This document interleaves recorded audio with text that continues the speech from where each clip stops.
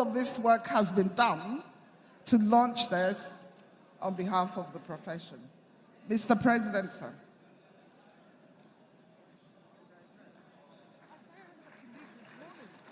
Oh, thank you also very much for your patience. May I first of all thank the section on legal practice, and on their behalf, and on behalf of the Nigerian Bar Association, may I present this model practice directions on court-referred mediation, which the NBA proposes to be adopted and adapted by the Superior Courts of Record in Nigeria. And before then, let me say this. In many jurisdictions, before you institute an action in court, you must show that every effort has been made to amicably resolve the matter. Probably Nigeria is one of the few jurisdictions where on every conceivable matter, you just rush into court and you file a suit. And you don't have to show that you have made effort or have also advised the parties about resort to alternative dispute resolution. So I commend the SLP for this work, which you find very useful, or as a practitioner, even when the courts are yet to adapt it. It will help you, it will help me, it will help all of us in how we advise our clients and in the steps to take before we proceed to court to institute an action. Thank you all so very much. I present this to you on behalf of the SLP. Thank you very much, Mr. President. Thank you so much. Thank you so very much. Hey, Baba.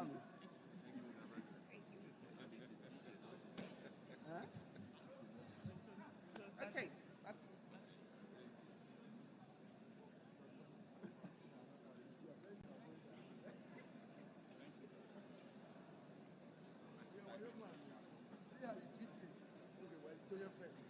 So thank you for your kind attention. It's now time to listen to a short presentation from the Law Pavilion, who have been helping lawyers to do things in a digital space. So I call on Mr. Olugasa of the Law Pavilion now.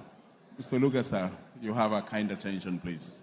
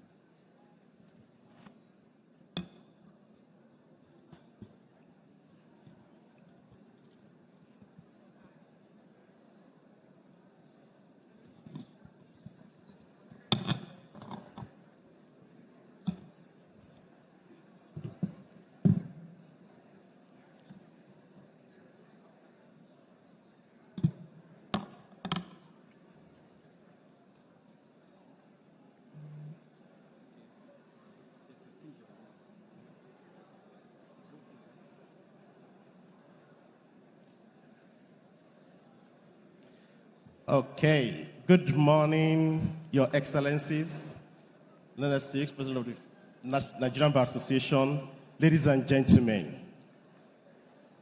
I'm here to speak for just a very brief moment on the future of law. And I would like to start by taking cue from the previous session. We're talking about what is happening in legal practice globally, and now definitely happening also in Nigeria. I'm sure none of us is unfamiliar with artificial intelligence and its implication in legal practice. But let me start on this premise that no general ever goes to war alone. None goes to war without a capable and well-equipped army. I therefore submit that a general without a capable army is like a lawyer without a capable legal assistant. No matter how brilliant he is, his output would always be suboptimal. Ask any highly successful executive for the secret of their extraordinary feats. Being able to do so much, oversee so much, and achieve so much, yet they still have a life. And they'll show you the secret of having capable personal assistants. That's just the deal. Otherwise, there's no way they would have been able to cope, especially in this fast-paced digital era. And I dare say that in this era where technology is moving things forward and AI, of course, is cutting across all industries, it's not just about using AI in legal practice, but it's also about clients demanding more. It's about management demanding more. It's about the courts demanding more. And therefore, it's important we reevaluate how we use technology. I once heard someone say, hire only the people that are smarter than you, else you will end up doing their work.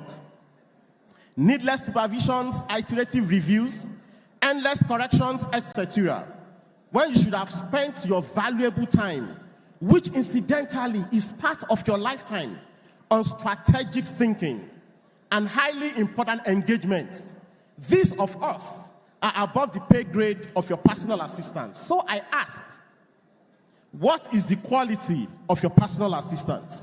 And I think that's the question we should start asking ourselves when we begin to engage technology. We say that every lawyer requires a special personal assistant. And even if you are currently a personal assistant, then you need a personal assistant, QED. And that's just what AI is. Let me say it clearly. It can do 30% of your work as a lawyer, but 100 times better and faster. There's no need to compete with it. Rather, as lawyers, let's focus our attention on the 70% that AI cannot do. A good executive, you'll agree with me, will not compete with assistants. Rather, will collaborate and make use of his personal assistant for better productivity. Therefore, I present to you today the new Law Pavilion AI, the best AI that's trained on Nigerian jurisprudence. It has the capability of not just answering any complex legal question. It can draft about 60% of court processes in Nigeria, and it can draft contracts with remarkable accuracy. It radically transforms document review. Now you can review documents in seconds, and it transcends the length and breadth of Nigerian jurisprudence in doing this. Whether it's contracts, whether it's letters, whether it's a court process, it will do this for you 24/7, making it faster and more thorough than ever before. And my final words, don't be afraid of AI. At best, they are just our personal assistants, whose work you still have to review, as they have told us in the previous session. So you can improve it with your wealth of practice experience and emotional intelligence, which it doesn't have. The value it brings is that it is very brilliant, it is very thorough, and it never sleeps. Always at your beck and call, even in the middle of the night. Now we have a new subscription model tailored to suit every Nigerian lawyer. Unlike what we had before, that you just pay a flat fee, whether you use it or not. Now, with as low as 50,000 naira, even if you don't have Law Pavilion before now, you can still enjoy a share of this AI cake. It is tokenized, it's based on your usage. So you can roll over your token to the next subscription round if you've not exhausted it. Just as simply as we roll over our internet data on our mobile phones. If your token finishes before expiry, you can always top up with as low as 5,000 naira. Now there's no excuse not to have a special legal personal assistant powered by AI. And I will end with this story. Some years ago, I never believed in having a driver. I just felt it was a symbol of big manism. However, one day, after working overnight, I was exhausted and I needed to drive home. I was doing about 100 kilometers per hour on Ikorodu Road in Lagos, and I slept off on the wheels. I was almost entering under a trailer in my front when I suddenly woke up. That was the last straw that broke the camel's back for me. After all, if I'd run under the trailer, in broad daylight, maybe the onlookers would have felt that maybe my village people are pursuing me.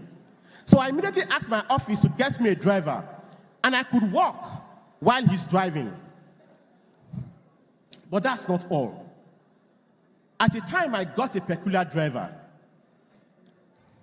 I would ask him, I'm going to Yaba, do you know the road? And he would tell me, yes, he knew the road. And so, happily, I kept walking in the back seat, only to look up, and I found myself in Lekki. I did more of the driving by mouth. In fact, never resting, we were always arguing. But later, I got another one that knew all the roads. Even if I set out on a 5-hour journey, I could sleep, I could work, I could hold meetings and read while he was driving. He was simply excellent. There's nothing like having a driver who knows the road and is very careful. So I round up with this. Don't just get any AI as personal assistant. Get Law Pavilion AI that is well-bred, that is trained on Nigerian jurisprudence, and I enjoy to see a glimpse, just 1 minute glimpse here, on this video as I round up. Legal tasks done. Just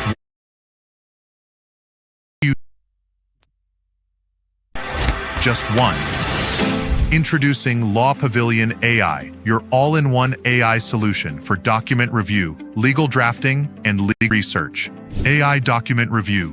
Upload your legal process or agreement on Law Pavilion AI and get a precise, structured legal summary in seconds. Dive deeper with legal discovery to instantly uncover relevant laws, key precedents, and spot conflicts at a glance. Surface hidden risks and uncover compliance gaps with the legal risks and regulatory compliance feature. Need next steps? Intelligent guidance helps you redraft, craft a legal response, write a legal opinion, or simply answer questions about your uploaded document. AI Legal Drafting. Create polished, accurate court processes and legal agreements in a fraction of the time with the help of Law Pavilion AI.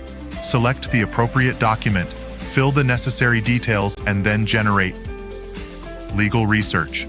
Get precise, authoritative answers backed by Nigeria's largest e-law library in moments. Law Pavilion AI, the first generative AI specifically trained on the very fabric of Nigerian jurisprudence. Leveraging over 60 years of verifiable Nigerian legal data, Law Pavilion AI understands Nigeria's unique legal concepts, answers legal questions contextually with zero hallucination. Can your current tool say the same? Law Pavilion AI isn't just another AI, it's your trusted legal partner, built on the very fabric of Nigerian law. Choose Law Pavilion AI today and transform the way you practice law. But Law Pavilion AI. As Nigerian lawyers, we cannot afford to stand aloof while the whole world moves on with technology. And that's why Law Pavilion is always at the cutting edge, ensuring we have the best that technology can offer, and yet is ingrained with Nigerian legal content. So let's do the fastest finger. The first 10 people to sign up on Law Pavilion AI, just either you scan the QR code, or you just go to www.lawpavilion.ai. The first 10 people to sign up will get 6 months subscription free, while the first 1,000 people get a free one-time trial on any of the features. And I say, sign up and stand out. The time starts counting now. Thank you so much for having me. Again, www.lawpavilion.ai. Stand out, stand tall. Thank you very much.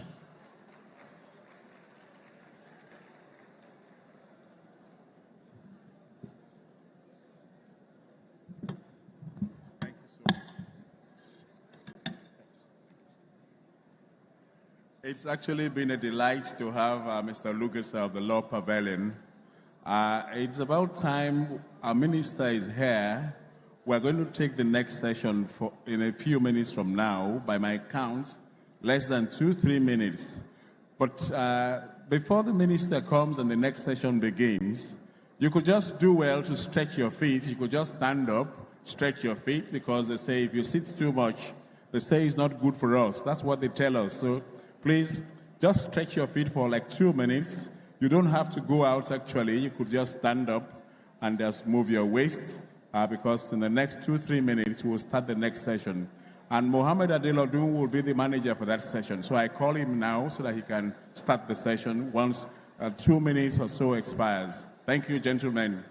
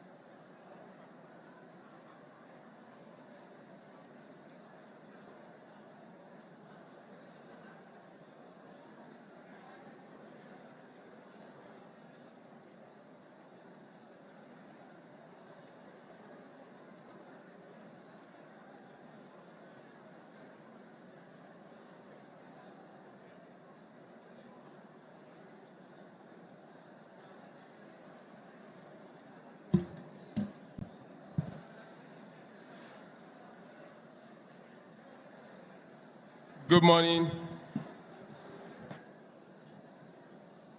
Good morning. Can we settle down, please? We had a 10-minute break to stretch our legs, and I can see we are all stretching our legs. Thank you for turning up early. Thank you for standing out. Thank you for standing tall. Mr. President of the Nigerian Bar Association, members of the National Executive, learned senior advocates of Nigeria, members of the Outer Bar, distinguished ladies and gentlemen, this next session, it's titled, "It's the Economy, Stupid." It's not an insult, it's an emphasis. If there's one session that we could have invited market women, Okada riders, NURT to join us, this will be the session. This is the session that talks about what is the price of Gari in your own town. How much is the dollar today? How are we faring not only as lawyers, but as Nigerians? So if we settle down, I have the distinguished pleasure of bringing on stage a distinguished panel to do justice to this topic. Our lead speaker for today is none other than the Honorable Minister of Interior, Mr. Olubunmi Tunji Ojo. Please, a round of applause for the Honorable Minister. He has traveled to come and speak to us about the economy. We have on stage someone many people call Madam Due Process. Can people please settle down? Chairman, please, we need to settle down.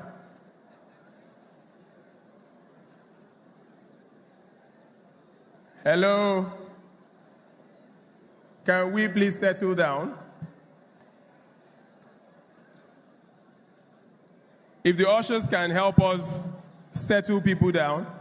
And for the people that cannot get seats, the halls in the breakout sessions have been hooked up to this plenary. So please go there and feel comfortable.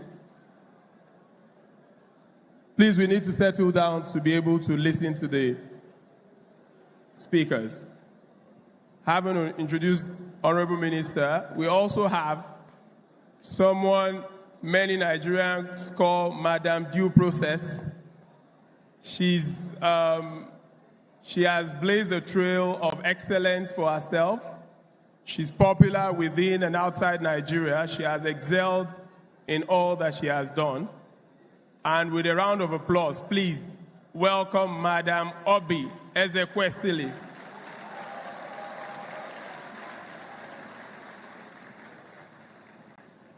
We also have from Budget. They have distinguished themselves in collecting, analyzing, and churning data, reliable data, and advice. We have the country director of Budget, Mr. Gabriel Okeowo. Please, a round of applause. We have the most popular uncle at the bar. Everybody, even the people that are themselves grandfathers, call him Uncle George. We have him here to join this panel. Please welcome Mr. George Etomi. Last and definitely not the least is our moderator. Last night, he was doing politics live. Today, he's doing economy stupid. Everybody is become the face of new media in Nigeria. He's a young man that has distinguished himself in many ways, and he's taking journalism to the next level. He's my alumni. He's Mr. Sheun Okinbaloye.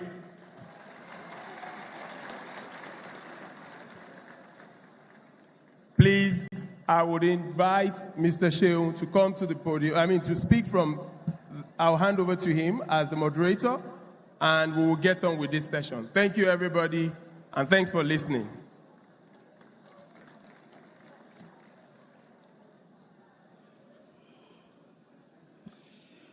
Distinguished legal minds, I think that our applause and our excitement about this conversation and this conference is short of the kind of camaraderie that is needed.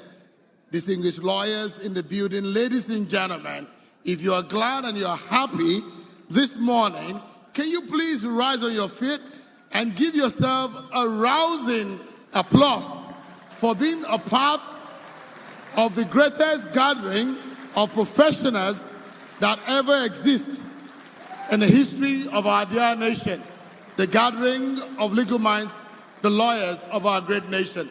Thank you. You may have your seats. I think the audacity to put this topic together, I'm wondering, those who couched the topic, is the economy stupid? Already, before we stepped on the stage, I've seen a lot of conversation and debate to the topic already.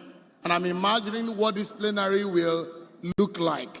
When I have the Minister of Interior on my right, and I have a very sharp, razor blade mind in terms of the economy and policy, Mrs. Obi Ezekwesili, and the likes of Gabriel from Budget, and our great Uncle G, Uncle George Tomi.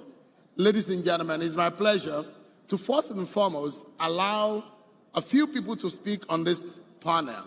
First is going to be Dr. Obi Ezekwesili. I'll allow her to speak for 5 minutes as an opener. Is the economy stupid? To speak for 5 minutes as an opener. Is the economy stupid? Current affairs would know that that phrase was used by Bill Clinton when he ran for office, essentially saying to Americans that you may be concerned about several things, but really, it is the economy. And so it was basically, it is the economy stupid, not the economy stupid. And globally, we have, I'm sorry, I'm getting feedback of noise, so.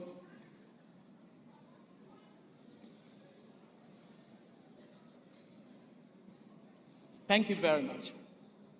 So globally, what we've seen is that citizens are very much concerned about their well-being. And any conversation about the economy encapsulates all the dimensions of issues that you can disaggregate the economy into. So whether it's those who are concerned about health, when we went through the COVID-19, people finally realized that health is economy and economy is health. Whether it's people concerned about education, you know that education is the greatest weapon through which you achieve economic and social mobility in any society. Whether it's people who are concerned about insecurity, they want law and order, what we know is that you cannot even begin to grow an economy without a stable and safe environment. And so what he did was a masterstroke by sort of saying, my opponent may be campaigning on a number of isolated issues, but I'm bringing it together and saying to you, it's the economy, stupid. And so why are we saying that at an MBA conference. I thought that legal people don't buy from the same market as other people.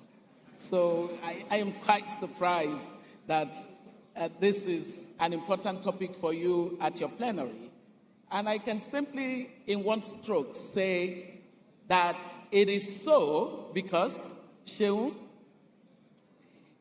the day that I saw a middle-class Nigerian young person with a plantain, a bunch of plantain, in front of his, what do you call the seat next to the driver, the front seat of his car, and he used his seat belt to hold the plantain. And then the caption of what he posted was this. He said, "I don't want to take chances with this plantain because I know that if I put it in my boot, it may go missing. The amount that I have bought this plantain has made it so important for me, it must sit next to me." That's why you lawyers are discussing economy, because I know that many of you are feeling the impact of price levels that rose astronomically in this country. As of 2015, inflation rate was single digit. It was about 9%. Fast forward to years after, inflation rate as of the time President Buhari was leaving office was some 22%. It had doubled, more than doubled. And then under the same party, the ruling party in the country, inflation rate went to as much as 33%. And in recent times, it is beginning to cool down, but it is still at a level where the middle class of Nigeria has had household income eroded. And what we say of that is that the intrinsic value of the big legal fees that you all get, especially from the political class of Nigeria. You guys invited, I was sitting gently. You invited me to come to your conference. So please be ready to hear it as it is, because that's what I am going to do here today. So suddenly, this your big money is no longer worth what it should be. And so our conversation is really about what makes economies cease to deliver. The most important conversation about economy delivering is a conversation on why is the economy that once grew in the period of almost, I would say 12 years or thereabouts, at an average rate of 6 to 7% per annum, suddenly become a laggard economy, growing at below 3%. As of the time that President Buhari was leaving office, economy had tanked so badly it was growing at about 2.3%. In recent times, the first quarter of this year, we have seen growth, tepidly move to about 3.3%.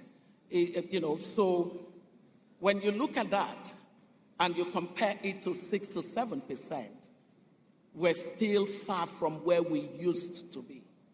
So that should concern us, because while all of this is going on, the economy of the world is shifting. Structurally, there are different conversations that are happening now as to what it would take to improve the lives of citizens of respective countries. So take, for example, this matter of education and the fact that it really is driving the economic growth and development of society. We are struggling. We're struggling with that. We're struggling with the basic issue of a stable society that offers a reason for boardrooms to vote to bring their investment to Nigeria instead of taking it to, say, Malaysia or to Chile or to Brazil. I don't even want to talk about the African countries because a number of them are equally struggling.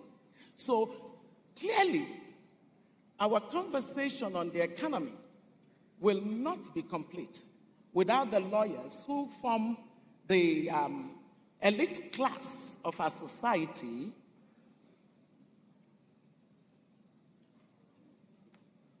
without the lawyers who form the elite class of our society worrying about what a stagnation of economy means or a contraction of economy means to the poor. If there's any group of people who would have learned about enlightened self-interest in their education, it would be the lawyers. The middle class that does not care what happens to the people at the bottom of the pyramid are basically setting themselves up for self-destruct. What is going on today is that while the middle class is beginning to feel the pinch of apathy towards economic governance of this society, because they were fairly comfortable. The public school system is not working, buy private education for your children. The health system is not working, and as a result of this, and these poor quality choices of policies eroded anything that we had accumulated over time. Even worse is the derogation that has happened to institutions. And you, Shehu, know that without institutions that are anchored on the things you use most, the rule of law, there is absolutely no signalizing of where the rewards and the punishments in an economy would lie. And then you look at the law profession and you say to yourself, what happened to this profession? That this profession completely immersed itself in the political rot that has led to poor choices of economic policies, where the political class have decided that it is essentially okay to just hide away the poor from our faces so we don't have to see them. You know what? I've been in Lagos for a few days now. Guess what? The poor that the middle class don't want to see are now living right in their midst. There's a place called Lekki. I'm sorry, it's an expensive slum. Really. I just need to say it as it is. So what I would like our conversation to really be about is, what then does this tell us? You know what it tells us? It tells us something that even people like me didn't pay attention to, which is how important the quality of politics is for the economy. So, I'm not setting anybody up, but I'm by the order and the power of the president of the Bar Association, I am taking charge of this session.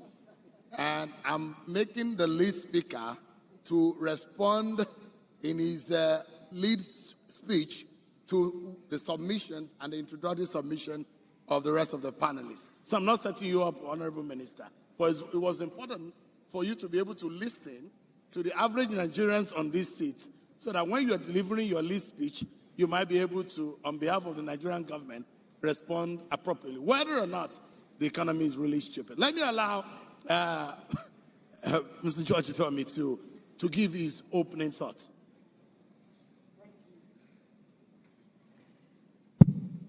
Okay, all right. Thank you. Can you all hear me? All right, thank you. Well, is the economy stupid? Clearly, to me, the answer is no. But do we have problems with leadership over time? So we know who is stupid, not the economy. Because economic principles are inviolable. They remain the same. Garbage in, garbage out. And these principles are not limited to a peculiar situation in Nigeria. It is global.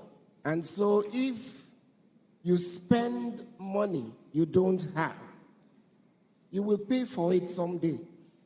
And if we look through our history, there was a time we had so much money from oil revenue, we said we didn't know. Our problem was how to spend it. But we didn't think at that time that we should build infrastructure, electricity, public transportation, and all the things that would make for movement of people easily. I want to submit that no economy grows without people moving. And if you look through history, it is man that has always been the engine of growth. But when you have an economy that does not recognize the importance of making it seamless for us to move from one destination to the other, like Auntie Obi said, when there's a problem, we just find a way of scaling it. If there is pothole, you buy a Jeep. If there is insecurity, you get Bopol.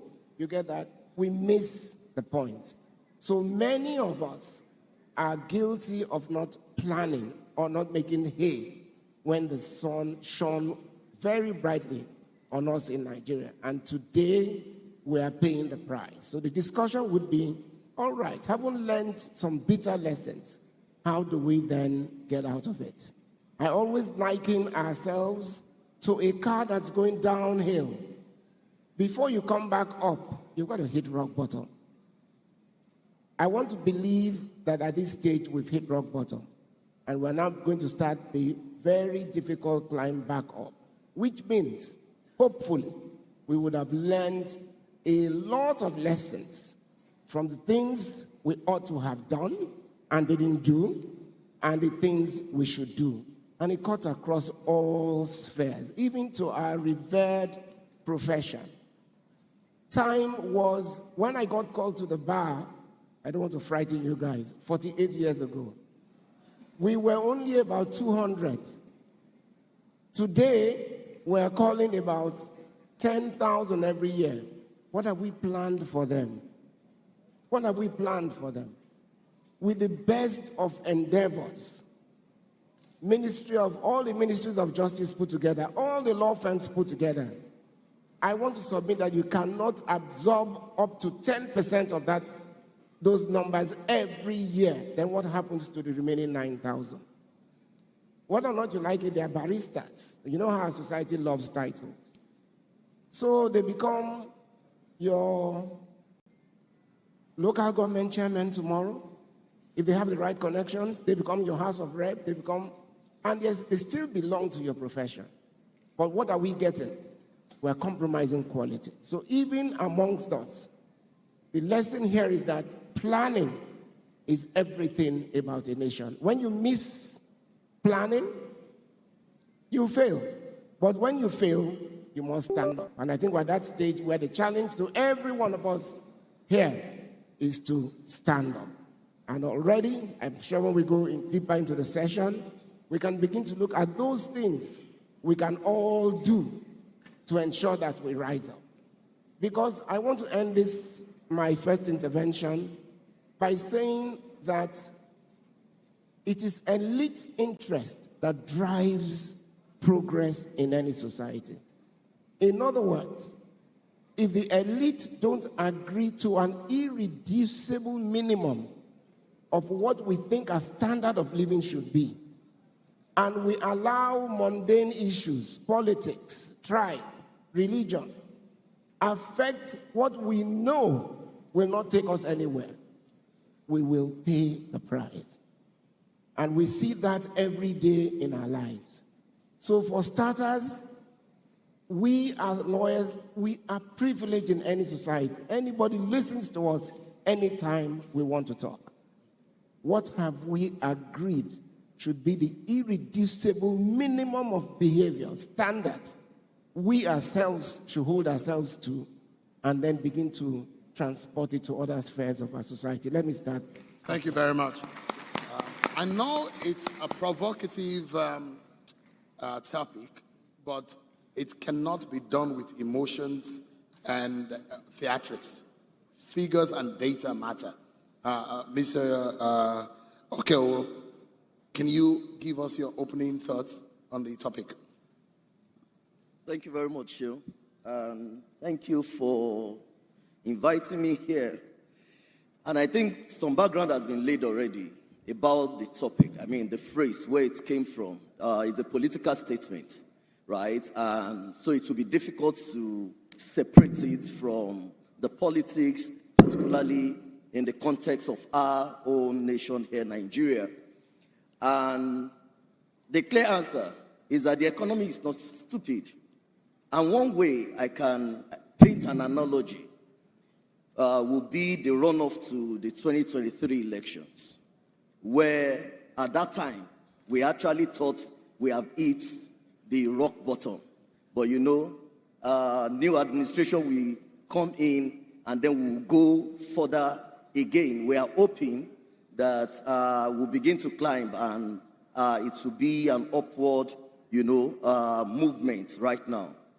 And one thing that showed us clearly that the economy is not stupid, both from our perspective as the masses and even from the political elite, was the scenario of now the current administration, but that was like the part of the forerunner during the runoff to 2023 election, how they systematically, detach themselves from the realities of the past administration. And that was not just done because they were not in the same party. As a matter of fact, the past administration and the current administration then running for election were the same party. But they were not proud of some of the economic realities at that time. I mean, the ways and means has gone to an extent that we have never seen before. Domestic debt rising to 77 trillion, GDP at the lowest that we can ever imagine, 1.4, inflation at over 35%, right? The systematic approach to that was for any other person that wants to, campaign on that same political party to systematically distance themselves. And that communicated something to us. Both us and they know that the economy is not stupid. And it's not stupid then and it's not stupid now, right? Because the determinants for an average person, for an average businessman, for an average investor that wants to bring in his money into any nation to know if things are working are going to be the economic indices, right? We have gone through, that stage in this current administration where it looks as if the whole economy was destabilized. Now it's looking like these are the current reality. If there is nothing we are picking from this, we'll pick exchange rates that we are no longer seeing that sharp increase or decrease again. You are now seeing 153, 1532, 1535. We are playing between a very small window, unlike before. We are seeing, inflation coming down. We are seeing GDP increasing gradually. Yes. However, the question will come back to how is this then affecting the life of everyday Nigeria? We can see all of that. One of the interesting things is the price of fuel. You can go to a filling station on Monday now, get a fuel for $8.70, go on Thursday, get it for $900, go back on Monday again and it is $8.65. We are seeing all of that and playing out to the current reality. However, the critical concern is how much is the value of the money I have? How much is the value of my earnings? And I will use the politics, the political elite to explain again, right? One of the current conversation in the news right now is that even the political class are requesting for a revision of their pay, right? On the basis that their current pay does not match up with the current economic reality. So let's flip the question to the other side. The minimum wage in Nigeria is 70,000 naira, right? And not all states, right, are paying that already. Now, how well is 70,000 naira to the current realities in the economy. So the economy is not stupid. If we do not address it, if the current administration do not, put all their energies and effort together to ensure that this stability that it looks as if we are having and the growth that we are seeing is consolidated to be as well established, right? Another election cycle is around the corner, and we are going to hope that the Nigerians, just like Bill Clinton then was telling the Americans, right? We are coming from recession. The economy is not stupid. We can do any other shenanigans, but the question we come back to, are we able to pull ourselves out of recession? Are we able to stabilize the economy and ensure that the life of everyday citizen is better for it? And that is where I'm going to put it at this time. Ladies and gentlemen, those opening statements and introductory positions, call them appetizers, because we're really getting into the heart of the matter. And I'll plead with the panelists to use the simplest language possible. They are experts in their field. The bottom line of any economy to the average person is whether they can feed, whether they have money in their pocket, and whether they can fend for their family for tomorrow or the day after. That is the bottom line. And we'll get into that. And I want us to maybe resolve some nagging economic problems, because this is a gathering of the profession as the conscience of the society. Ladies and gentlemen, I did not set the man up, but the NBA did.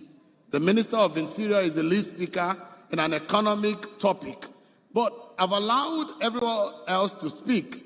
But it's important that he has heard what the average Nigerians are saying. Mr. Tommy, representing an average Nigerian, maybe in the slum of Lekki, as Mrs. Ezekwesili has said, and Mrs. Ezekwesili and Gabriel have spoken their minds. Ladies and gentlemen, let's listen to the lead speaker for this session, the Interior Minister, Mr. Olubunmi Tunji-Ojo. You might want to use the podium because of your presentation.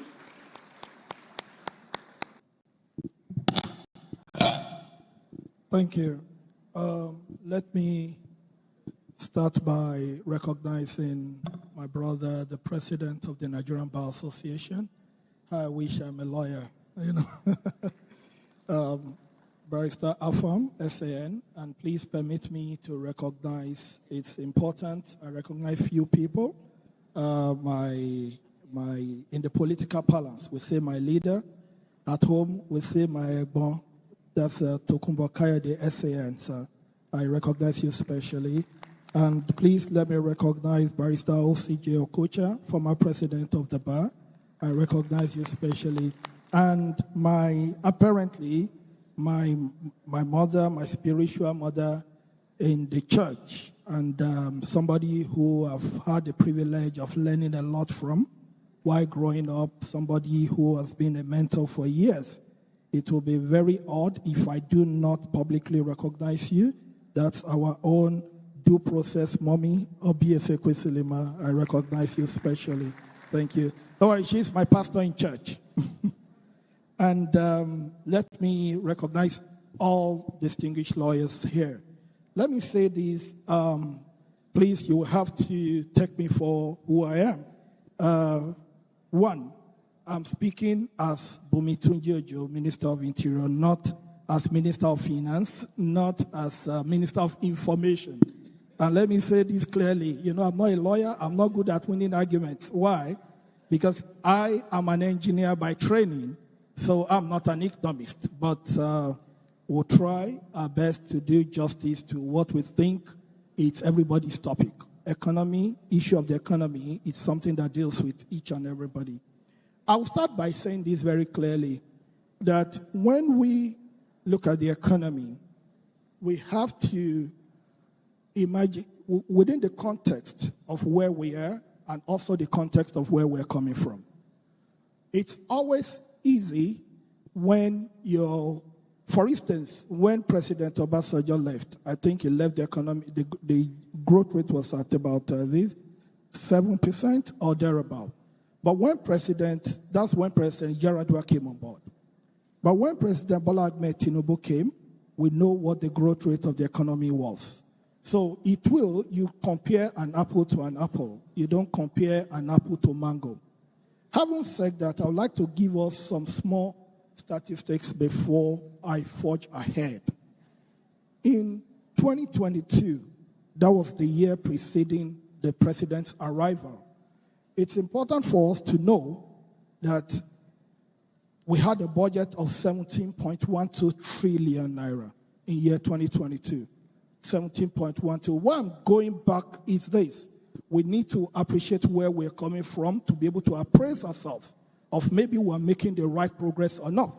If you lose sight of where you're coming from, then you will not be in a position to know maybe you are making progress or not.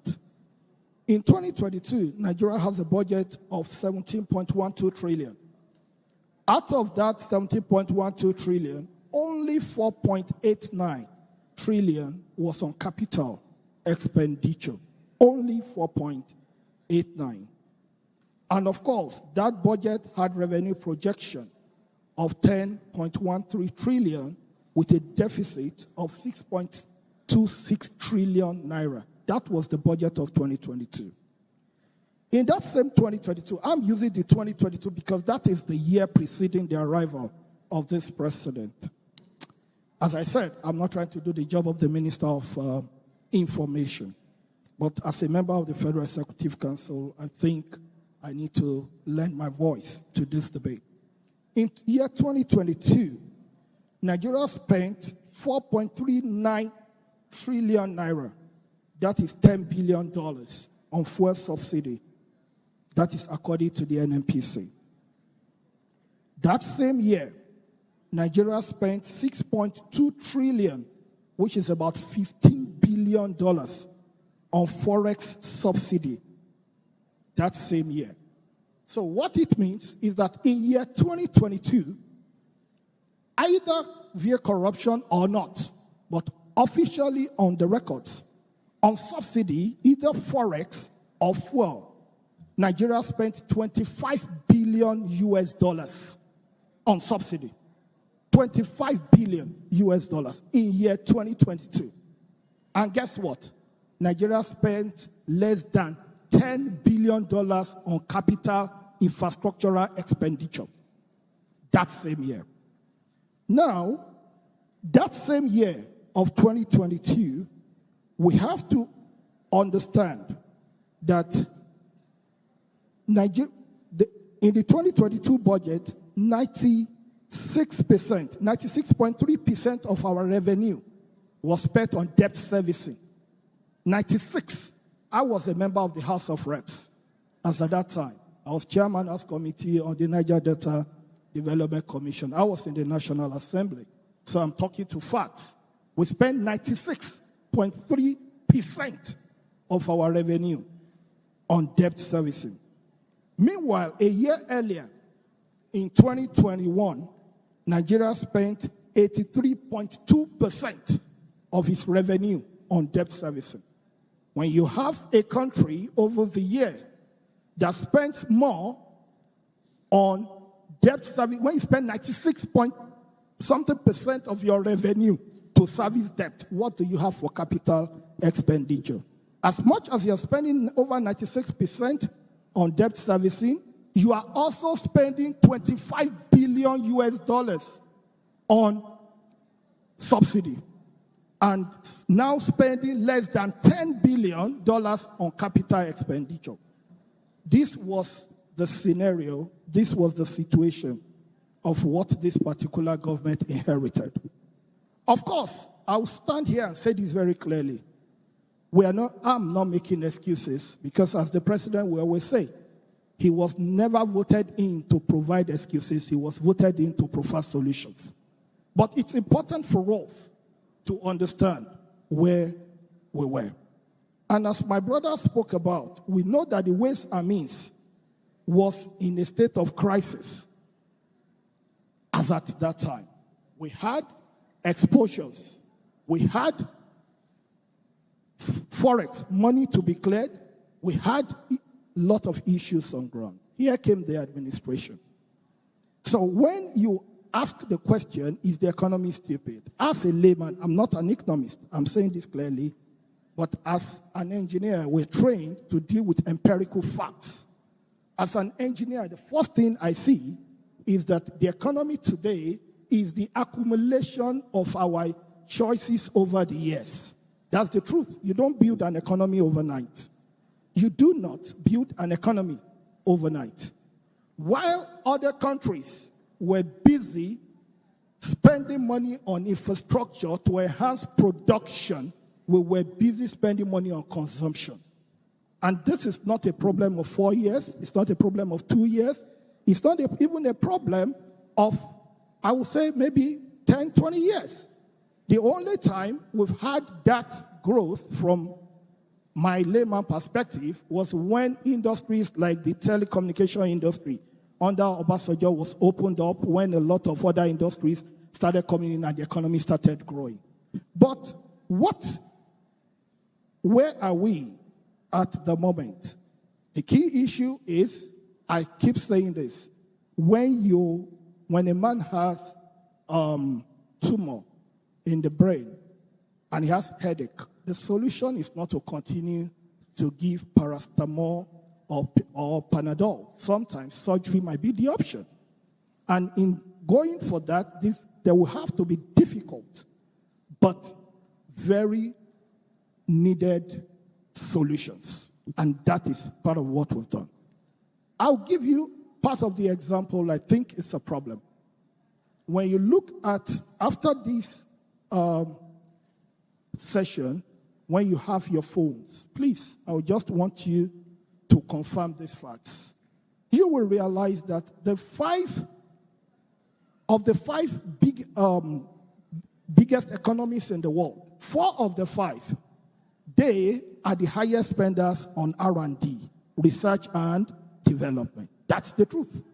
If you look at companies all over the world, even legal firms, a law firm that cannot invest in research will not be able to make progress. You can't grow beyond your level of research. That is the truth. And that is why we look at today, a company, for instance, like Huawei in China, last year alone, spent $26.9 billion on research and development. Guess what? They generated over $100 billion the next year. The same, when you look at Alphabet, the company that runs Google, they spent over $36 billion on research and development. And when you look at countries in the world today, not as a matter of size, but a matter of research and development. So for me, I think this government, as much as I'm not, as I said, I'm not here to do the job of the Minister of Information, but that was the reality of what was inherited. So we knew the gravity before the election. We asked for the job. And of course, Nigerians gave the job. Having said that, when you are in this type of ditch, what do? The first thing you try to do is, number 1, which I call purpose first, is you must understand what you want to achieve. What exactly do you want to achieve? This is where you are. You must, first of all, live with the reality of where you are. Maybe over the years, for too long a time, we lived as an extremely rich country. I tell people, Nigeria is not oil rich in terms of per capita. That's the truth. Because when you look at how many barrels do we produce per day, maybe 2 million barrels. Divide the 2 million barrels by 200 and something million people. It gives you the average per head. When you look at that with Ghana or even smaller countries that produces lesser oil, like Equatorial Guinea, divide it, you will understand that some of these countries, even though they produce lesser barrels per day, in terms of the per capita, they are actually richer than Nigeria. So in the first place, over the years, we neglected too many things that should be production enablers over the years. And that is the fact because we neglected infrastructure. As we said, economies, the basic economy tells me that migration has a lot to do. Transportation, logistics. There is no economy without logistics. And 2, You look at Nigeria over the years, look at the state of roads, look at the state of rail, look at electricity, even look at education, the type of education that we are even giving to our children. In most cases, you see the type of education over the years is an education that prepares us for employment, not that prepares us for entrepreneurship or production. That's the truth. So even the type of education, the modus operandi of the modern educational system in other countries is for entrepreneurship or production. That's the truth. So even the type must be security. That's number one. Then two, there must be infrastructure. So we determined that. Then number two is, the number two question we ask is, how do we want to achieve this production? The first thing, and that's why when you look at it today, we are spending more on infrastructure than ever before. Now, for a country like Nigeria, we can see that at the rate at which our population is growing, because I'll tell you my own personal fear over the years, even before I got to government, is that when you have a country where the population growth is competing or almost surpassing the economic growth, then you know that there is a problem lying ahead for the future. So the only way we can go about that is obviously to increase productivity, and that is to invest massively in the state of infrastructure. Now, of course, the next question is timing. When do we need to take these decisions? I tell you something today. If there is a time Nigeria really needs to change the gear, it's not tomorrow, it's yesterday. That's the truth. Because we are actually far behind. Because while we were busy spending the money we didn't have on the things that will not protect the future, other countries were busy spending money and looking for more money to invest in the future. We were investing in yesterday when others were investing in the future. Now, the reality is here. For us, we believe that research and development has, of course, to be prioritized. And that has led to the sort of investment now that we have seen in terms of research in our research institutions and tertiary institutions. So for us, we believe that the way out, I personally, not we, I believe that the way out for us is to invest seriously on research, because you can only design what you research, and you can only build what you design, and you can only sell what you build. Not until we start becoming a net exporter, not until we start increasing factories, not until we start offering things that other countries are looking for, then we cannot say we are building our economy.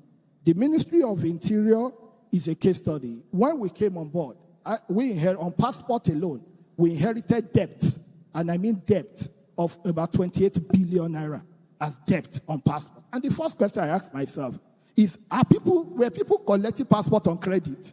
Because I was shocked, because you have to pay before your passport is before they even process your passport. How come there was debt of 28 billion? And that caused a crisis. But I can tell you today that we have been able to sort that problem. We've been able to pay off that problem without asking for any intervention.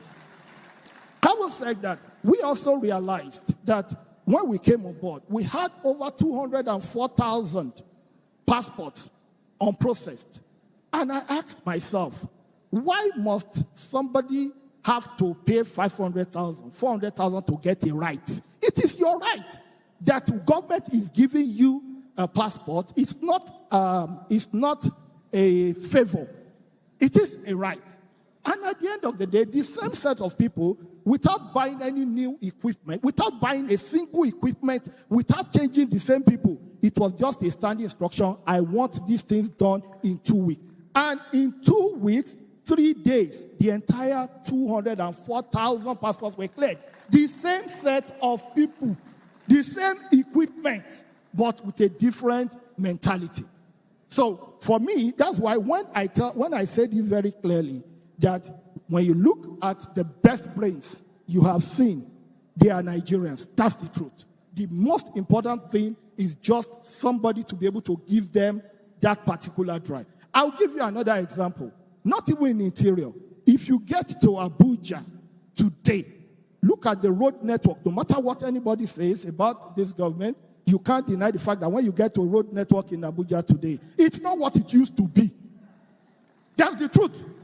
You might, no matter what anybody says, you see the road network today in Abuja, it's not the same thing.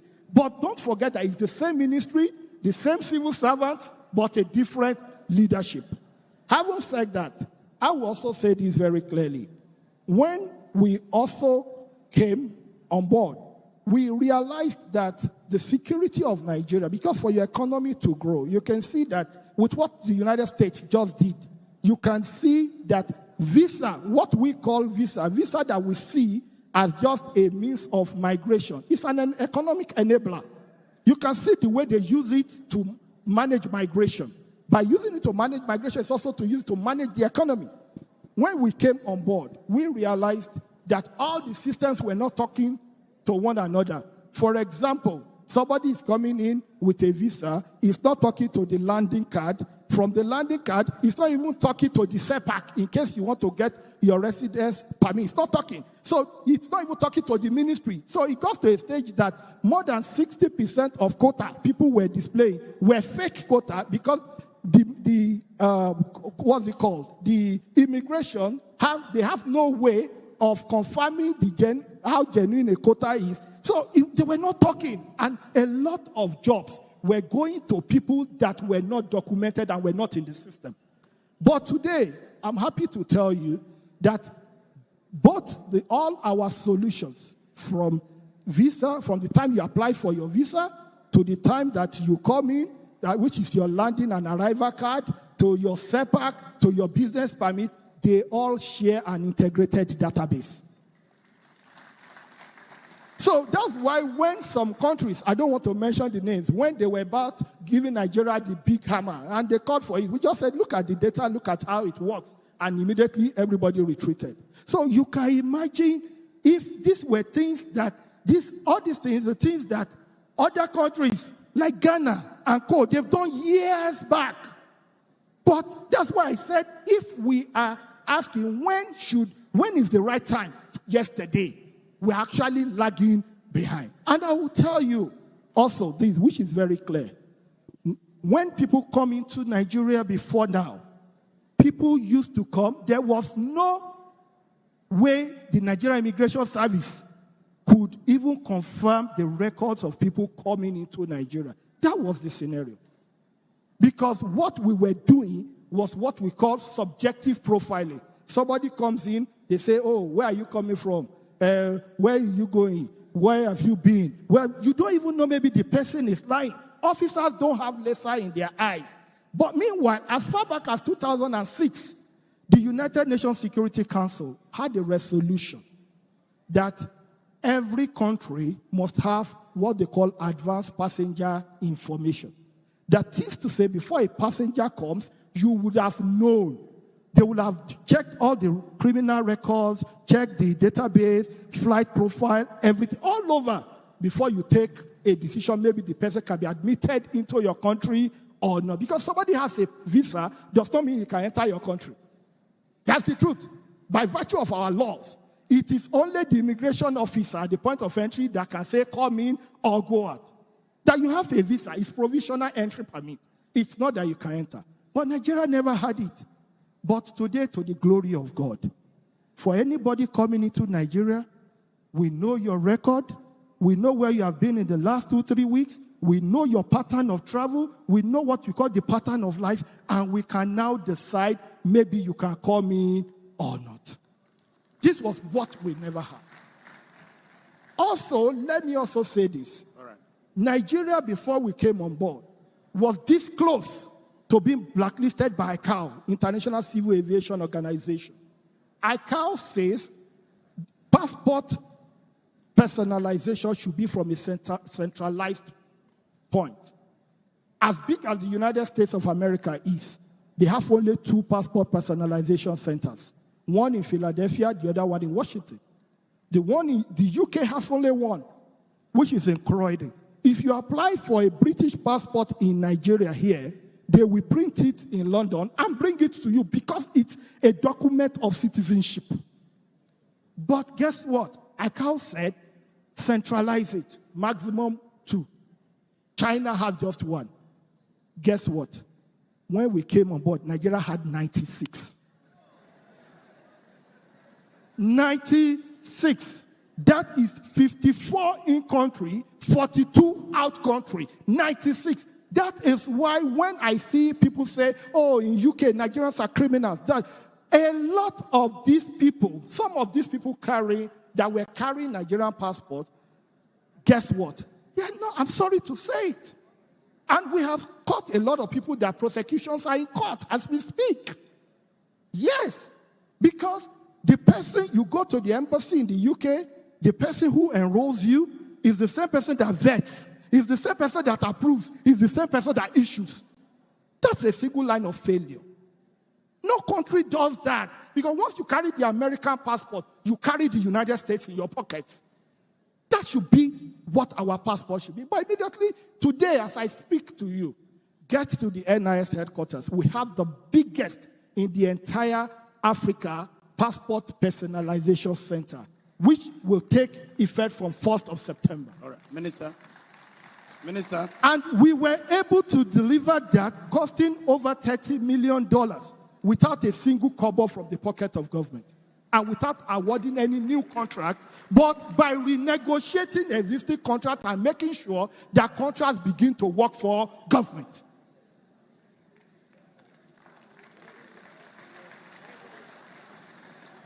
And if there is one other thing I'm happy we were able to do, where I will also plead with our lawyers, the bar. Please, I think a lot of our laws, not just in interior, please, I will want you to be able to help us to also look at some of our laws. And because I'll give you an example. Imagine the Fire Service Act of 1963. The Fire Service Act of 1963 is still talking about Fire Service of Lagos, not Federal Fire Service. And the fire service, anybody knows anywhere in the world. Before an investor will come to your country to even grow your economy, the question you must also ask yourself is, what are your risk mitigating elements? If there is fire, if there are rescue issues, there are emergency issues, the response system is bad. But the simple truth is, the law as it is today, there is even as much as we know the right thing to do. We know what we've done in Nigeria Immigration Service, e-gate, e-visa, e-passport, e-SEP, a lot. We've done more than 20.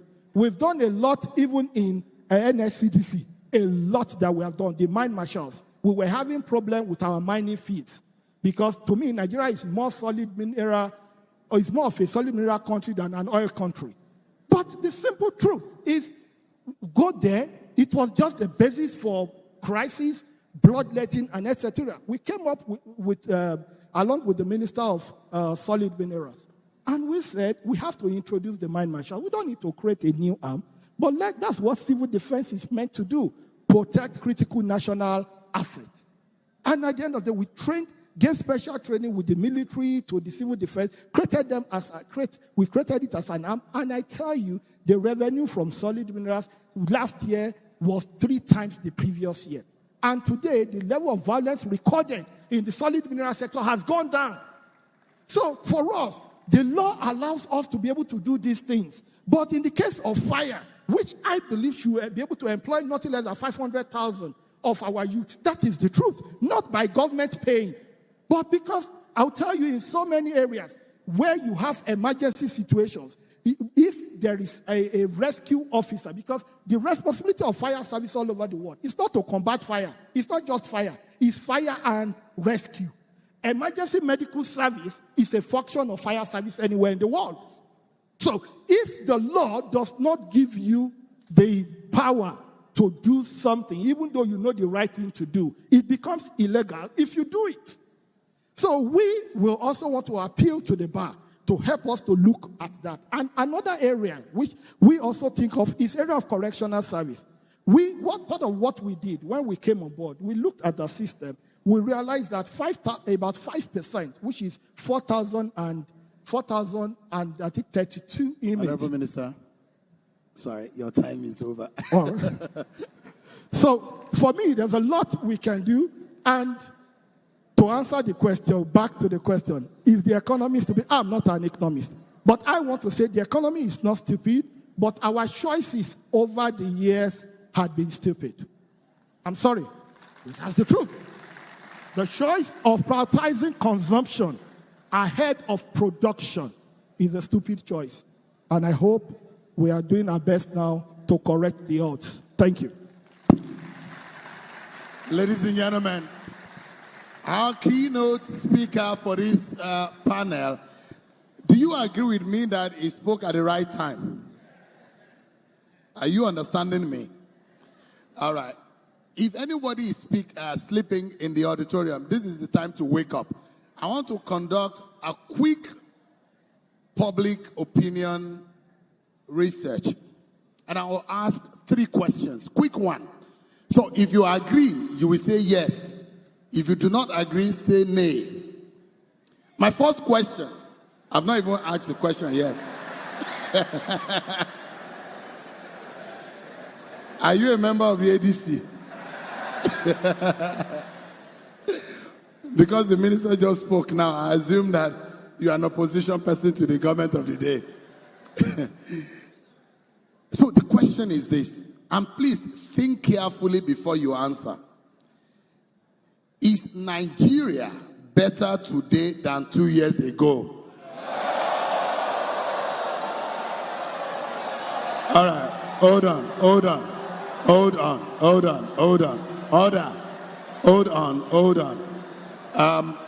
The minister was a former member of the House of Reps. So what they usually say is, I will put the question to the floor again. My first question. So don't mix it up. So if you agree, so let those who want to say yes, say it first. I will put the question again. If you want to say no, you say no. All right. The first question is Nigeria better today than 2 years ago? So I assume that is for yes. Is Nigeria better today than 2 years ago? Okay, let's go to the second question. Do you think the nation is on the right track with the policies of the Tinubu government? It seems you are mixing these responses up. All these, I'm coming somewhere, I'm actually going somewhere. I'll put the second question again. Do you think, order please, do you think the nation is on the right track with the policies of the Tinubu government? Okay. All right. My third question, and this is very important, and we need to also think carefully. Is your hope renewed? No, I've not finished the question. Hold on. I've not finished the question. Hold on is a longer sentence. Is your hope renewed now, or do you think this government is in touch with the present realities of the average nation? For those who agree, say yes. Those who disagree, say nay. If you agree that the Minister of Interior did a fantastic job in defending a very difficult situation of the country, put your hands together for him.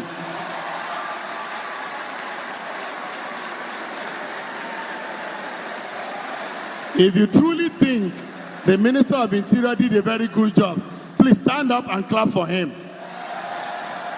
So it's a unanimous decision.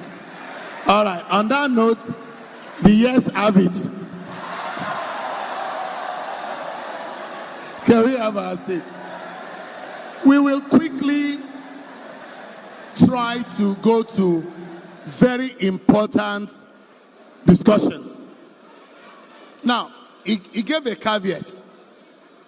I said the MBA set the minister up, but he made a very good showing of himself. Did he or not?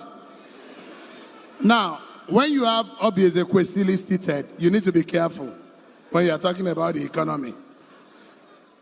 Although she is the minister's pastor, but I'm not sure. I'm not sure the pastor can defend the church member today. So quickly, with just a minute of responses for the panelists, let us ask ourselves the difficult question. I believe that the problem of Nigeria are not too much when we come to economy. And this is my question. I'll allow the panelists to answer in 1 minute each. And I will start with Dr. Obi Ezekwesili. What is the problem of this country's economy?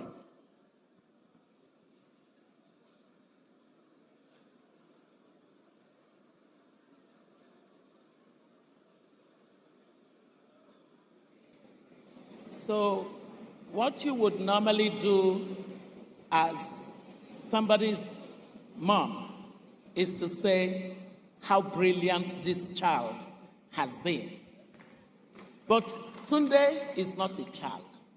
Tunde is a well-grown adult, very intelligent, who has held his ground very well, and we are immensely proud of you.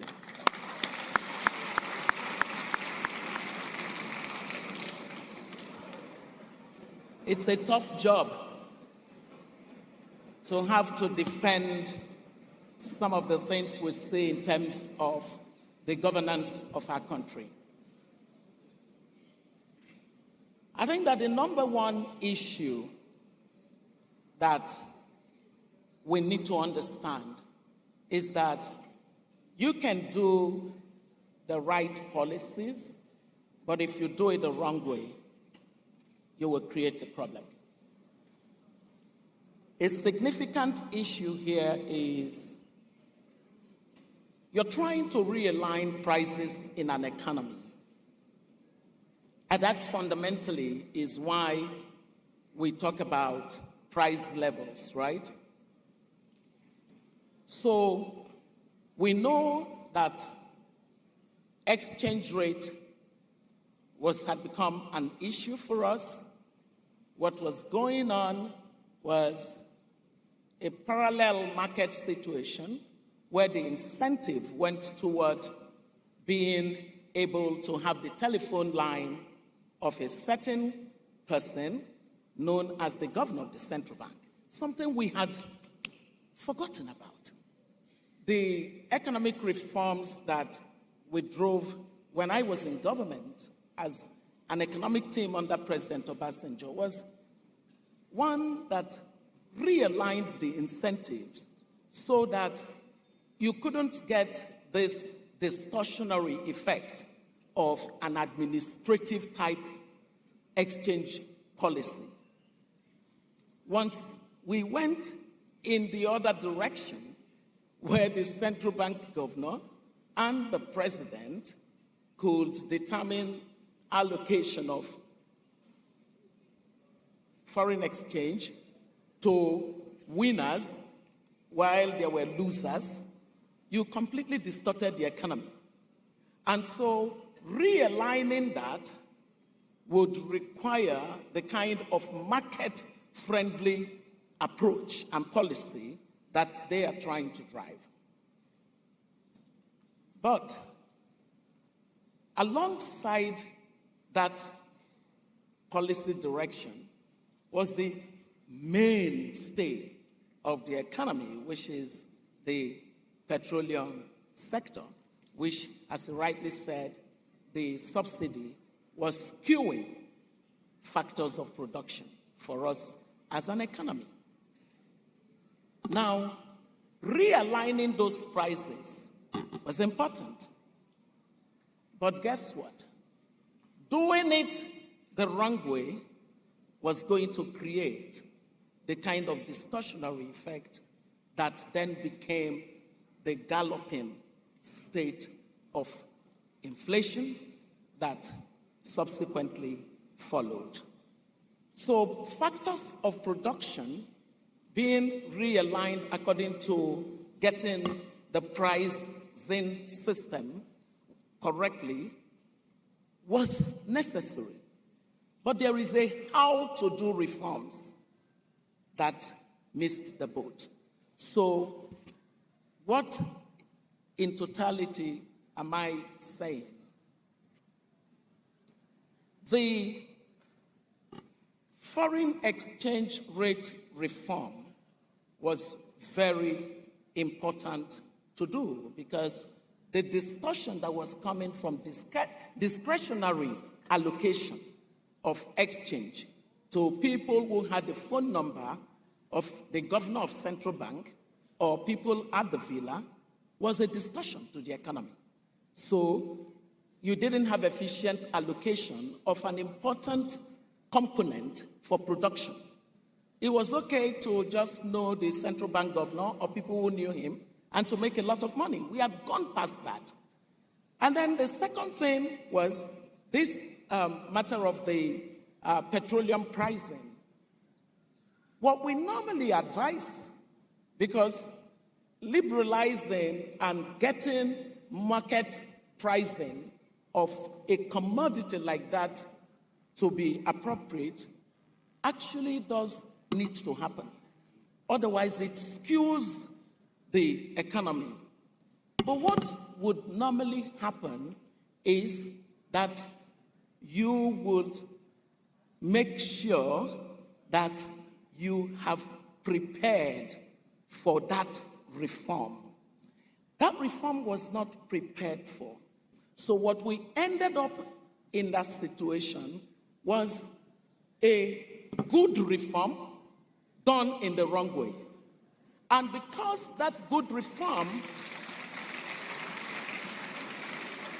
was done in the wrong way, it signalized to every other economic type decisions that citizens had to make, and it threw the economy into the inflationary situation that we have found. Now, why is this situation really bad? It is bad because inflation punishes the weakest population of any society. If you can't, when we train in economic policy, you really have to prepare for reforms. I think that there was a braggadocio that was behind that whole subsidy is gone. No, you've got to, there is a how to do reforms that was not taken into consideration. Doc, 1 more minute and I would save land. 1 more minute and I would save land. So clearly, what then happened was that while the government was trying to realign incentive toward production, it was not thinking of the consequences that this would have in the short, even to the medium-term run, on the weakest within society. And so the poor are bearing the brunt of a realignment of price levels in the economy. What I believe really worsened this situation is an unwillingness to actually listen to what feedback was being given.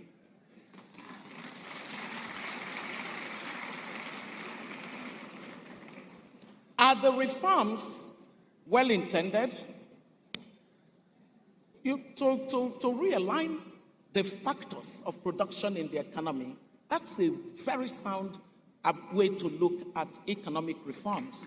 However, the how to, you miss the boat on it and you turn the economy into a situation where an economy that was at worst low levels of double-digit inflation.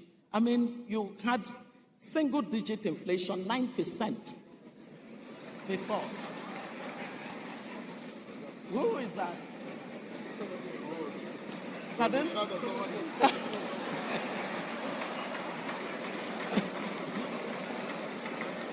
You had 9%. You had 9% in previous dispensation, because during the periods that we were in office, that whole taking down inflation because it is an erosion of value had happened. And so it was 9%. And then you move from 9% to 22%, which was what Buhari left. And then you go from 22% to as much as 33%. No matter how right the economic direction is, the fact that these consequences that could have been managed differently by virtue of how to do reforms did not happen, means that there is an accountability that is necessary on the part of the government. Doc, and for the toughest poor, job for me is how to stop you. And for the poor, no, let me land on this. All right. For the poor, the worst thing you can do to them is inflation. They have no buffer. The poor don't have a buffer. You see all these ones, they have buffer. All those lawyers' fees that you people charge, you have buffer. But the poor don't. So when inflation comes, what does it do? Pass through. It hits them so badly. That is why the most important role of any central bank is this management of inflation. And what is it that is driving it? You're talking about us as a one commodity-based economy. And it is that same commodity that suffered that impact of a good reform, but done in the wrong way. Look, when Dr. Obi is talking, the tough job is how to cut in, because she always makes sense. I'm now turned in between a very tough job of rounding this up. Although I have some very interesting conversation that I would have loved us to drive at, because I love solutions and proffering solutions. This makes no sense if we're not talking about solutions. Because Mr. Okeowo is a Yoruba man, there is a popular song, and I don't know who can remember. It's in Yoruba. It says, Omi lo pojo ka lo won se o. It means something. It means that you may be walking, but if your water is more than your gari, it won't show. Mr. Okeowo, why is the water of this government looking like it's much than their gari? The Nigerian people are not feeling the effect of the policies. I think that question is pretty easy to answer. And I will say it this way. We can't deny some of the indices we are seeing, right? Is part of the question you asked earlier on, are our lives better now than before, right? If we look at it at the face value, we'll say no. If we look at it from economic indices, we'll say yes. If we look at the growth rate, if we look at the inflation rate and all of that. However, the question is, all these policies, what is happening? And I like scenarios. Subsidy is gone. Threw something to the atmosphere that caused the shaking that we had. However, what then happened was that shock that the masses got by that statement was lopsided. It didn't affect the other side of the divide. I would have loved to hear something like, subsidy is gone. All government parastatals, all ministers coming into power, no new car, no new furniture, no new. Do you get? Because at the end of the day, if we are going to reform, we know that we are going to go through some hard time. However, this difficult time, is it my mic? This difficult time must be shared, right? It must be shared. Subsidy is gone. Inflation eats the average man. Let us see the same thing happening to the other side. All the former ministers had vehicles, they had furniture, they had all of that. The same way you gave that political statement, subsidy is gone. Give the other one too that also bring down the cost of governance so that we can then trust you. What is happening is not that we do not understand that for us to move forward, there will be a need for us to take a step backward. However, we do not trust you because, don't forget, shortly after that statement, the next thing we saw was the National Assembly amounting, is it 145 million now to buy SUV and things like that. It wasn't cutting equally. Now, let me paint another scenario, and the one that I would like to invite the bar to maybe intervene in, the judiciary. And it is the distortion in our budget. There is no how we will talk about monetary policy that we won't talk about, this other side, the fiscal policy. One thing that has always been a distortion in the Nigerian budget is the sharp difference between what is presented to National Assembly and what comes out of National Assembly. Because the Constitution gives them the power to review, right? And review was just a blanket review. They can do anything they like to it.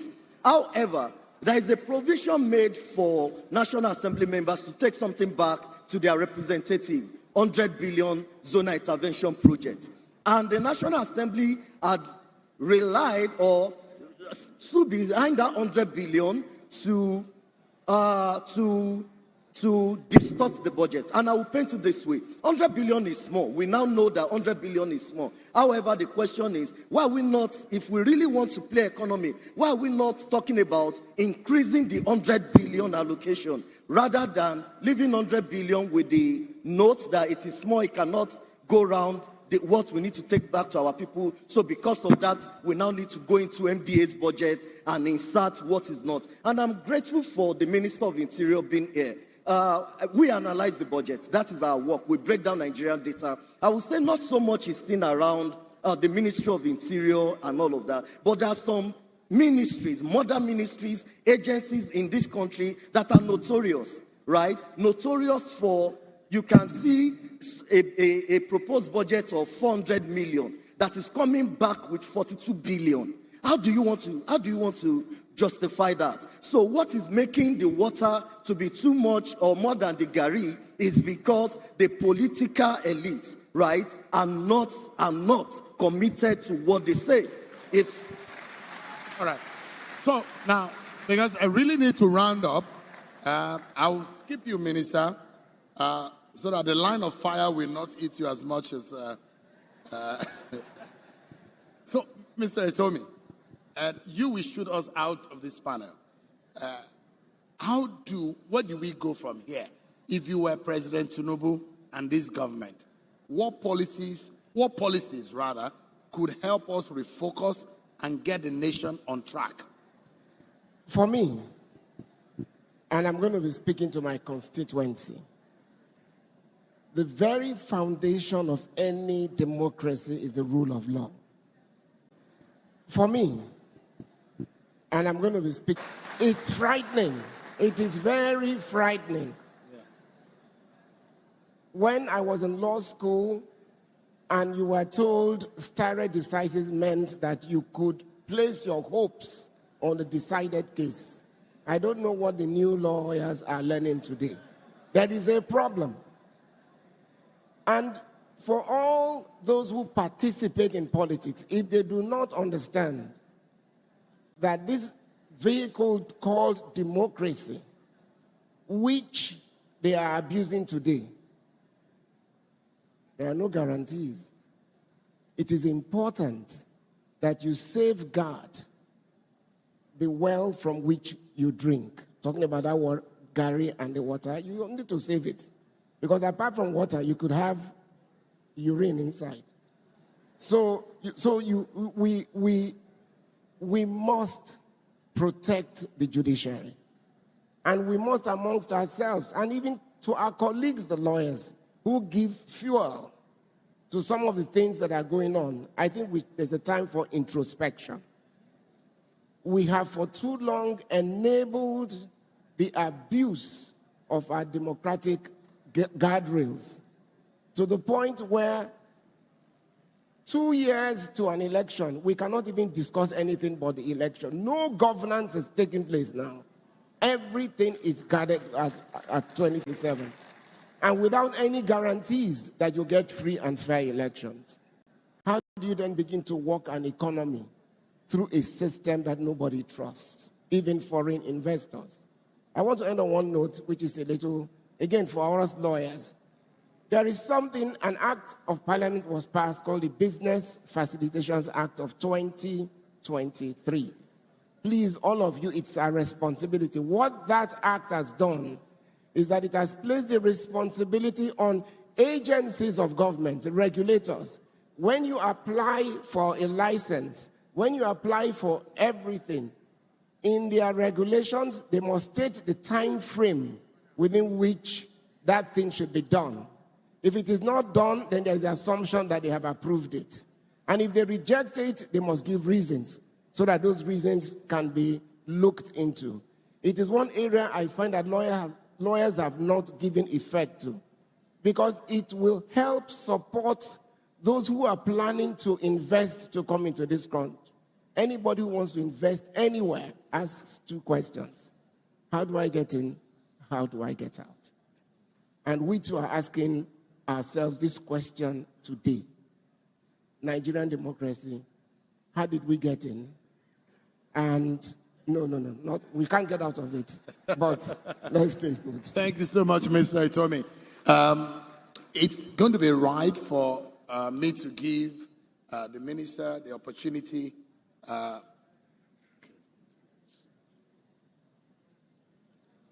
Okay? It's going to be right for me to give the minister an opportunity to speak. But there's something important that Dr. Obi Ezekwesili has to say, just in 30 seconds.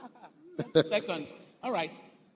I am glad you guys are here to listen to me. And maybe you won't invite me again after I'm done. You represent the heartbeat of professionalism in our country, in any society. I think it's important that we don't laugh through the conditions that we find ourselves as a people. You're the best of minds. Anyone who is able to train and become a lawyer in Nigeria represents the elite of our society. What's going on is an abandonment of responsibility by the elite of our country. The truth is, the people of this country, the larger population of the poor, are almost trapped in intractable poverty. Some 133 million are perniciously in that state of poverty. One thing that is fundamental are the choices that we make as a people. And guess what? The lawyers determining the rule of law of this society and what is rewarded, what is punished, are the heart of it. The question that I hope your conference this year would force each of you to ask is, should there be an evaluation of what our profession has done to provide the necessary guardrails for the behavior of our political class, of what our profession has done to provide the necessary guardrails for the behavior of our political class, will be an opportunity to say, enough. We've got to get this country to the place where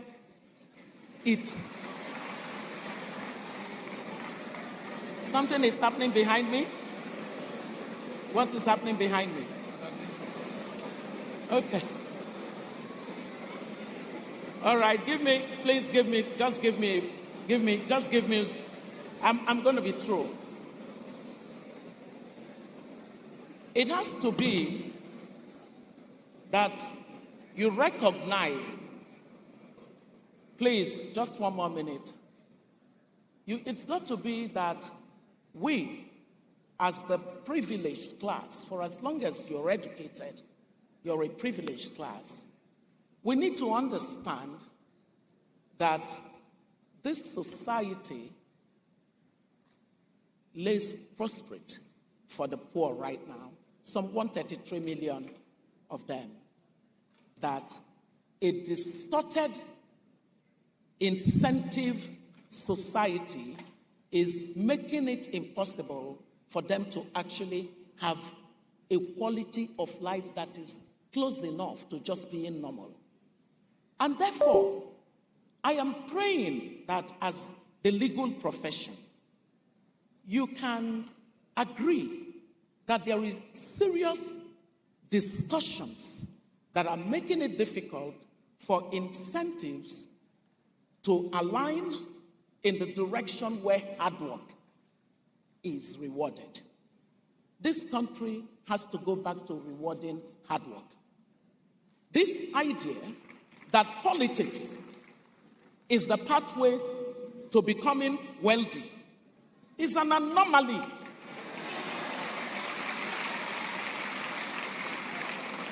Any profession that is rewarding this kind of prebendalist behavior cannot be a profession that cares about tomorrow. But I do know that I know some of you, and you're some of the best minds that we have in this society. So, stop trading this profession. Stop giving this profession over to a bunch of lousy politicians that want to destroy generations here and unborn. Don't invite me again. Even if you invite me, I may not come again. Thank you very much. Thank you so much. Ladies and gentlemen, the final, just hold on. The best part of this session is going to happen in the next 1 minute. Let me allow, before we get into that, let me allow the minister, if you have anything to say to what has been said.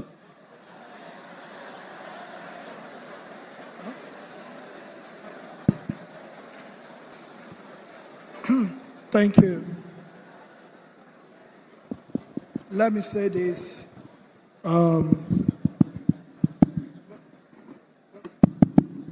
Minister, take. Let me say this very clearly. I sincerely want to correct certain impressions.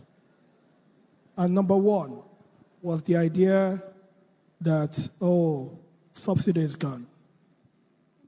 And I want us to please listen to this well. You have to understand, as a lawmaker, trained as a lawmaker, never to be a lawbreaker. In the 2023 budget, subsidy ended May 31st. By June 1st, there was no provision for subsidy in the budget.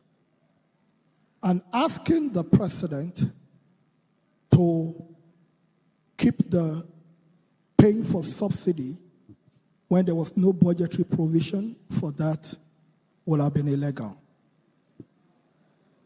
As I said, we are not here on a popularity contest.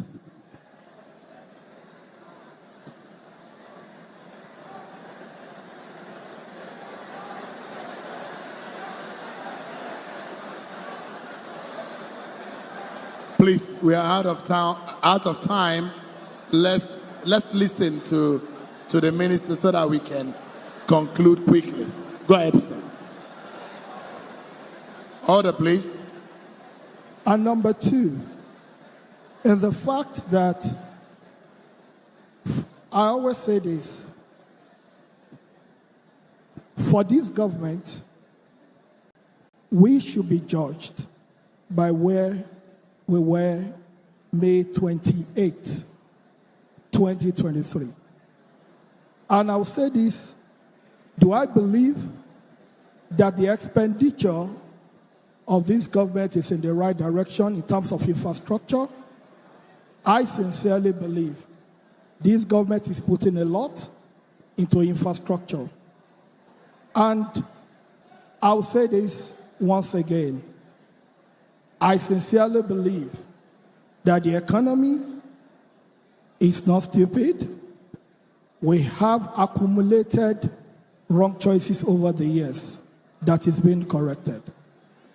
For us, we can sit and analyze, but the simple truth is when you consider the depth of the ditch as when this government came on board, then the only thing to be done is to increase productivity.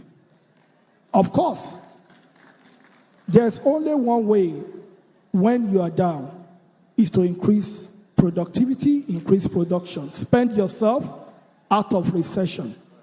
And when we moved from 83 to 96% in terms of debt servicing in 1 year, if we had not taken some of these decisions, perhaps would have been going over 100 and something percent for debt servicing in 2023.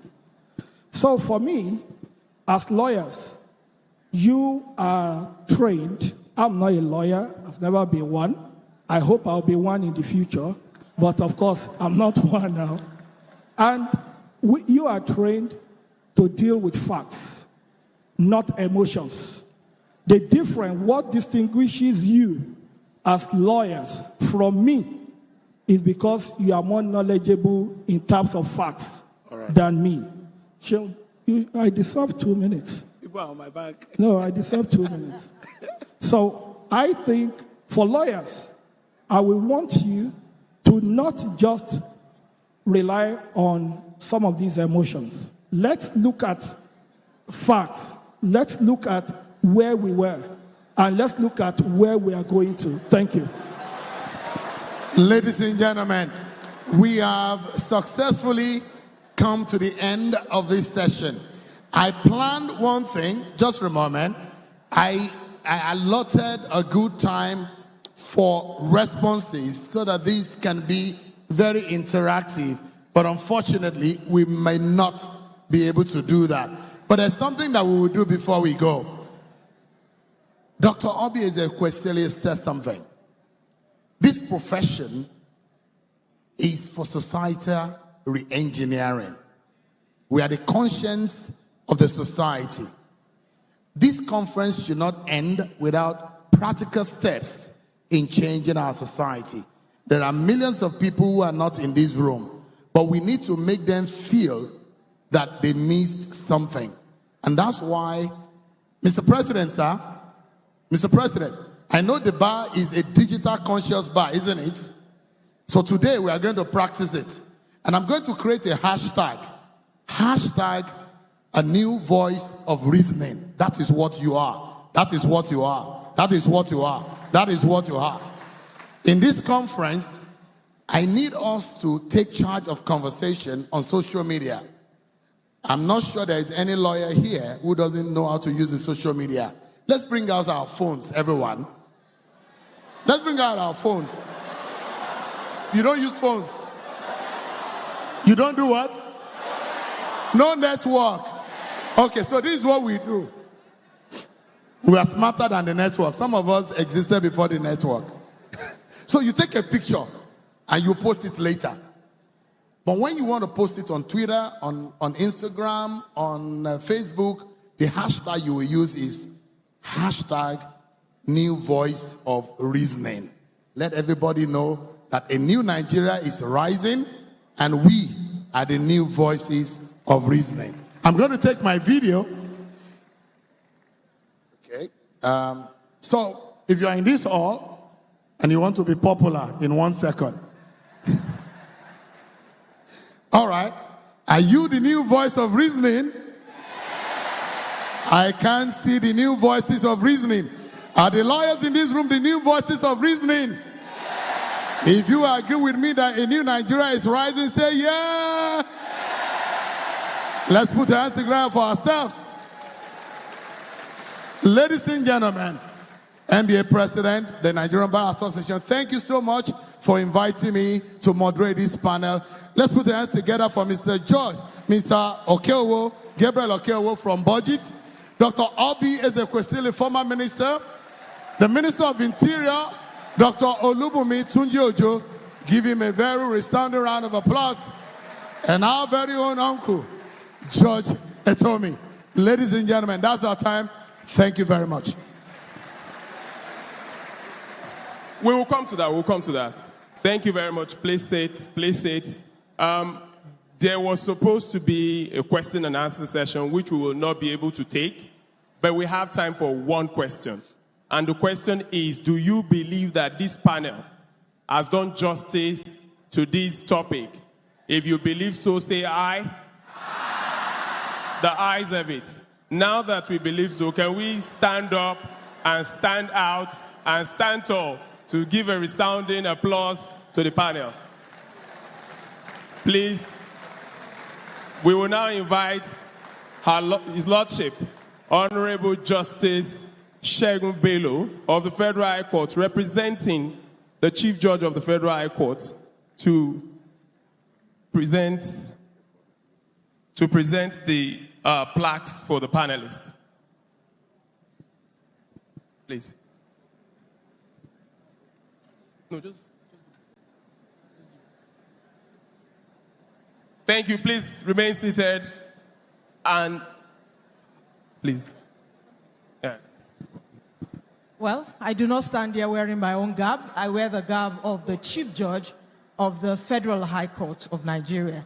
And on behalf of the Nigerian Bar Association, in consonance with the Federal High Court, I present to you this plaque of excellence and participation. Thank you for coming. Thank you for coming. Thank you. And to the son of the minister, we present to you this plaque in conjunction with the Nigerian Bar Association, and we say, keep the flag flying and keep the fire burning. Truly, you have fire in you. Well done. Thank you for coming. Thank you for coming. You can run commentaries. You truly can run commentaries. But on behalf of the Nigerian Bar Association, in conjunction with the Federal High Court, we present you this plaque of excellence and of participation. Thank you for coming. Thank you. Being the only woman, permit me to say thank you, Ma, for coming. Thank you, Ma. Thank you. We appreciate. On behalf of the Nigerian Bar Association, and in conjunction with the Federal High Court, we present you this plaque of participation and of excellence. Truly, you're an excellent woman. Thank you for coming. Thank you. And to you, the last and not the least, we say thank you for coming. On behalf of the Nigerian Bar Association, in conjunction with the Federal High Court, we present you this plaque of excellence and of participation. Thank you for coming.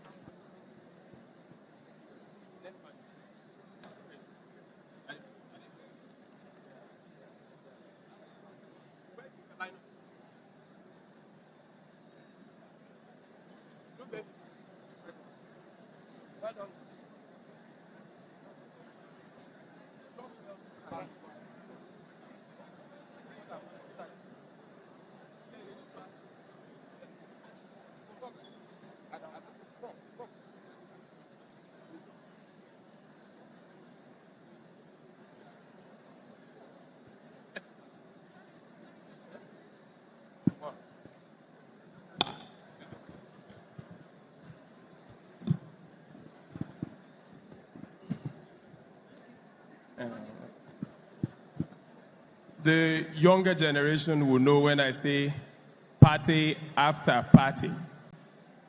We are not on break yet. The next session is on leadership. The next session is a showcase session by the Enugu State government. But whilst we wait for that session, we will take a 5-minute time out to just stretch our legs and bring the next panel up. We'll be here till 2 p.m. when we go on the lunch break. Thank you, and please feel free to stretch your legs now.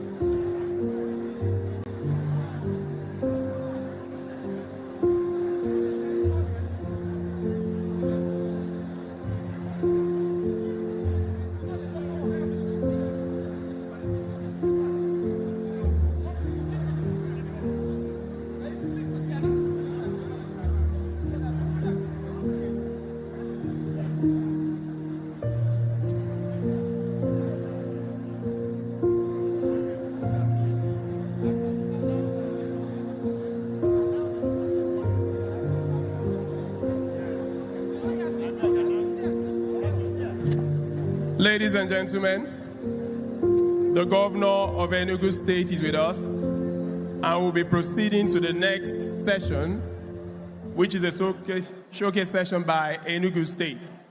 Please, if we can remain seated and settle down so that we bring out the panel. Please sit down. Thank you for standing out and standing tall. Thank you for listening to the last panel and preparing to listen to the next one. Please, let's settle down.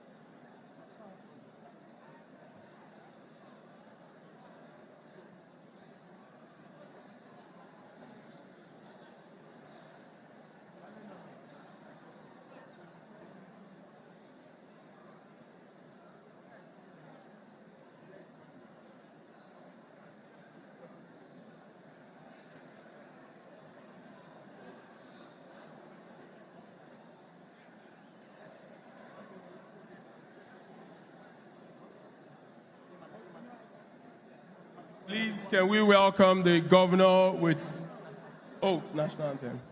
We will take the national anthem to welcome the governor of Enugu State. Please, can we give the governor a round of applause first?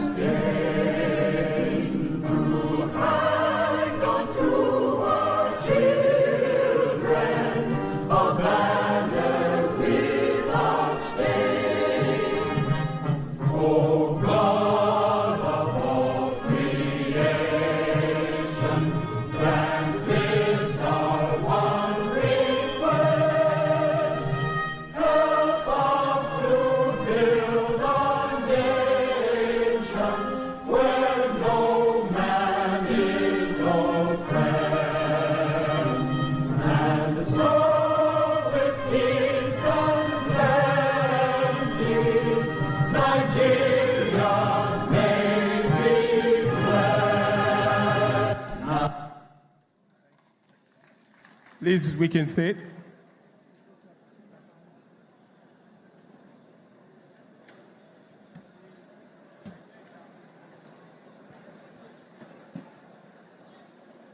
It is my pleasure to welcome the governor of Enugu State. You know, when we talk about the governor of Enugu State, there's an anathema that's something that has become a culture. People say the executive governor of a state.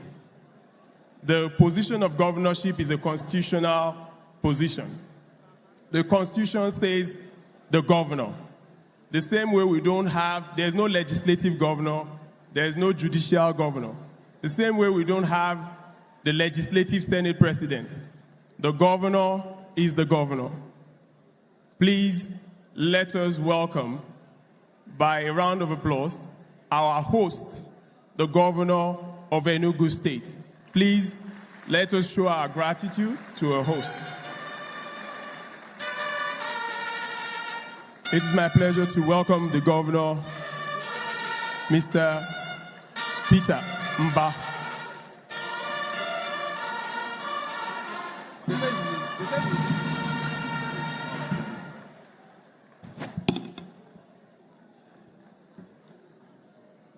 Thank you.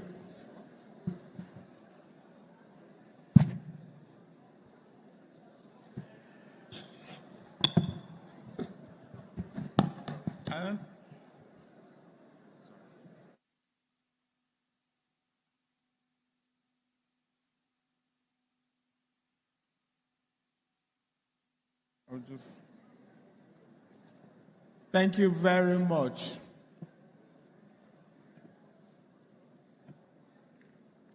and I hope you all, outside the seriousness of the conference, you're also taking your time to explore Enugu. The Deputy Governor of Enugu State, His Excellency Barrister Ifeanyi Osai, the President of the Court of Appeal, ably represented by Honorable Justice Daniel Kalio. Let me also recognize the Deputy Governor of Benue State that is here with us, President of the Nigerian Bar Association, Magzi Afam Osigwe, SAN, President of the Customary Court of Appeal, Enugu State, the Speaker of Ekiti State that is with us, former members of the National Assembly, former honorable ministers of the Federal Republic, national officers of the Nigerian Bar Association, principal officers of the Enugu State Bar Association that are here with us, the former Attorney General of the Federation here with us, the Enugu State Attorney General, Chairman of the Council of Legal Education,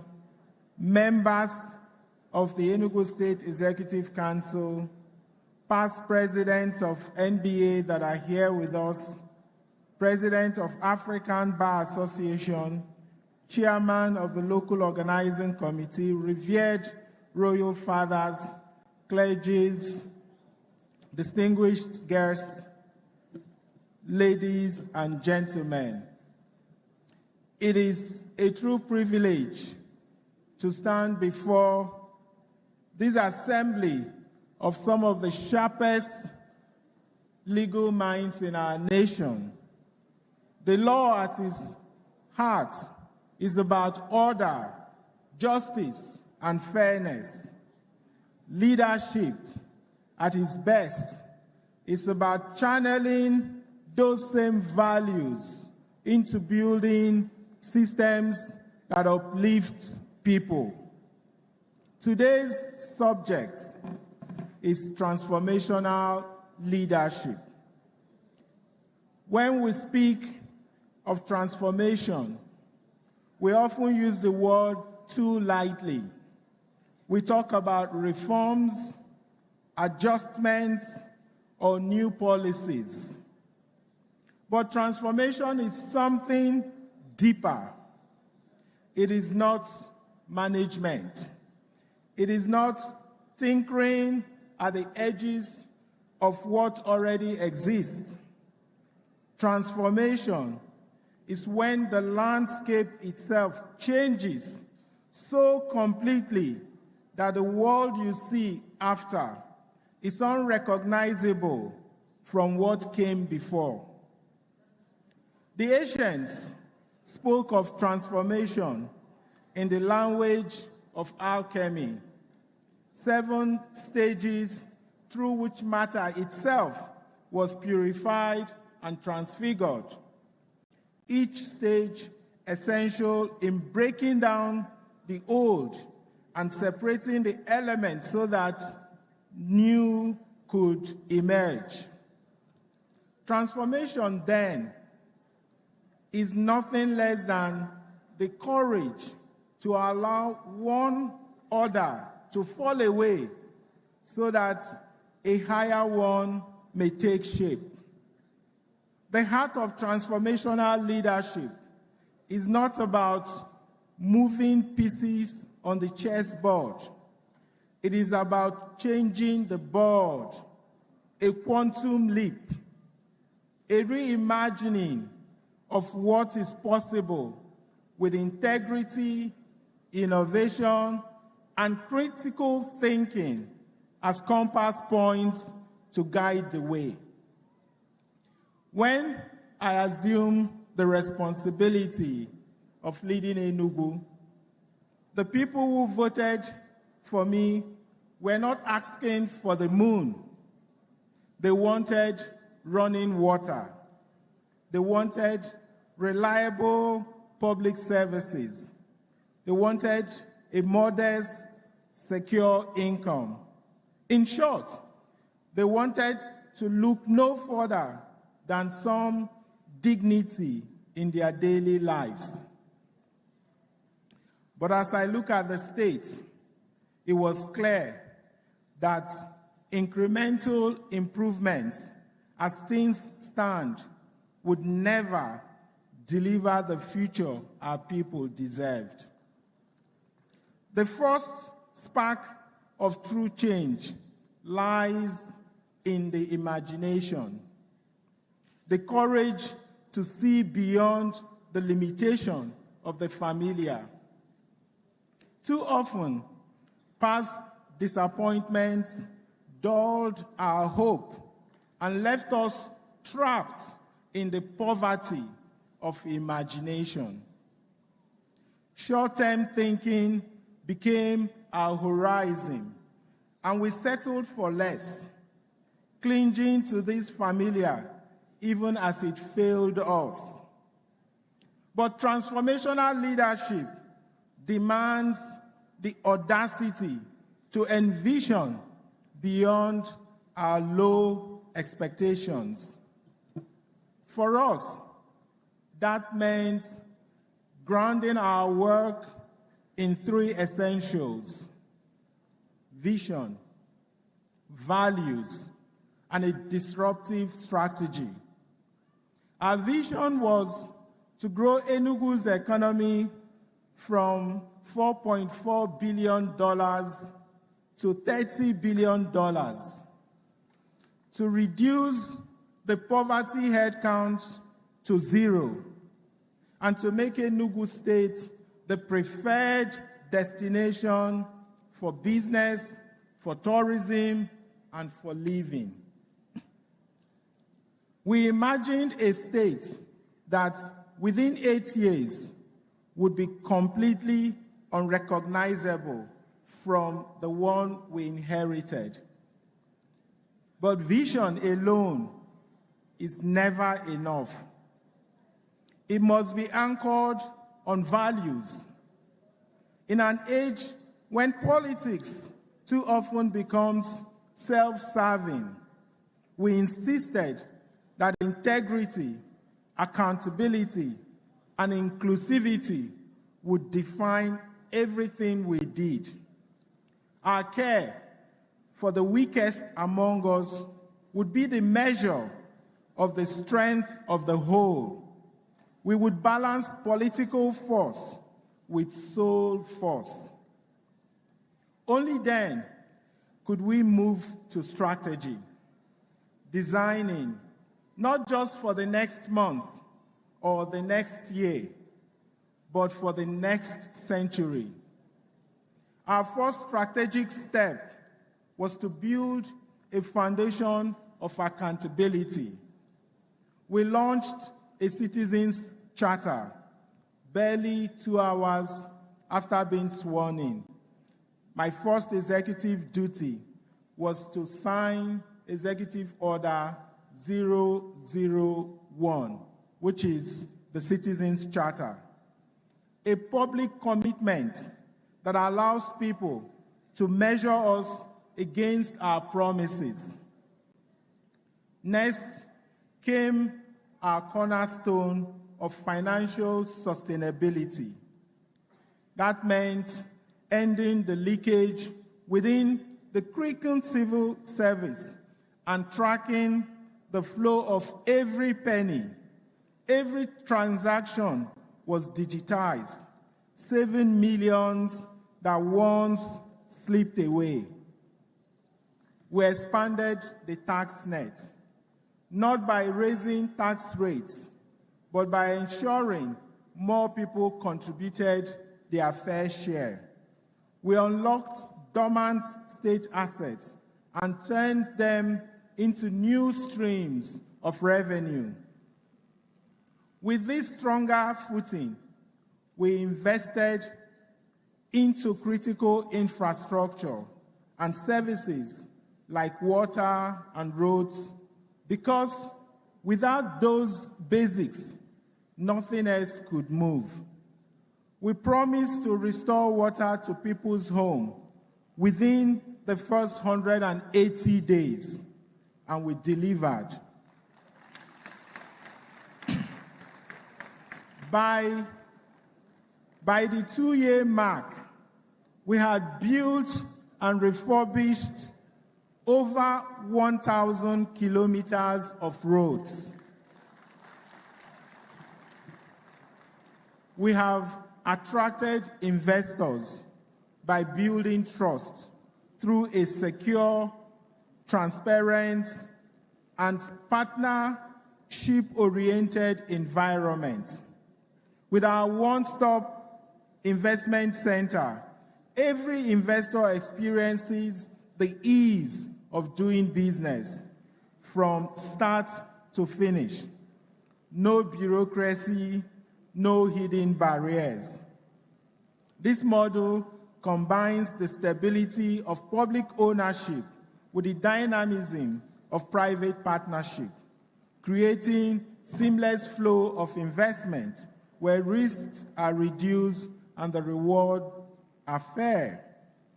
We will welcome 3 million annual visitors to Enugu by 2027.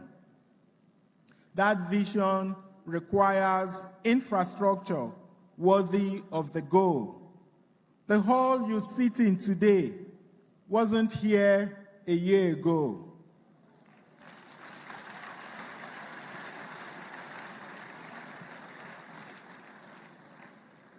The airline many of you flew in on didn't exist last month. The Enugu Air. These are not vanity projects. They are part of building a sustainable ecosystem for a state that will be transformed within a few years. None of this would have been possible without security. From the outset, we built a tech-driven, intelligence-led security architecture anchored in our command and control center, with round-the-clock AI surveillance across our neighborhoods, integrated response units, and community partnership.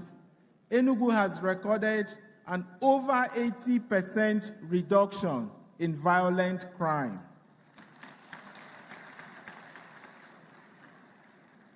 This stability is the bedrock upon which investment, jobs, and society can grow.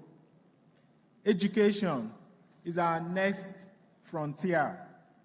We committed over 33% of our budget to education.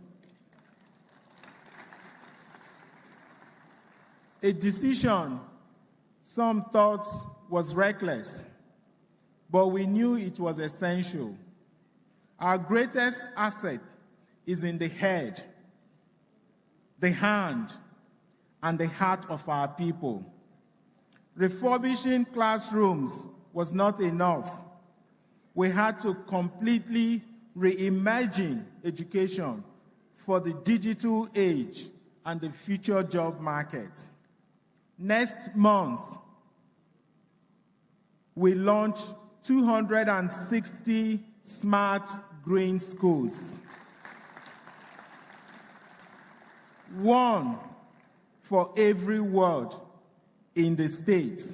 And by the way, just for context, we're talking about close to 7,000 classrooms built in 2 years.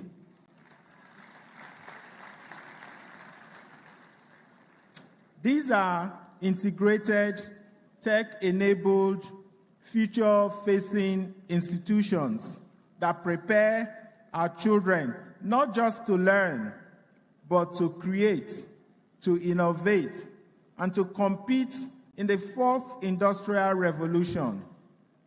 Each comes with free school meals, renewable energy system, and an experiential learning culture that solves real-world challenges from day one. Alongside this, we constructed 260 Type 2 primary healthcare centers. Again, for context, we're talking about 3,300 hospital beds, each equipped with staff quarters offering 24-hour service. Since then, we have reduced the maternal mortality rate by over 400%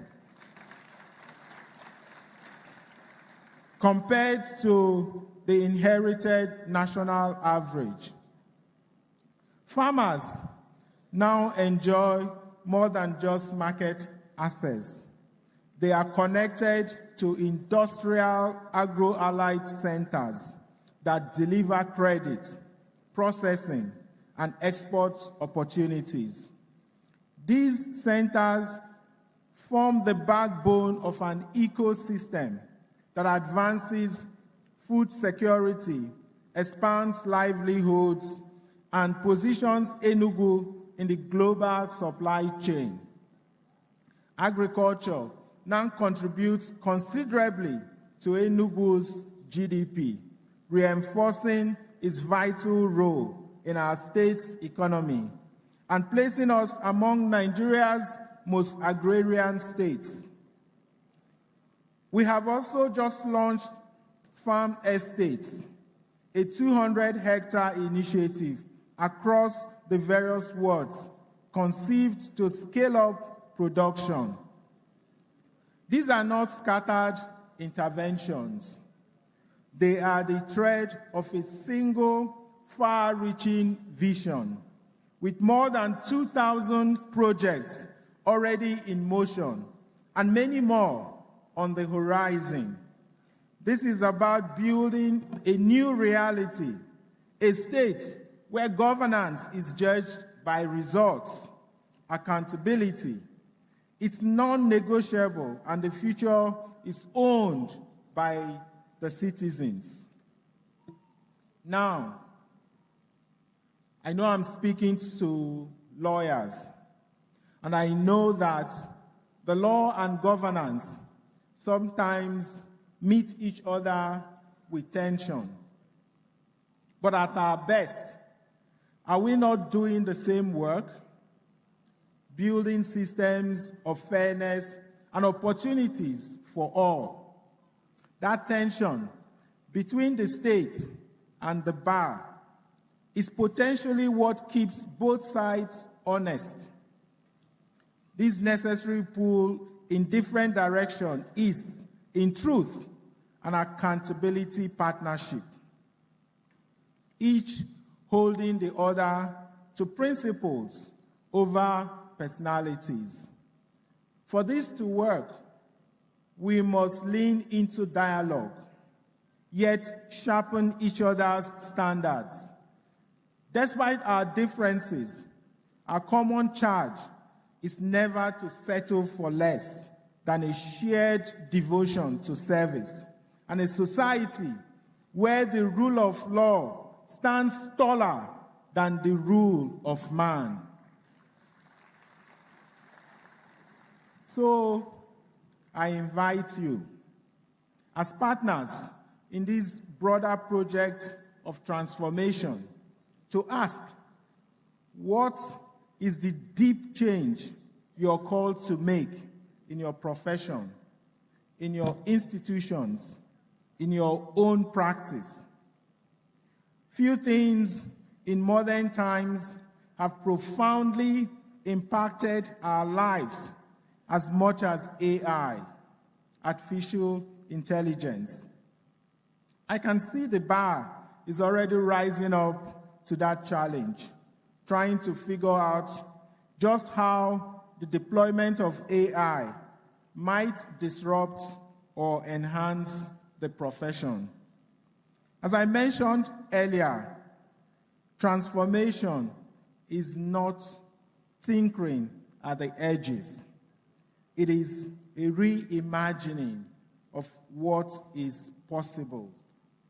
For us in Enugu, it has meant a complete shakedown of the existing governance model, putting citizens first and delivering a future we once could only dream of.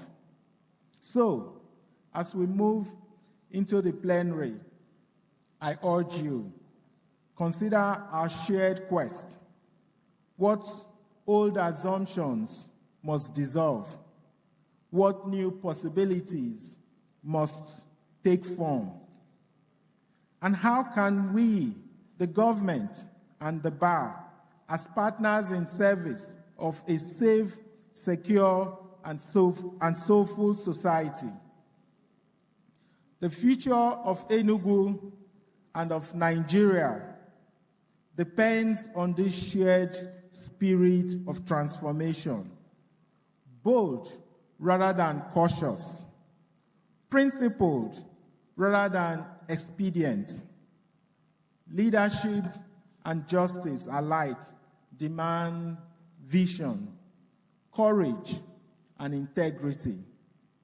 They require us not just to manage the present, but to create a future worthy of our people.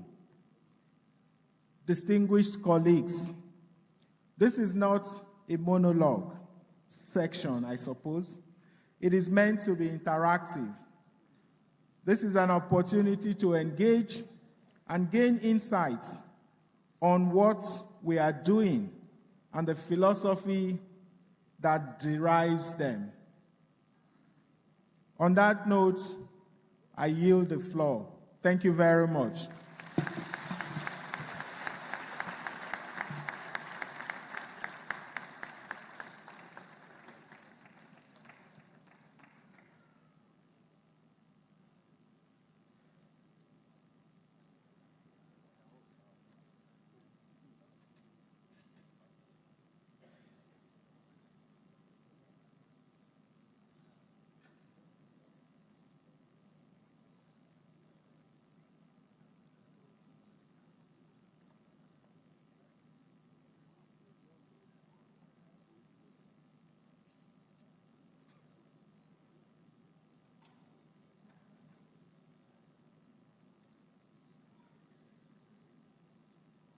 Please, another round of applause for Mr. Governor. And to moderate this session, we have Mr. Linus Okorie, Senior Advocate of Nigeria. Sorry, I'm elevating him. And he has, you said you have a video to introduce the moderator of the session. Please, can he play? Go on, please. And please, if you can play the video of the moderator.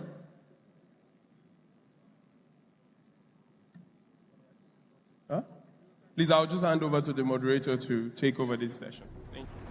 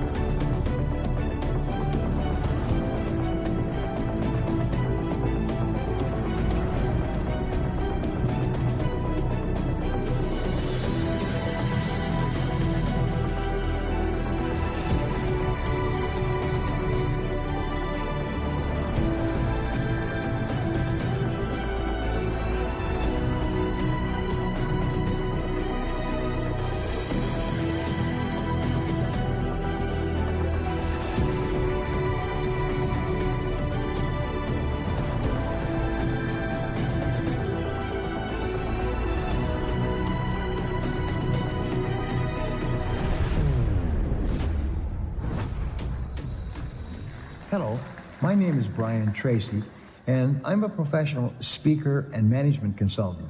And I want to introduce you to my good friend, Linus Okori. Ladies and gentlemen, please make welcome Dr. Linus Okori.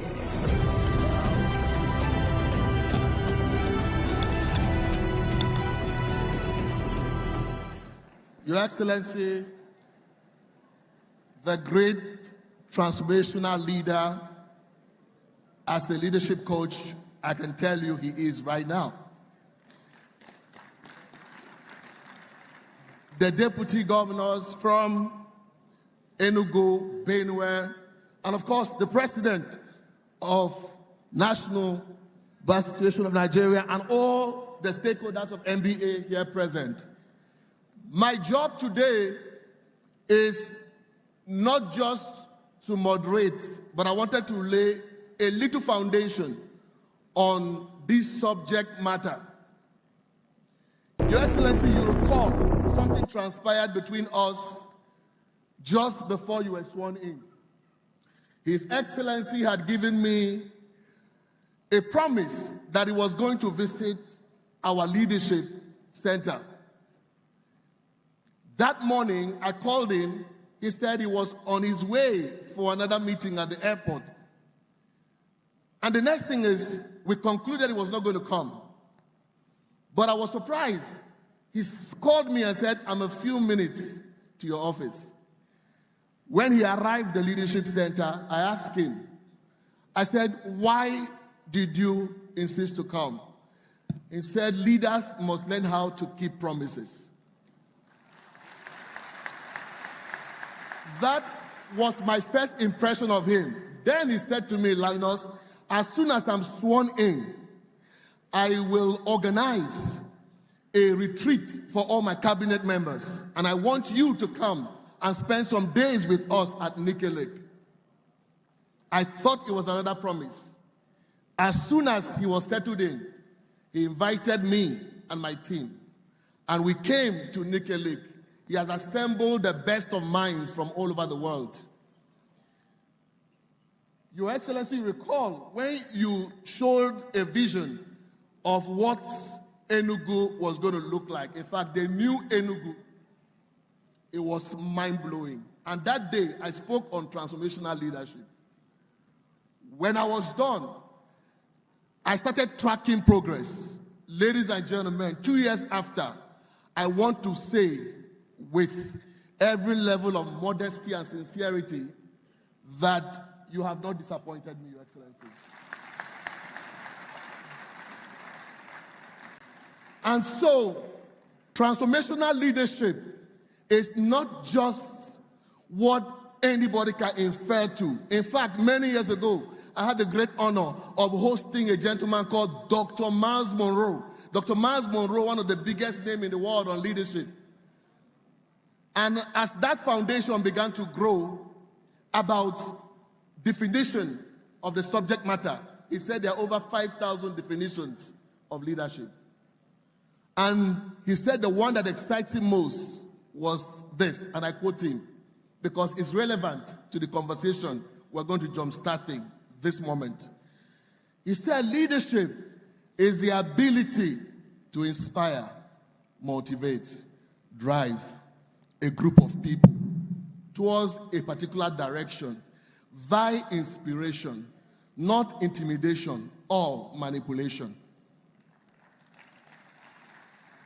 At the center of that definition means influence, which means you have to become first before you can transform. If you don't become great, you can't do great things. And so this panel today, I have the honor, very distinguished ladies and gentlemen, to introduce a couple of humans that are going to drive the conversation. But before they do that, ladies and gentlemen, can we put our hands together again for the governor for such a powerful presentation and what he is doing in Enugu. Today's theme is leadership for transformation. Leadership for transformation.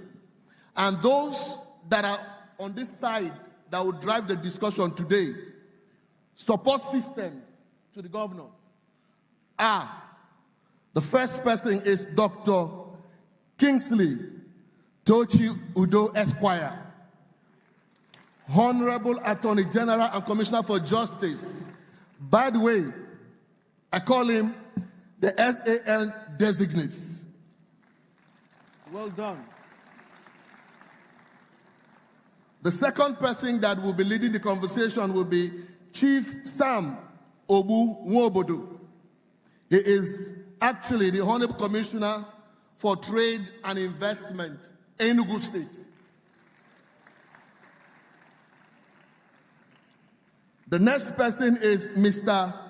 Ozurumba Afiabo, Special Advisor to the Governor's Delivery Unit. When a governor says delivery unit is key, which means there will be proper monitoring and what? Evaluation. Sir.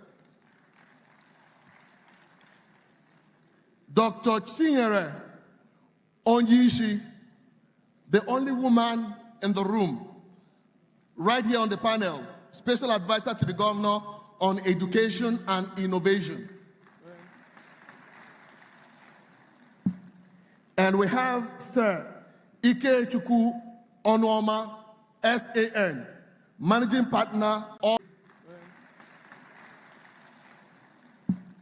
And we have Sir Ike Chukwu Onoma, SAN, Managing Partner, Obra Matters. And finally, the last but not the least, Chief Sylvester Okonkwo, Director of Corporate Communications, Southeast Development Commission.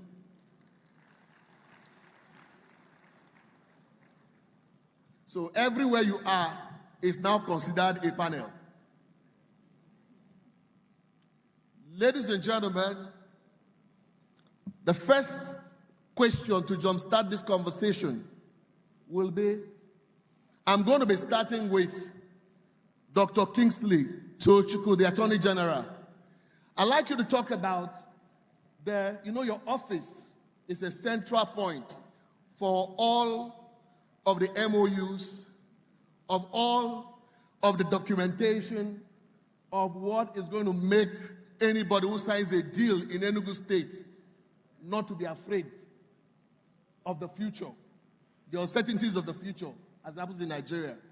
Can you share with the people what your office is doing, bearing in mind that you are serving a governor that is transformational and want things done on the spot? Thank you very much. First is to start with the transformative leadership of Dr. Peter Mba, the governor of Enugu State, because he's the leader that leads from the front. The influence he has had on the legal system is enormous. First, the courage that he brought, because it takes courage to advance the rule of law. If you notice, today is a Monday. Today, the 25th day of August 2025 is a Monday, right? Have you forgotten that there was a time that Monday was a sit-at-home in Enugu? We no longer have it. It's the cost of courage. It's courage to say that we have to sustain rule of law and not rule by intimidation. Another thing that transformative leadership has brought to our legal system is the energy. You could notice the energy, and it's because there's this reimagination or reimagining of what is possible. That we are seated here today is an offshoot of that reimagination of a possibility. This has been done with less than 2 years. And we understand the place of sustainability in our administration. So not only are we doing brick and mortar, we also set a legal framework for whatever we do so that it would outlive not just our administration, but our generation. So, for example, this International Conference Center is supported by a legal framework. the International Conference Center Management Authority law, so that we have the legal framework that will ensure that not only do we have this, but that it is profit-making, it is sustainable, so that even in 20 years, 30 years, 40 years, we will have this.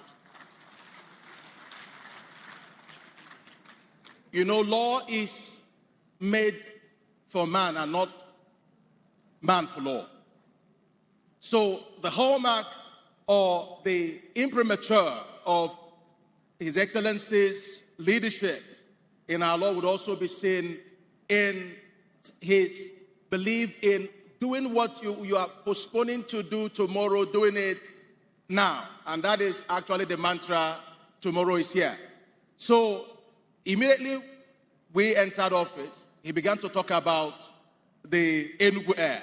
So we thought it was not something possible. He said, please quickly register Enugu Air with the Corporate Affairs Commission.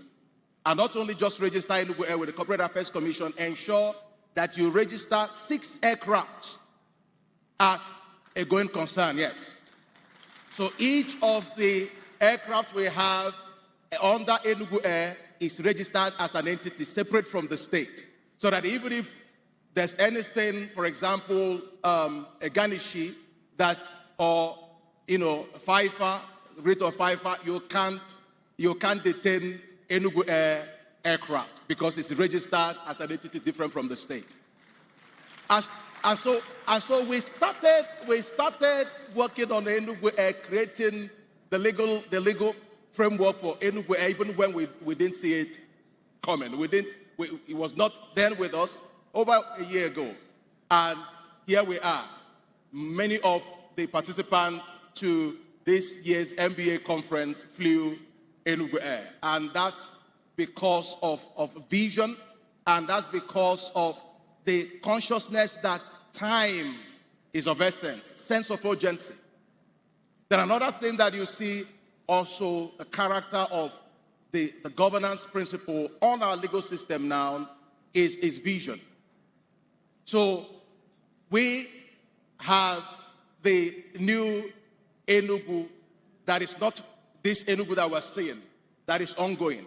And because His Excellency knows that the new city will take, of course, it took years to build Rome, so he said Rome was not built in a day.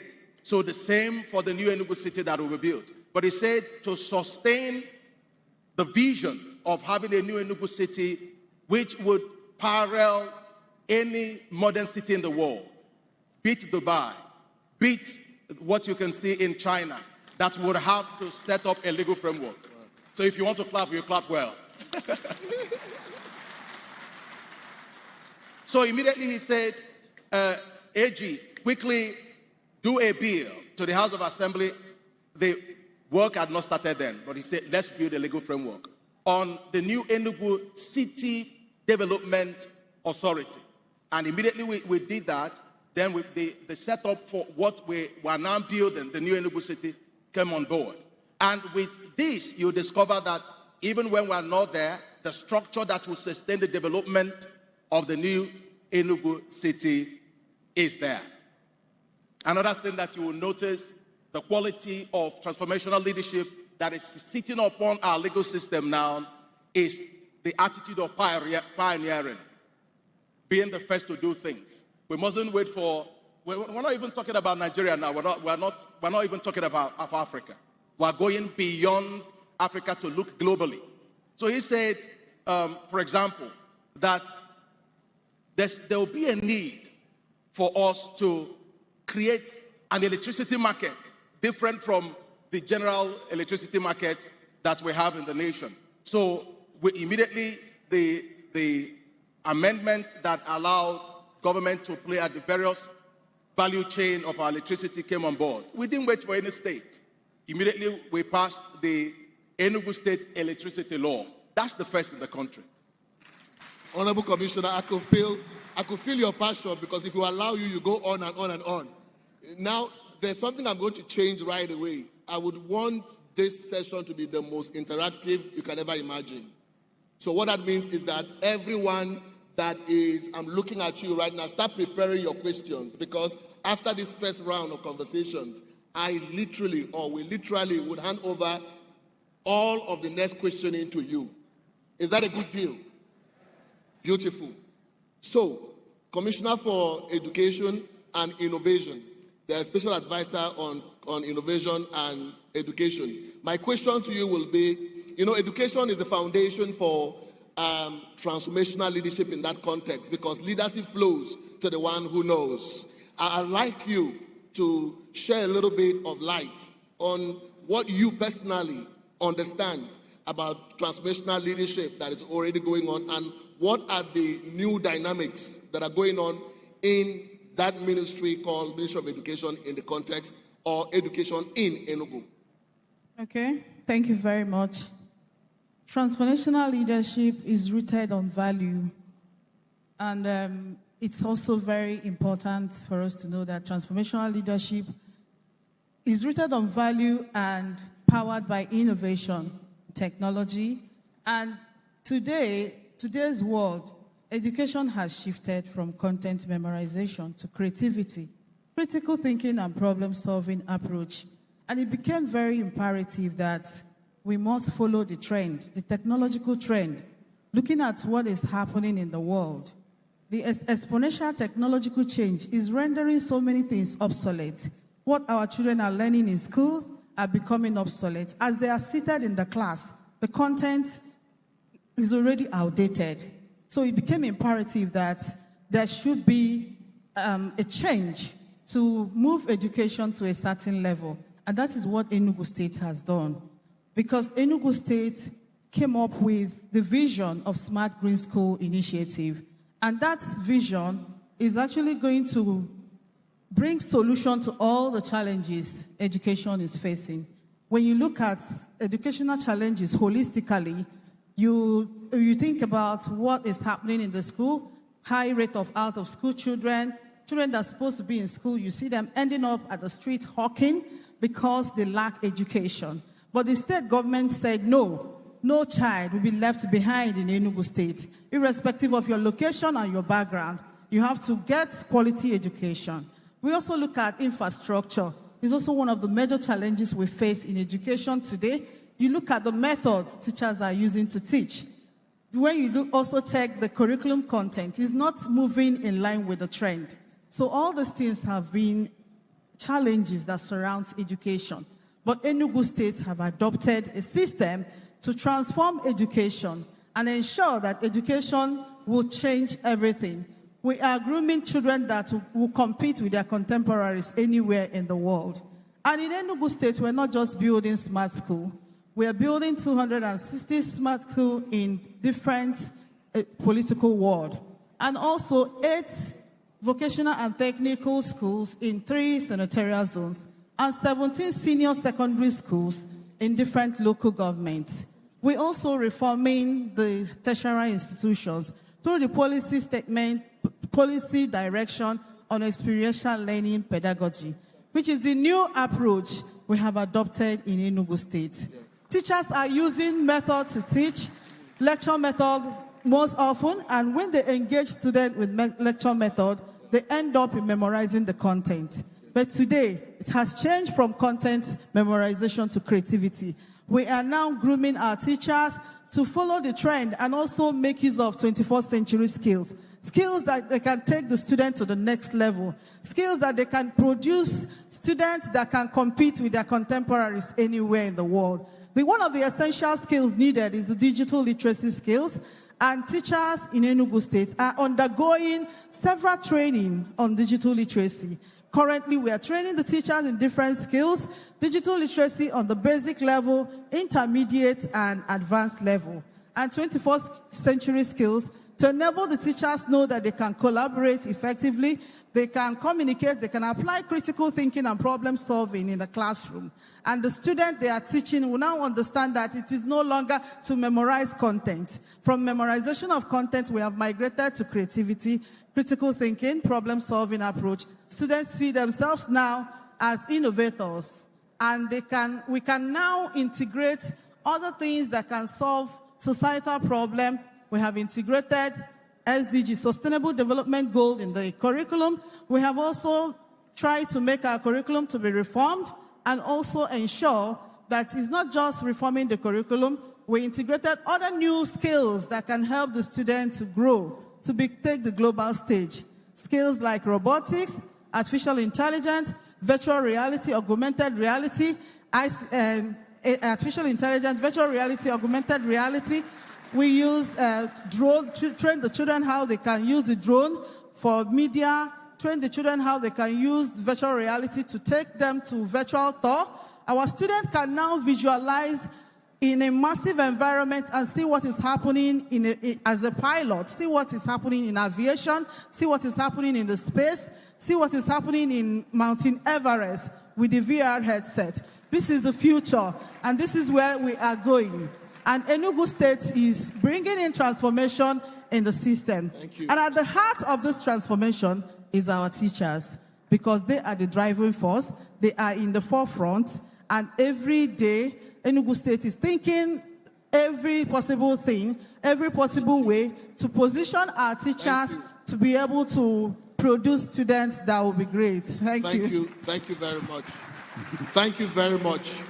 Thank you very much. I think before I get back to the other speakers, I would want us to launch the first 3 questions. The first 3 questions, if you want to even ask the governor directly, the governor is here. He can answer you as well. So, the first person, where are you? This man, yes. Yes. Yes. Where are the mics? And the last lady. Oh, Mike is not coming? Okay. Thank you, sir. Thank you, His Excellency. My name is Maxwell Opera. I'm from Imo State. I practice law in Abuja. Sir, I really want to appreciate you for what you are doing in Enugu State. Unlike the disaster we are seeing in Imo State, you are doing very, very well. Coming to Enugu State, we don't need this thing for us to see what you are doing. In terms of infrastructural development, high school in Enugu State, I know how Enugu State used to be. You are doing very, very well. Sir, yesterday, you told us here during the opening section that the judiciary are receiving their money as at when due. I personally carried out investigation, and one of the judicial officers told me that they are not receiving their money as you claim. And I noticed it that one of your magistrates, who happens to be my friend, used keke to court. They said that they don't have a car. And I was asking, how should they have their money and they don't even have a car? Secondly, sir, there is it at home in Enugu State. I'm from Obete now. Nobody is here. And the essence of that is injustice being suffered by the people of Southeast. Sir, you are doing well. You are doing well. I can give it to you. Please, I want you to intensify effort. Let Nnamdi Kanu be released so that we have peace. Thank you and God bless you.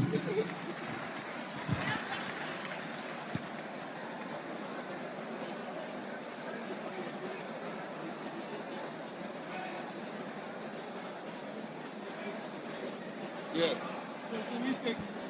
Yes. Yes. Okay. So the second.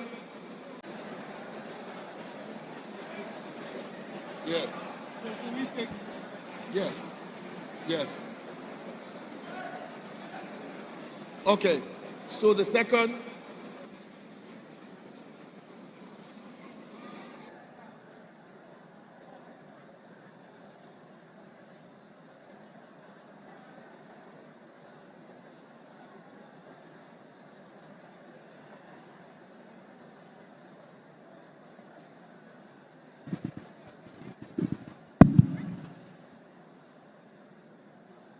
His Excellency, sir.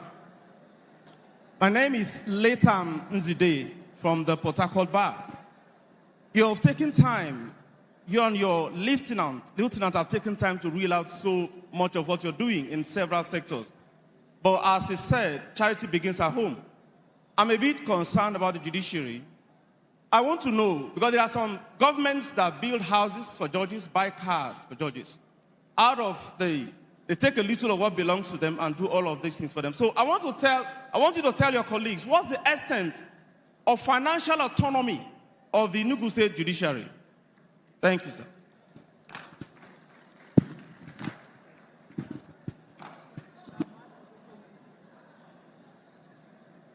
Document.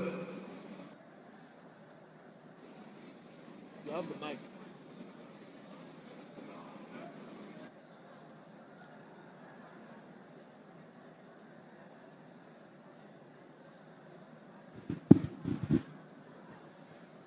Learned colleagues, my name is Professor Mike Ozekome.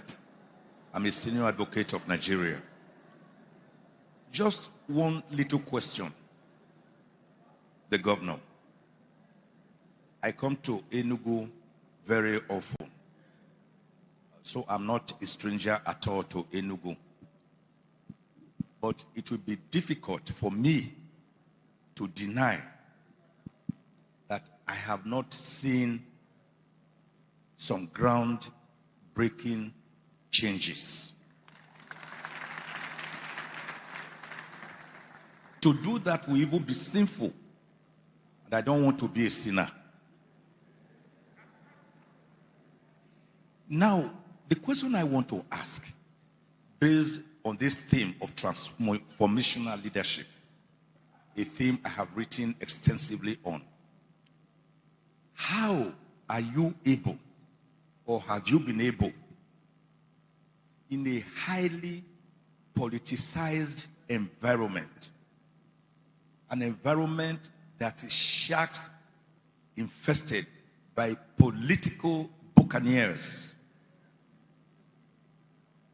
in an environment where there is more politicking than governance, how have you been able to navigate through, like Mongo Park, whom we are told discovered the river Niger at Kainji, even though he met the people there drinking the water? How have you been able to?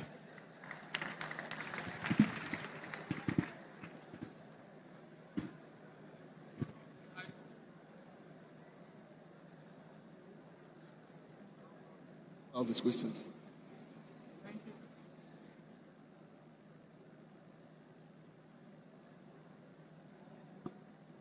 Thank you very much for the questions. And I'll start with the first speaker. The first is on the issue of sit at home.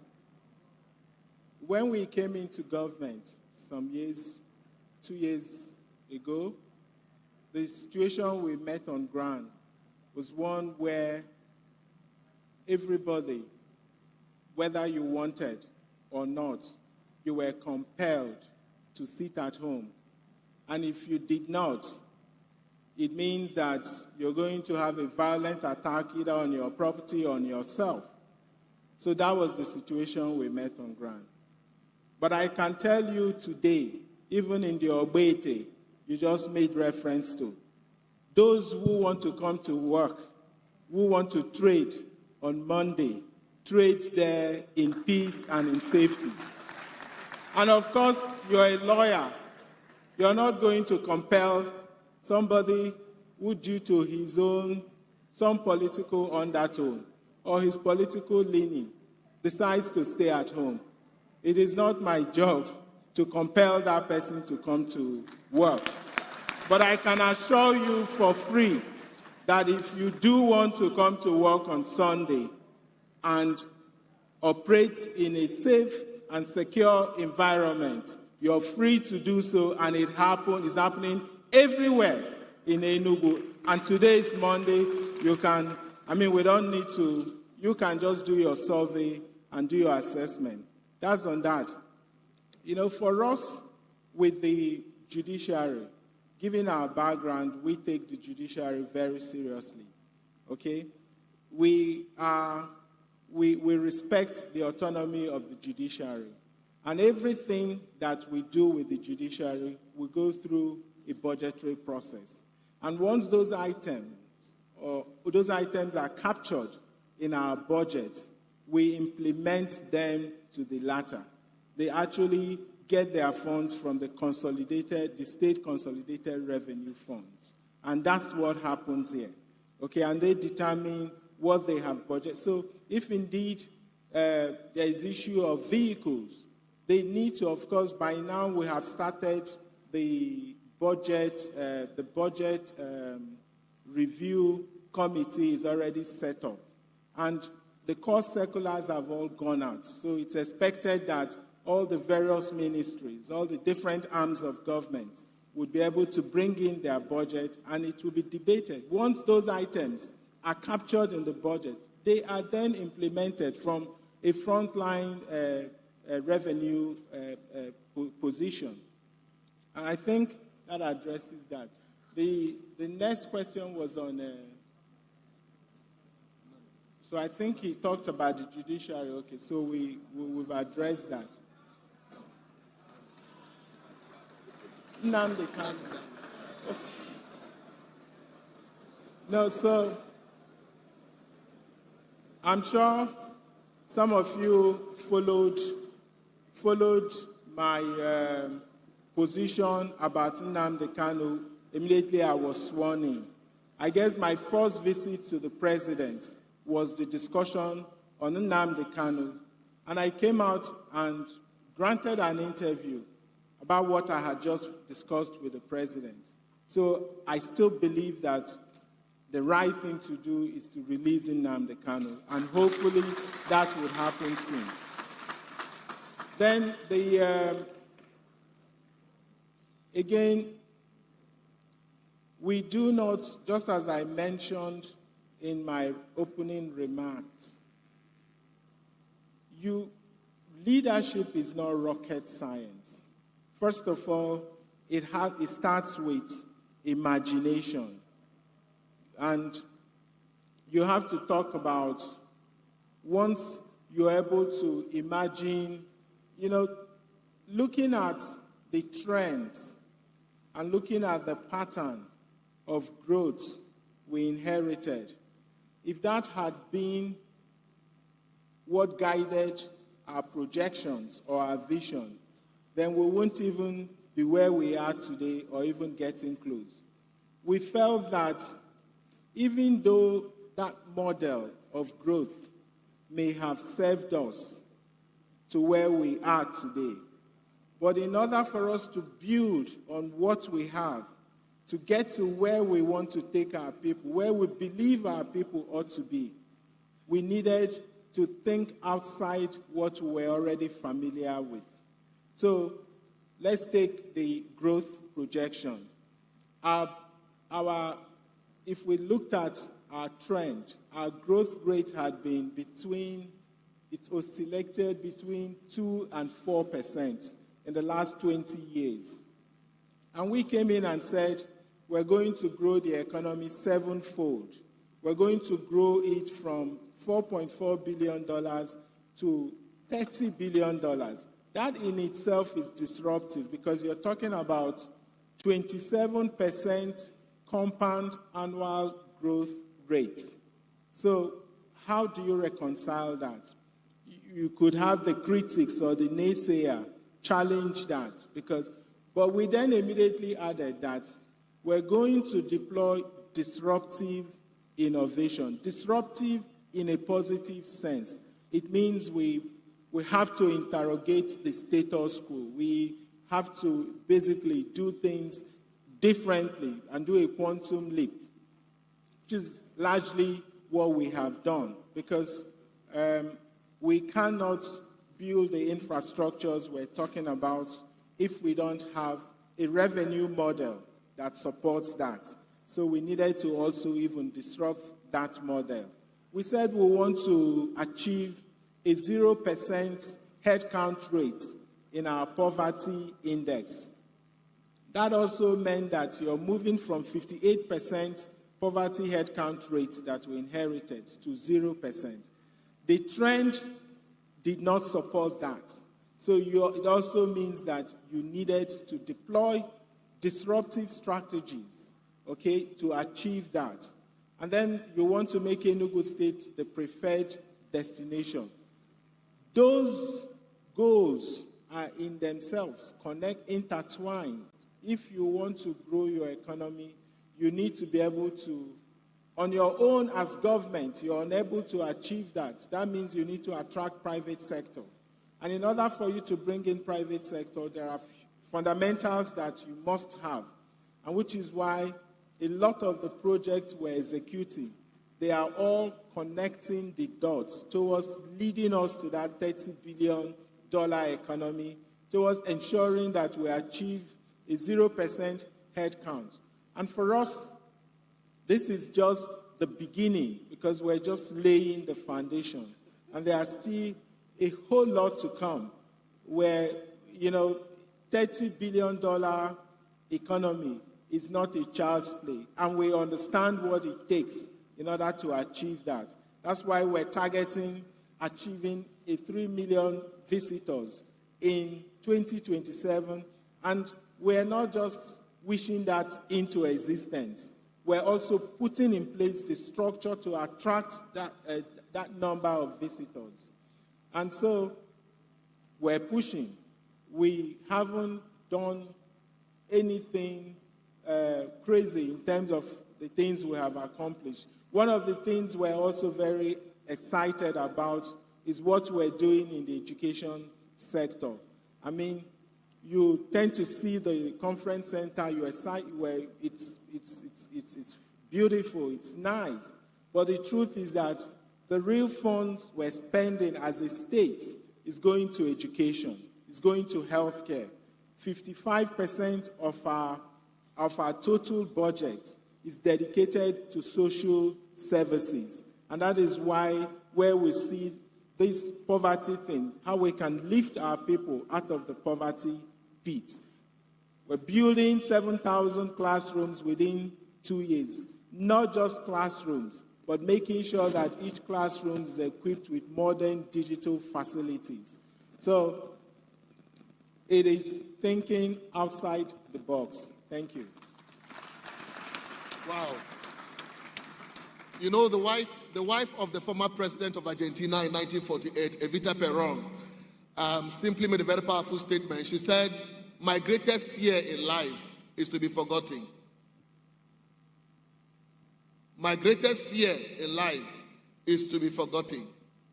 And Your Excellency, it is strong enough for me to think that that's where you are heading for legacy. So if you're heading for legacy, what it means is that there must be metrics, measurements of progress from time to time. So the SA to the governor on delivery unit, the responsibility has fallen on you. Do you sleep enough with this type of big ideas? Tell us about it. Thank you, everyone. Well, in terms of the work before us, like we've pointed out, our vision is ambitious, and we were never in any confusion about the amount of work that would be required. And right from the beginning, when His Excellency decided to take up this responsibility, so that we had to do a detailed deep dive and come up with what was at that time his manifesto, which has informed all of the plans we run with today.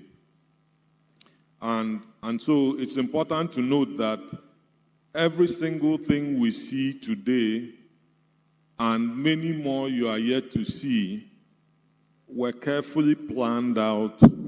And if you go back and look at the manifesto, you'll see that all of those things were foreseen and planned ab initio.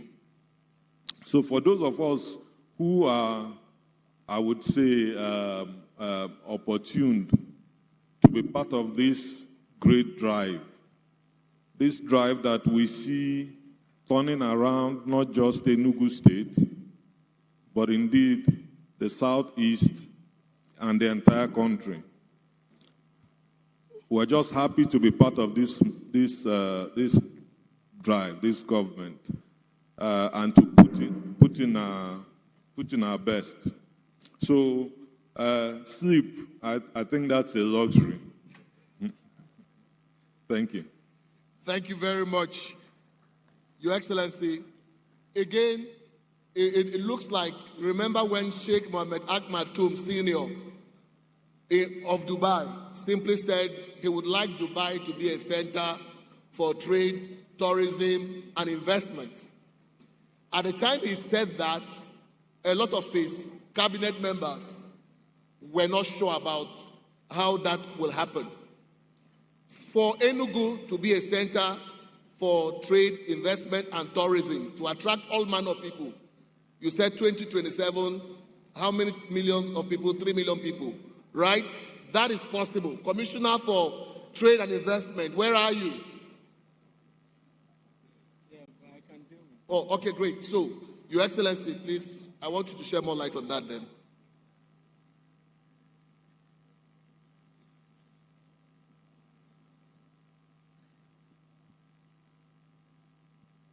Yeah, thank you very much.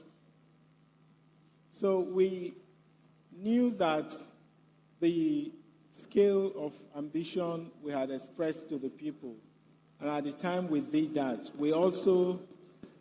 we had enough data to support that in order for us to achieve those targets, we must do things differently. And for example, how are you able to accommodate 3 million visitors if you're in a city where you barely have 5 aircrafts that land at your airport on a daily basis? So you would just be posturing if you're talking about 3 million visitors without thinking about the fundamentals. What are those drivers? What are those things you have to put in place in order to drive that traffic? And which is why we went into setting up the airline. And then we also worked with an investor who today ensured that the airport, the international wing of the airport in Enugu is concessioned. And very soon, that wing will become operational. And people would be able to fly from here to the United Kingdom. And in fact, we're hoping that this will begin to happen latest by end of this year or by first quarter of next year. You'll be able to take a flight from Enugu to the US, from Enugu to China, from Enugu to Europe, and all that. And so once you have, and just as Uzurumba said, none of these things is knee-jerk. They are things that we have carefully considered. They're all contained in our manifesto. We thought carefully about it. We made commitment to it, and we see it as a social contract. The people have done their bit, given us their mandate. We've committed to delivering on these promises, and we immediately set forth at dawn. And thank you.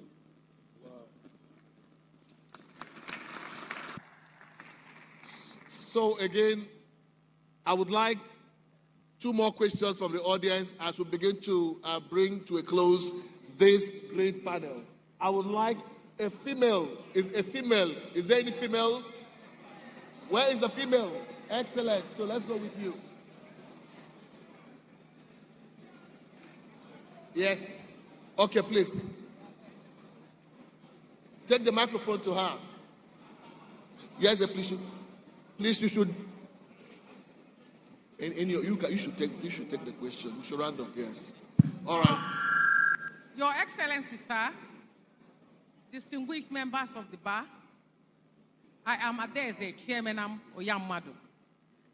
Talking about innovation, sir, I want to know the innovations you've made or you are planning to make concerning security in Enugu State. especially in the rural areas. Thank you. Security. And the last question. Okay. Dino. Hello. Your Excellency, all protocol duly observed. My name is Dino Melai, bouncing baby lawyer.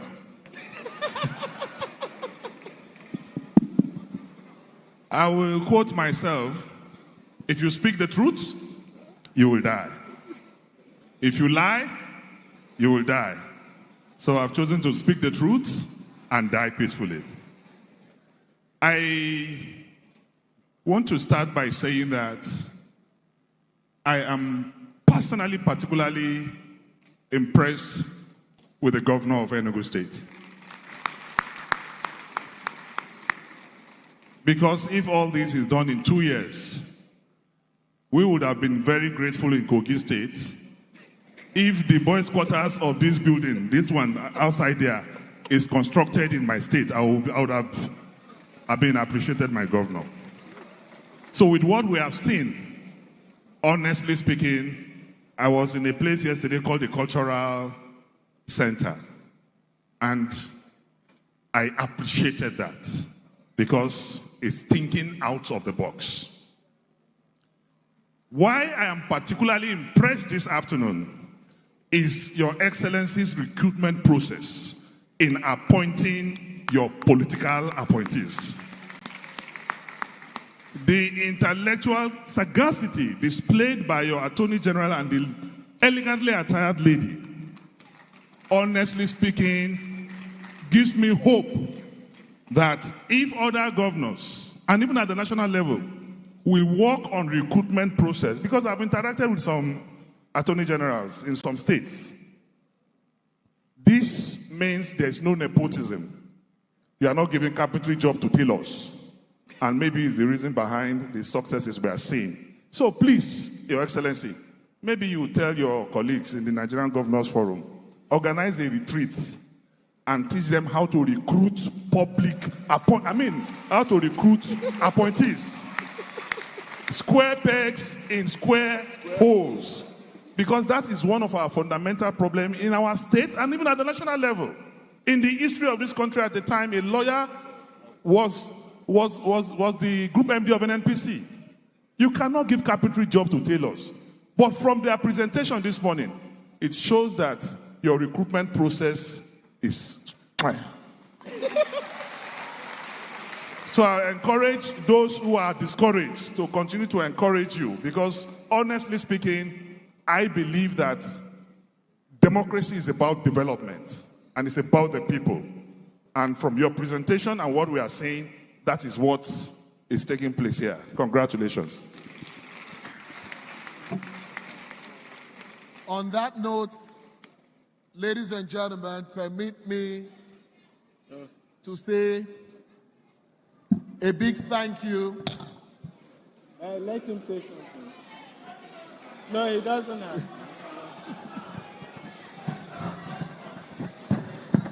So, wait. Do you still... I hear that we have passed our break time. So we have to order. There has to be some order. Please, there has to be some order.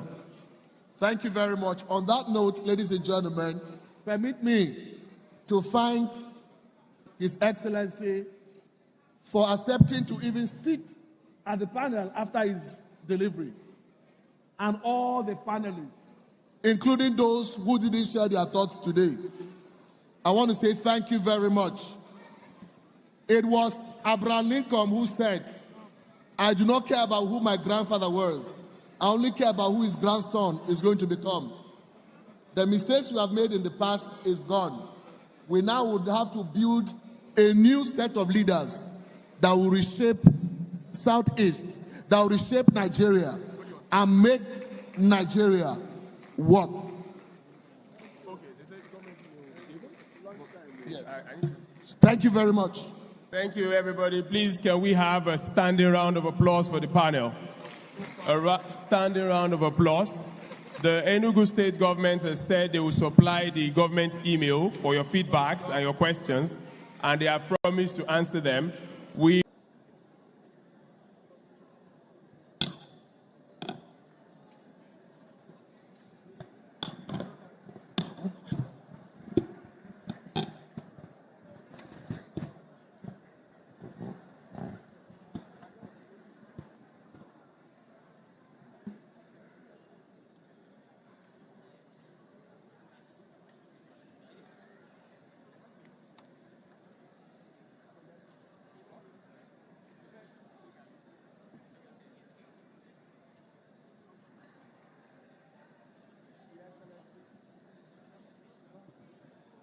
Your Excellency, I am proud to present this plaque to you with the best compliments of the Nigerian Bar Association. I'm prouder still when I remember that most of those who wrote the American Constitution were lawyers. And lawyers, even here in Nigeria, have always done exceptionally very well when given the responsibility of governing states. And we're proud of the good work you're doing. And if I never get the opportunity to say thank you for hosting us in Enugu State, I'll seize this opportunity to once more thank Your Excellency and your team, and also your Deputy Governor, who is also a lawyer, if I'm on your side, and to say that we are very grateful, and it's been a delight listening to you and your team this afternoon. Thank you so very much, Your Excellency. Thank you.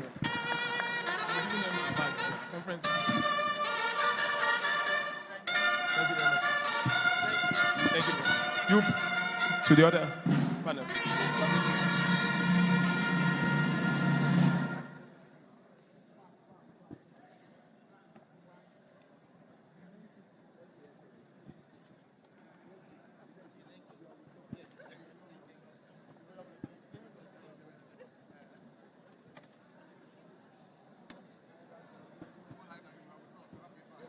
And their bags.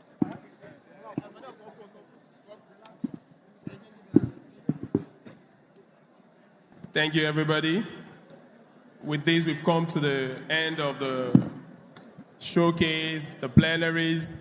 We'll go on a 1-hour break, and people will proceed to the different breakout session rooms where you have all of the breakout sessions. Please have your break, and please, the breakout sessions will start at 3:30. Please feel free to walk into any of the breakout sessions. Thank you for your patience. Thank you for your cooperation. And we wish everyone nice deliberations at breakout sessions. Thank you.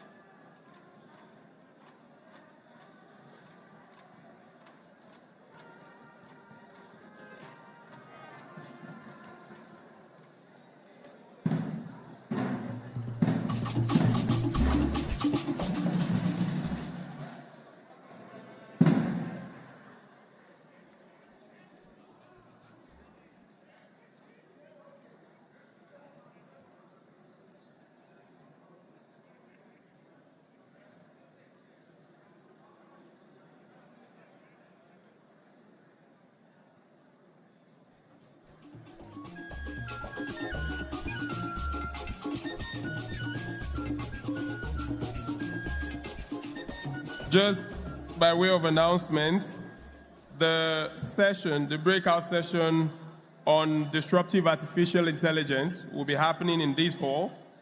The ICC multipurpose hall will have the session on unbundling tax reforms. The first marquee, Chief F.R.A. Williams Hall, would have 30 years after Beijing. The fourth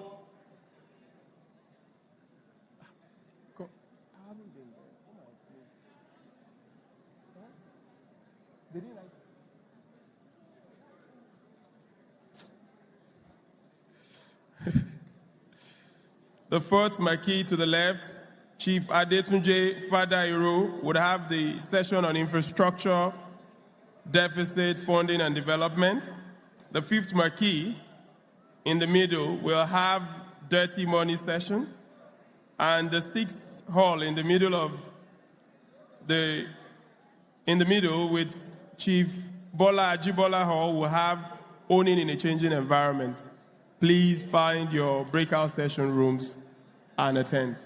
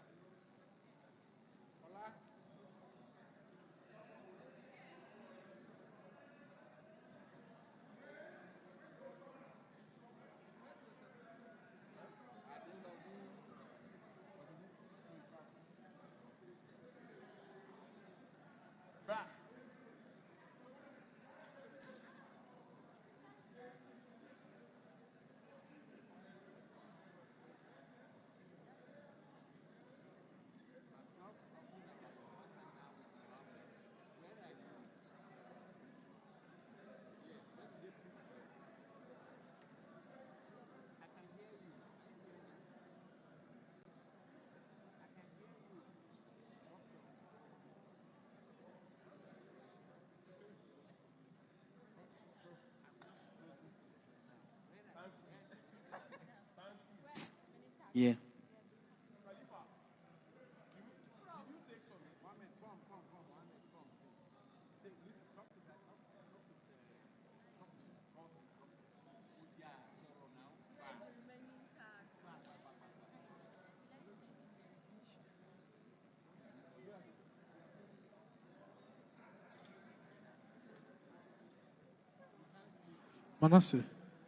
Manasseh, please come to stage right.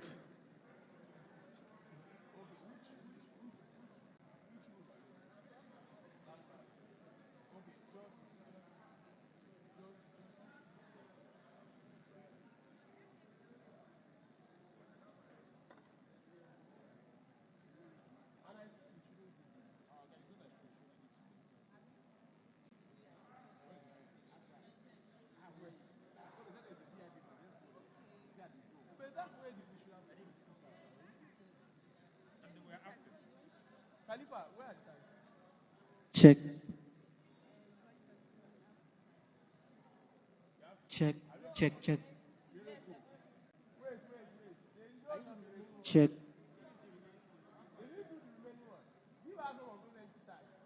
Check.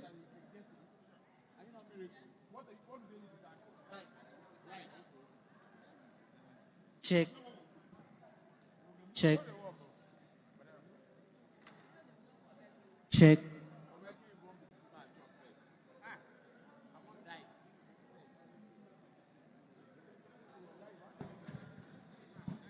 Check. They said they have not printed.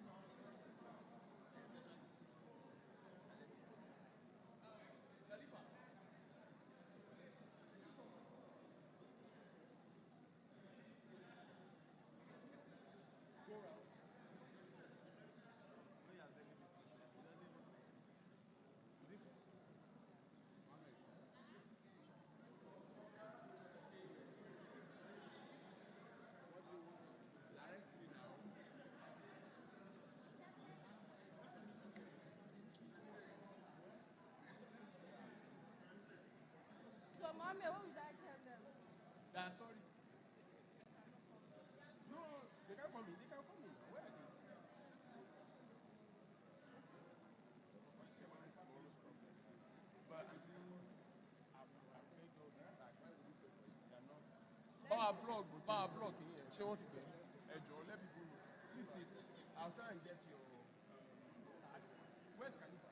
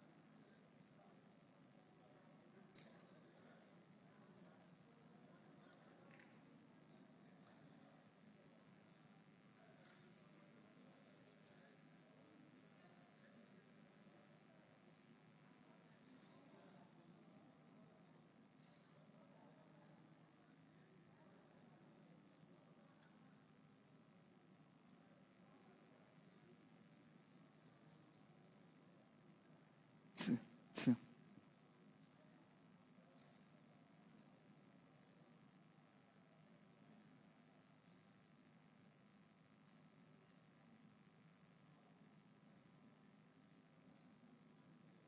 Sim.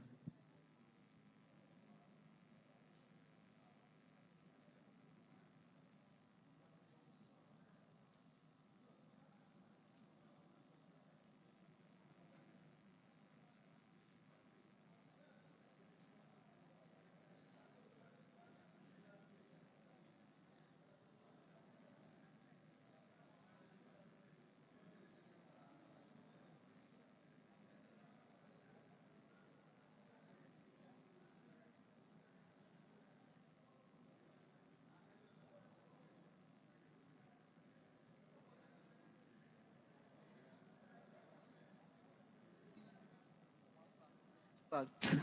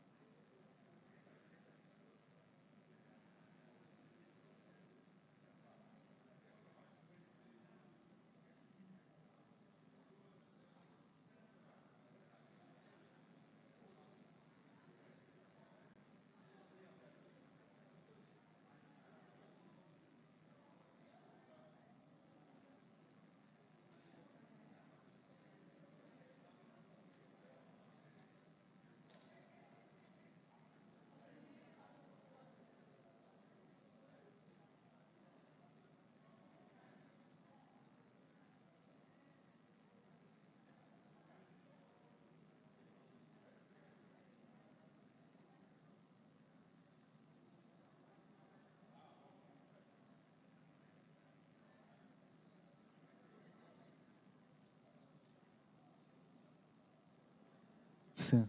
Yeah.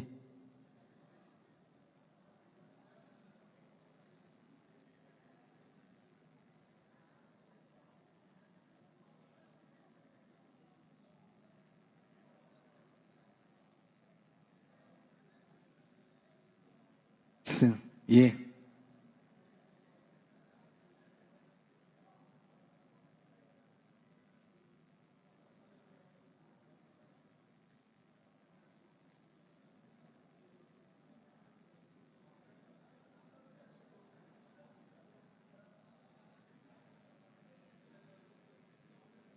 Sim. Yeah.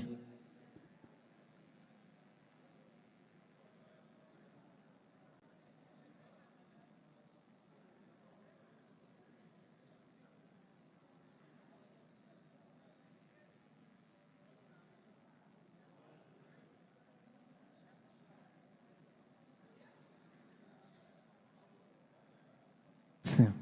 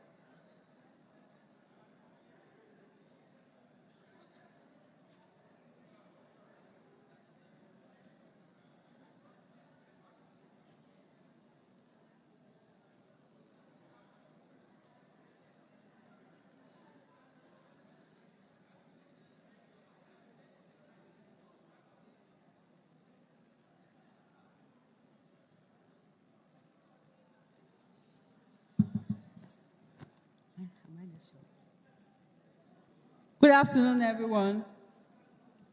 That was a bit high. Hi.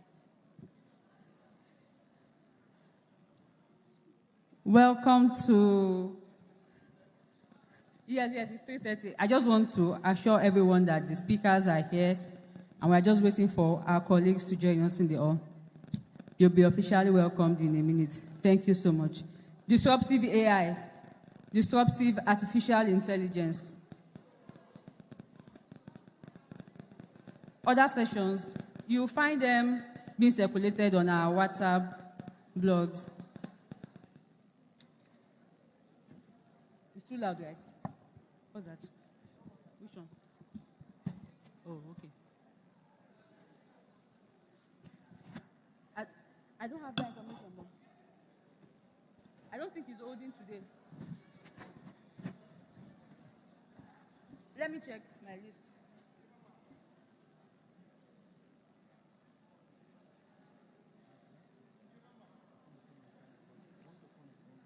It will affect silent, right? But if it's on, it doesn't affect anything. No, that's why they used to call the network. I understand. Are you saying that it should be silent or turned off? That's what I'm asking. Which one do you prefer?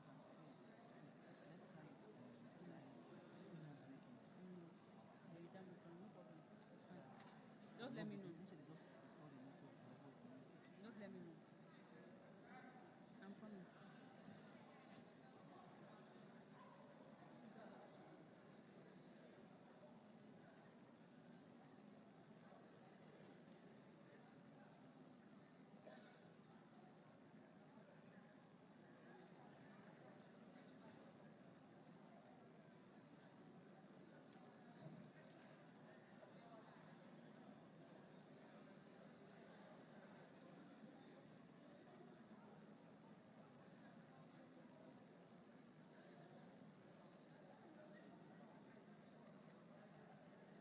They can ask people, okay.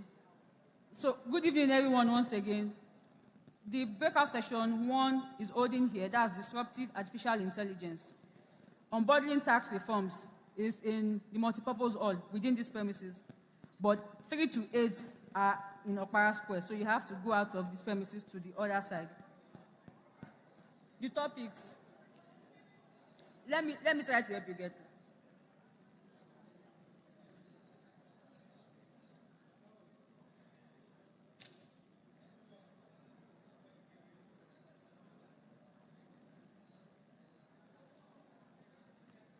So 1, artificial intelligence, holding here. Artificial intelligence is holding here. Unbundling tax reforms is holding in the multipurpose hall. The 3rd session, 30 years after Beijing, that's the UN Women Forum. It's holding in the first marquee to the left. Opera Square, you have to go to the other side. I'm reading. Women in leadership. Number 4, women in leadership. That's holding the 2nd marquee, also in Opera Square. Session 5, Baker Session 5, legal ethics and globalization. It's holding the 3rd marquee, Opera Square. So 3 to 8 are in Opera Square. Legal ethics, number 5, Opera Square. 3rd marquee, infrastructural deficit, funding and development. 1st marquee, Opera Square. Infrastructural deficit, funding, development, and vandalism.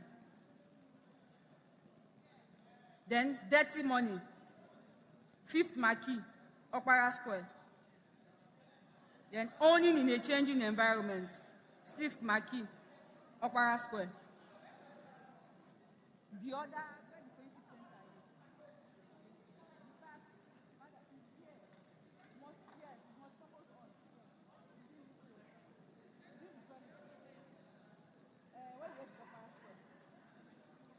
but AI is holding here And the speakers will be with you shortly. Thank you very much.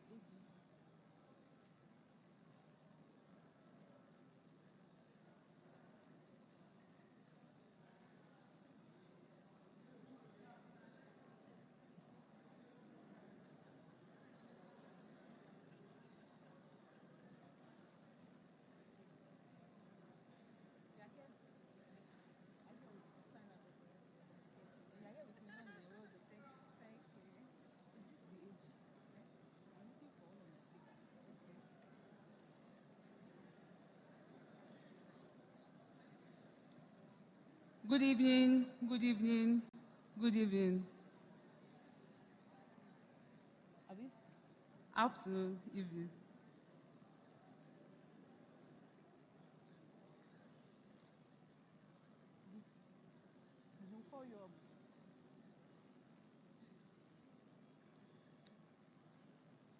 I'm just trying to let people settle down. Like 3:30 will start. It's 3:29-ish, so when it's 3:30, start formally. People are still taking lunch. I addressed the audience earlier, so I'll just do it again.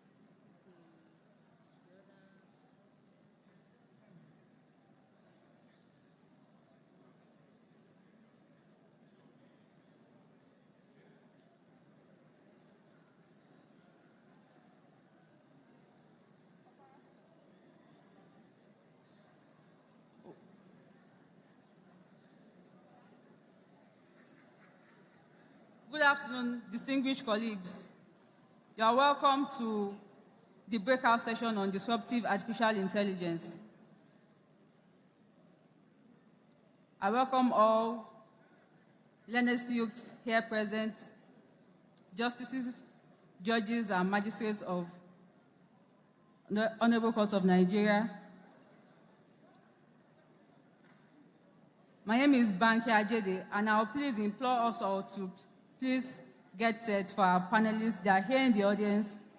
They are charged and ready to distill electric knowledge with us all. So please, let's get settled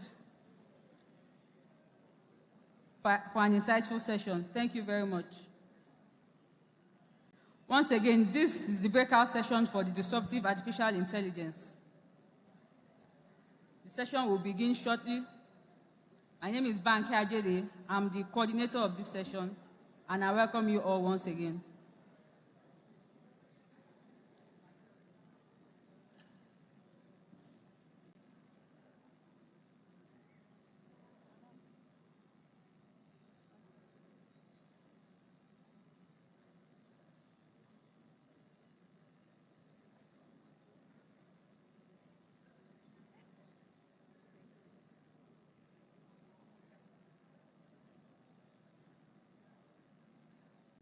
Me, you can't keep calling.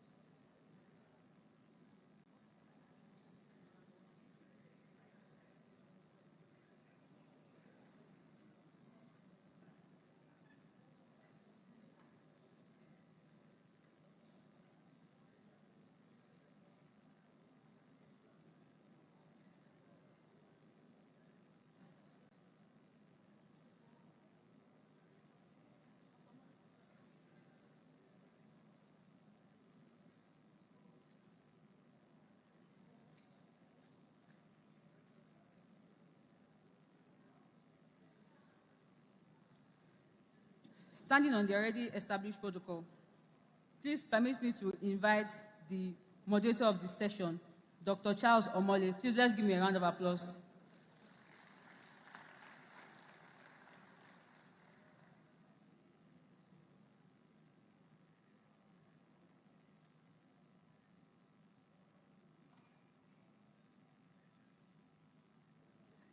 Thank you so much.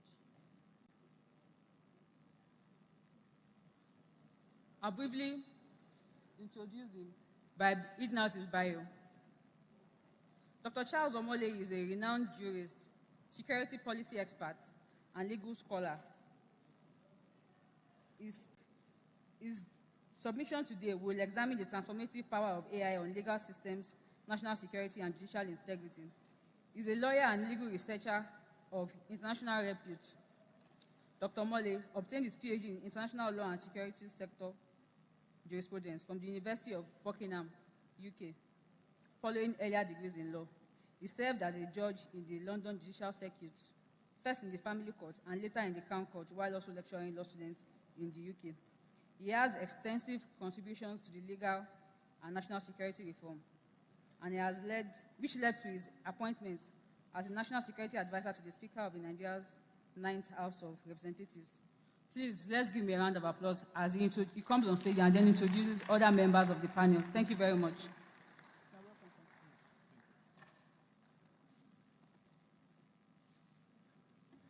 Yes, good afternoon, ladies and gentlemen. I don't like much of protocols, even though when working with politicians, you have to do lots of protocols. So I'm going to avoid that this afternoon, given our time. Before I invite up the panel members, I want to probably set the tone in a way that will help with the later audience engagement that we're going to have. I want to paint a couple of scenarios which are real scenarios. They are not hypothetical.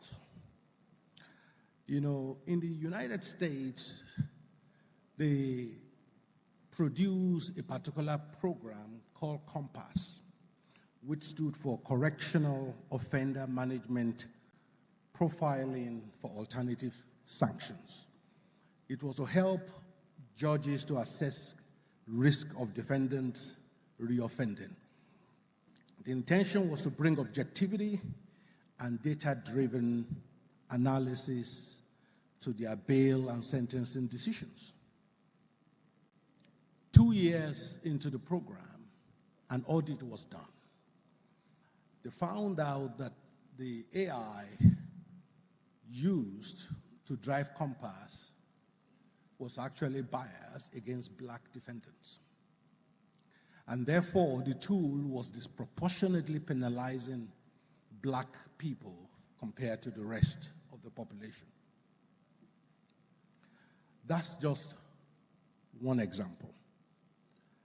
Another example was in 2023, and I think also in 2025, where judges have found certain compelling arguments in certain cases, and certain cases were cited by the lawyers to support those arguments. The only problem was the judges couldn't find those cases. It was later found out that AI created artificial cases.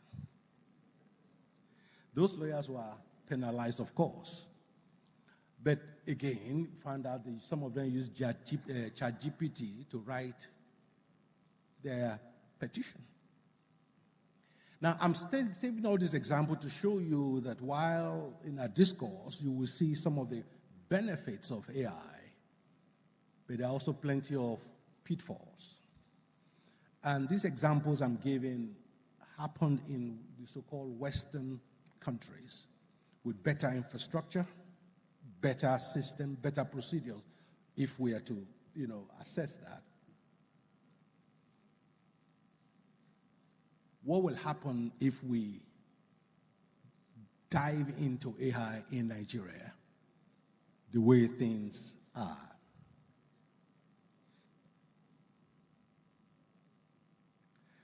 There are cases in Colombia in 2023 of judges using AI to write their judgments. The only problem was some of the lawyers listening to the judgment felt it was a bit familiar, the language the judge was using. And then they find out that the judge used ChatGPT to write the judgment. Now, for those of you who want to know more, because the decision here today was the fact that the time we have will not be enough to actually do full justice to this topic. There is a position paper which I gave the NBA, but for those of you that want, it's a 20-page document on the benefits of AI and the dangers of AI, particularly how a one-man law practice can make themselves look like a practice of 50 lawyers using AI. You know, you can punch above your weight. But there are dangers as well, which were all highlighted. So for those of you who want a copy of that, you can either email me or send a message, and then one will be sent to you. The number to send message to is 0807 555 7777. That's 0807 555 7777. Just request a copy of the 20-page paper, and one will be provided. Now, today we have a panel which I want to call up. One of our panelists will be joining us virtually.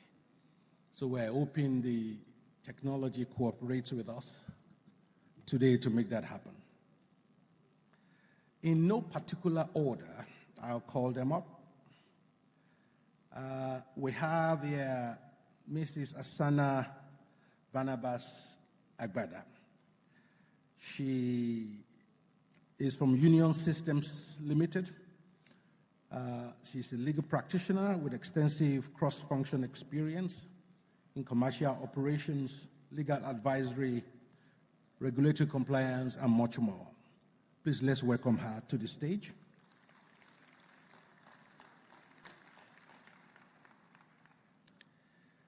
I'm not sure whether is AG here yet. He is. Oh, excellent. Okay, the next is the Honorable Ikechukwu Uwana, is the Attorney General and Commissioner for Justice, Abia State. So let's welcome him.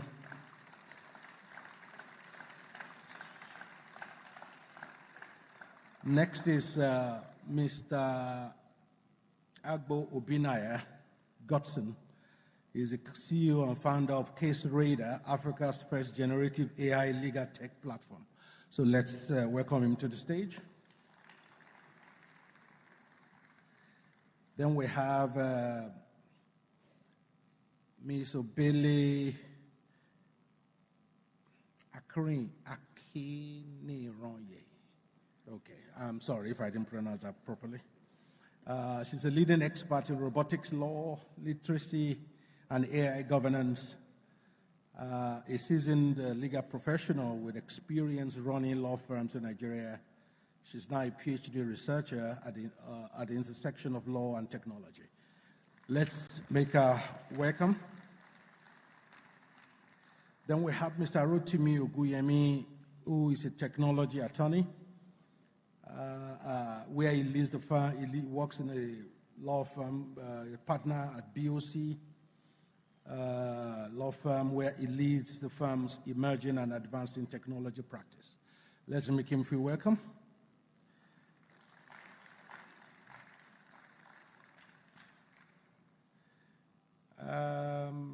I think Rotimi is the one joining us virtually, right? Okay, so I'm hoping they've connected him and he feels welcome virtually. So, having introduced the panel, I will have my seat, and then we'll start the discussion in earnest. Thank you.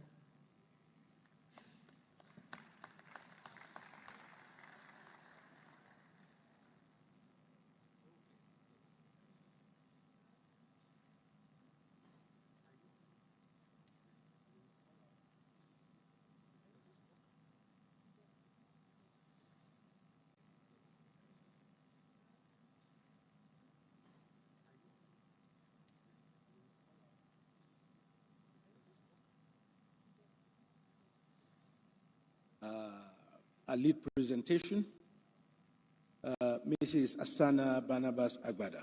Let's have you welcome. Thank you.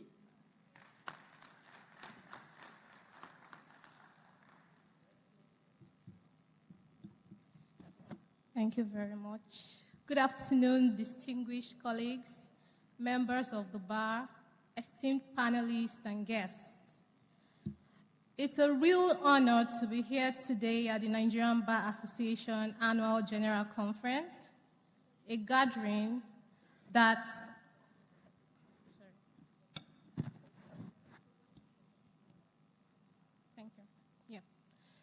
a gathering that has continued to shape the future of legal practice in Nigeria. I'm especially pleased to speak on a subject today that is close to my heart, the future of justice administration in Nigeria.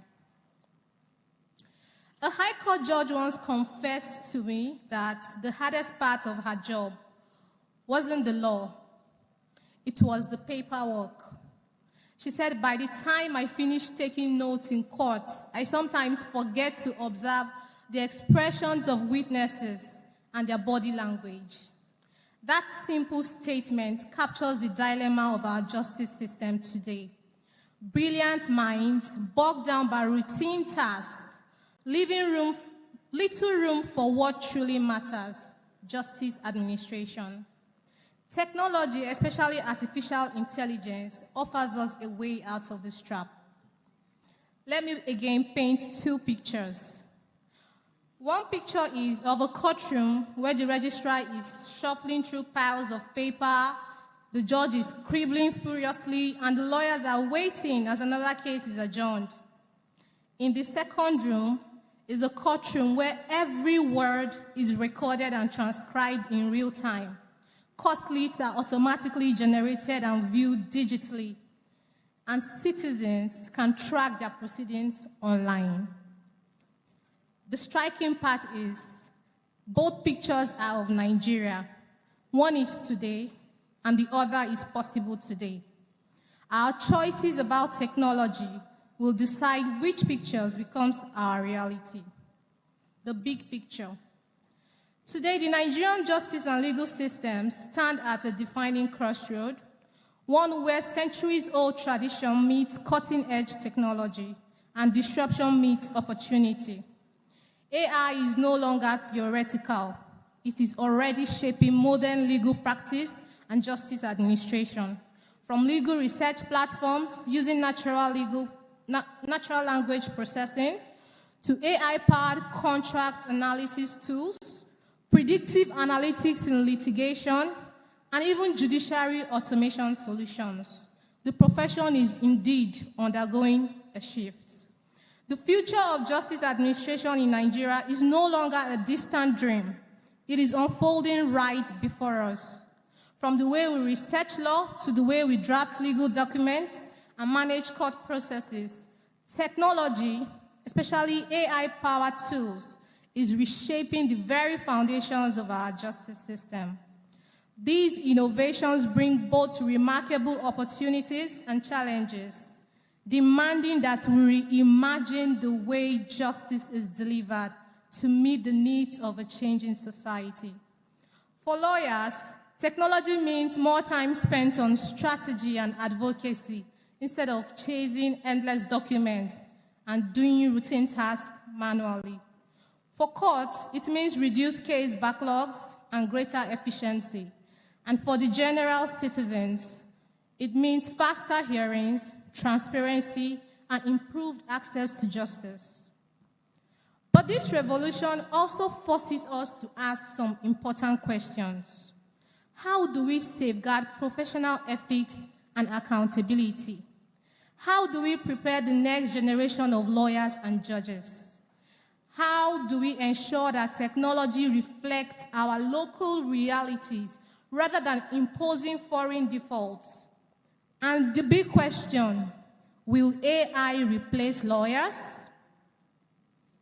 AI and legal practice, ethical and professional considerations.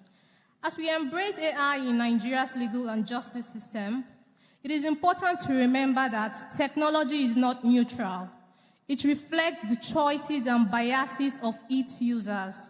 All stakeholders must therefore adopt responsible AI practices. For lawyers, AI can accelerate research, drafting, and case preparation, but it can never replace sound reasoning or professional responsibility. Fact-checking and accountability remain non-negotiable, as shown by cases where fabricated AI output misled courts.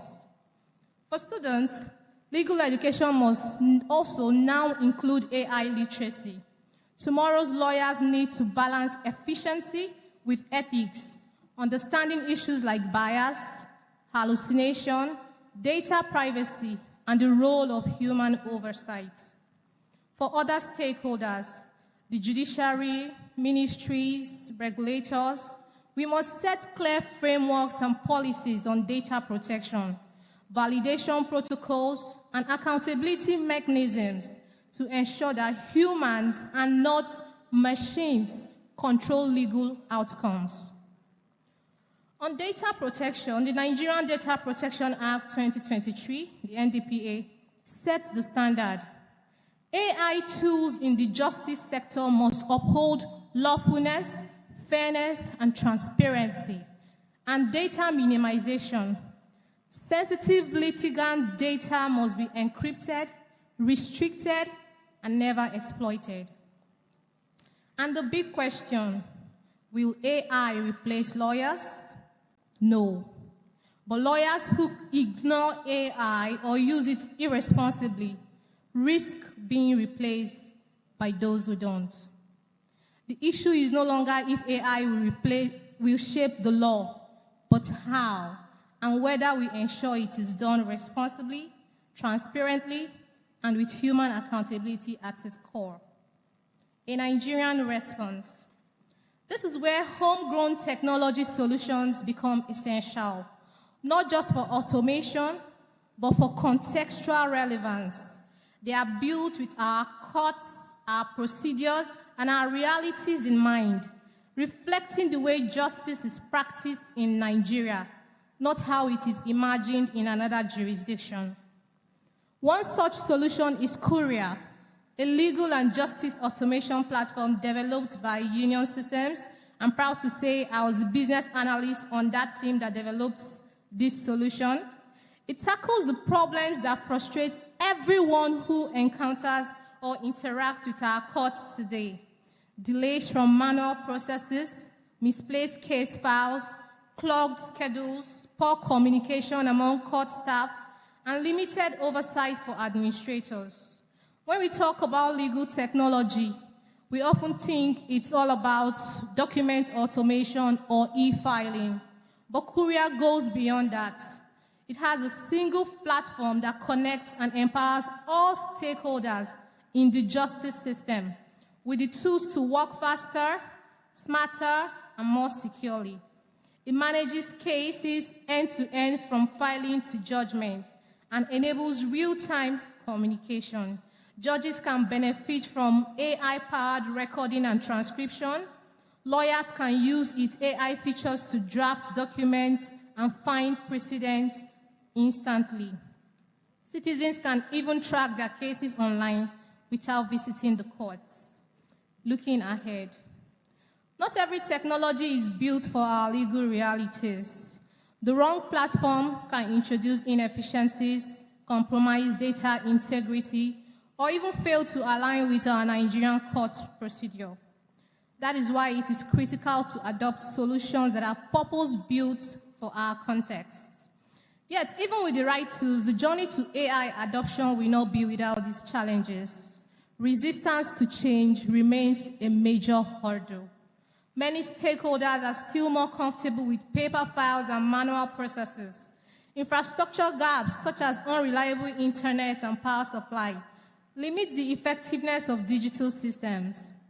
There are also concerns around data protection, ethical use of AI, and the fear among lawyers and court staff.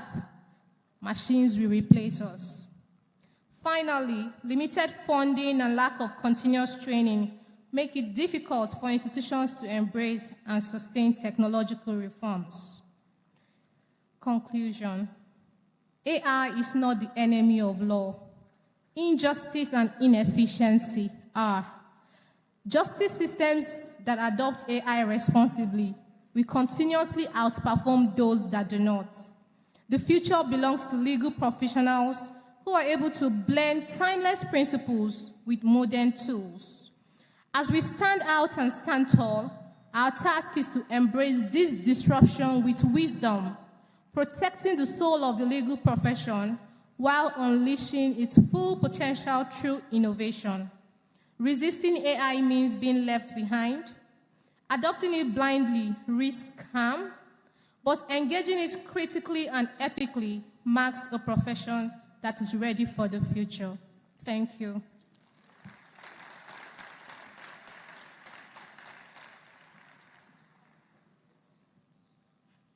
Thank you very much for that presentation.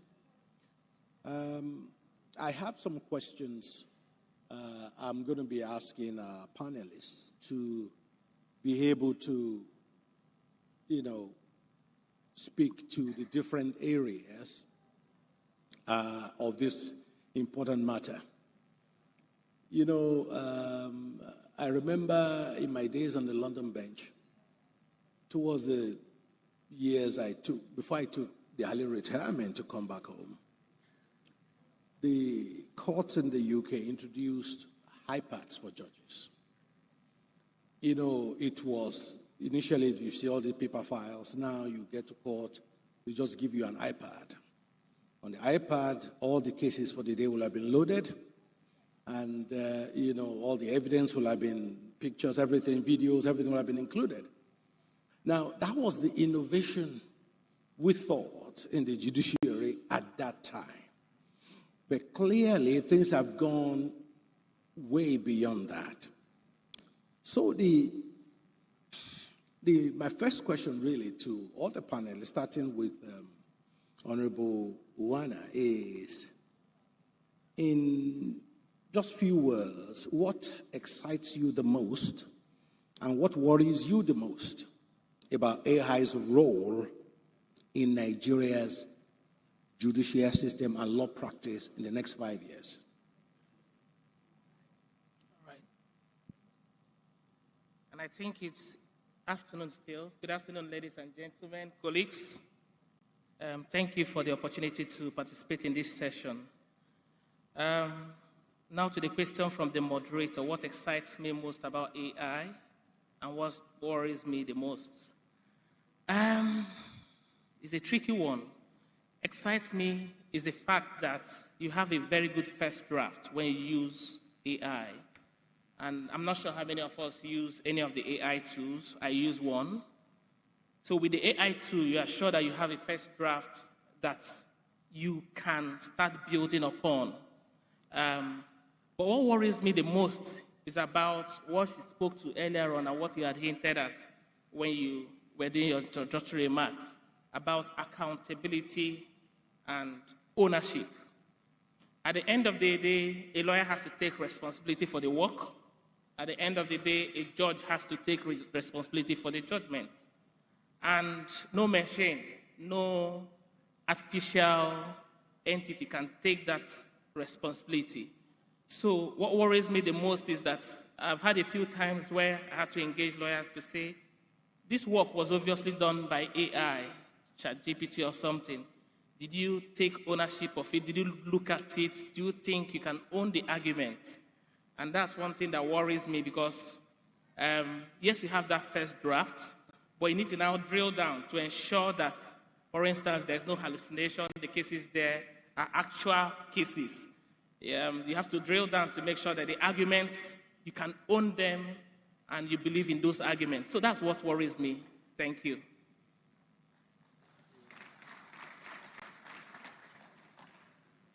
Over to you.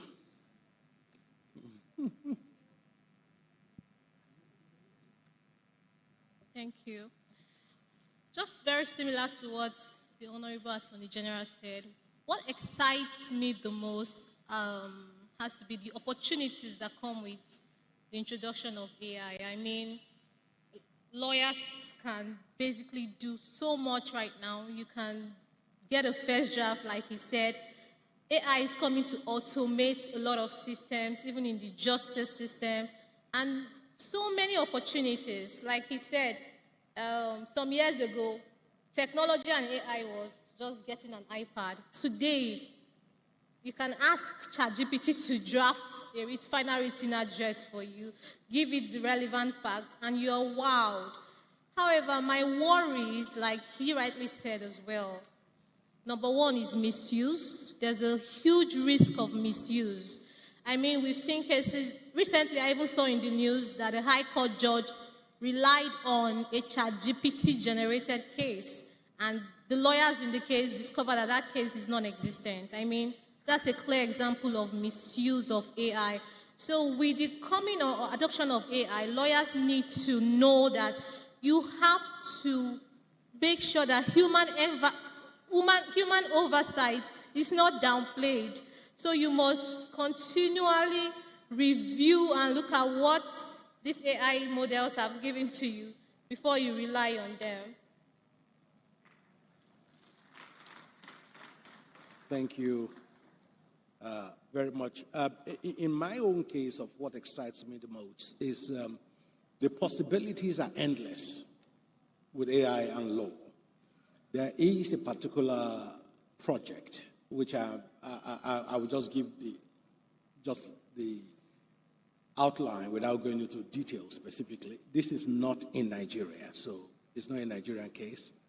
But there's a particular project where we had a team that took the details of all the high court judges in that country and did build an algorithm based on their verdicts in the last 10 years. In it, you put element of fact, certain facts of each case and what the verdict is. Now, what that is doing now, because it became live early this year, is if their particular law firm had a case before Justice A, they put into the AI using similar facts of previous cases, and the tool lets them know, given the facts, most likely what the judgment will be, what the judge will rely on based on his previous verdicts over the preceding 10 years, and so far it's been 89% accurate. So the possibility is endless, so that is my own excitement about AI and law. In terms of the pitfalls, I think I identify with the previous speakers. So, what do you think? Yeah, it's on already. So I think the first thing that excites me about AI is the technology itself. Being involved in building this AI, testing it, seeing the potentials, that alone is exciting. Another thing that excites me is its adoption, especially by younger lawyers. You see how enthusiastic they are about the use of AI, especially for those who know how to use it well. Now, I think what I am worried about is the wrongful use of AI. Just like the use of ChatGPT for legal work. That is a no, because the issue there is that ChatGPT was not built by lawyers, and it was not built for lawyers. It is not built for, legal work or for legal services. It's for content majorly. And I think another thing that I'm worried about is the fear of AI by lawyers as well. When you use the right AI tool, it makes your work easy, seamless and more efficient. And you can work faster while you focus on strategy and client relationship instead of burying yourself in loads of paperwork and all of that. That fear of using AI is a big problem because looking back, if you notice, when technologies like the typewriter was introduced, people thought, or back in the days, people thought it is better to use handwritten notes because the typewriter also had its own issue, just like AI had, with its development. When the typewriter was first developed, it was slower. People could write with their hand faster. Also, when email systems were introduced, people preferred, having face-to-face interactions because it also helped with client and lawyer relationship. However, if you look back today, you realize that typewriters later became part of the legal system. The court clerks used them to type in the courts back in the days. I think some courts still use that. And in our law firms these days, you see, most of us use emails to communicate, even within the law firm and outside the law firm. So that's what excites me and what also worries me. Thank you.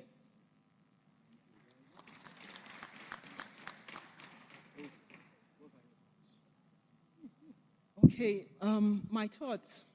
What excites me would be the fact, taking the context in which I work, would be the experiential classroom engagement that you would have with AI. There are actually two things, the experiential classroom engagement, and then the second bit would be the business opportunities or new roles that can be created from AI. It's enormous, really. So it's just, if you think about those new roles and what business opportunities it could give you, then everyone gets excited about making money. So that's clearly an excitement for me. But the shortcomings will be similar to what has been said by other speakers. Accountability. In the classroom, one of the issues you would have would be typically plagiarism. Can the students that use AI tools, can they really claim that what they have written or what they've submitted is their work? So that is one of the major drawbacks you would say. And then obviously, in the business world, it's still the same thing. When you use those tools, can you really claim it's your? Because most times it's either a tool that has been created and then copyright issues come up. So most of the tools that you use, particularly if those tools are not created by you, let's say you're using a ChatGPT, who owns the copyright when you've created whatever you've created, the ownership. So those are issues that could arise as a result of use of AI. So the excitement is still there. Students being able to do whatever they need to do. Use of tools like VIPs, where the experiential learning is kind of infused and they're able to learn more than just what would be done in the normal classroom, taking notes. So I think that's my excitement there. Thank you very much. Our virtual panelists, we want to be sure he can hear us and we can hear him. Mr. Ogunyemi, do you want to respond to that in the same way as other panelists, please?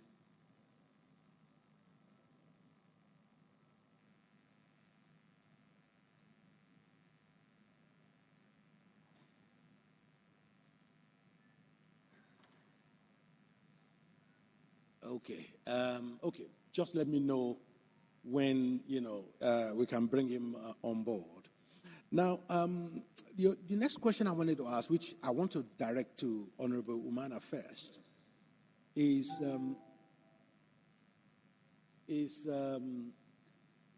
that him connecting? Can he hear us?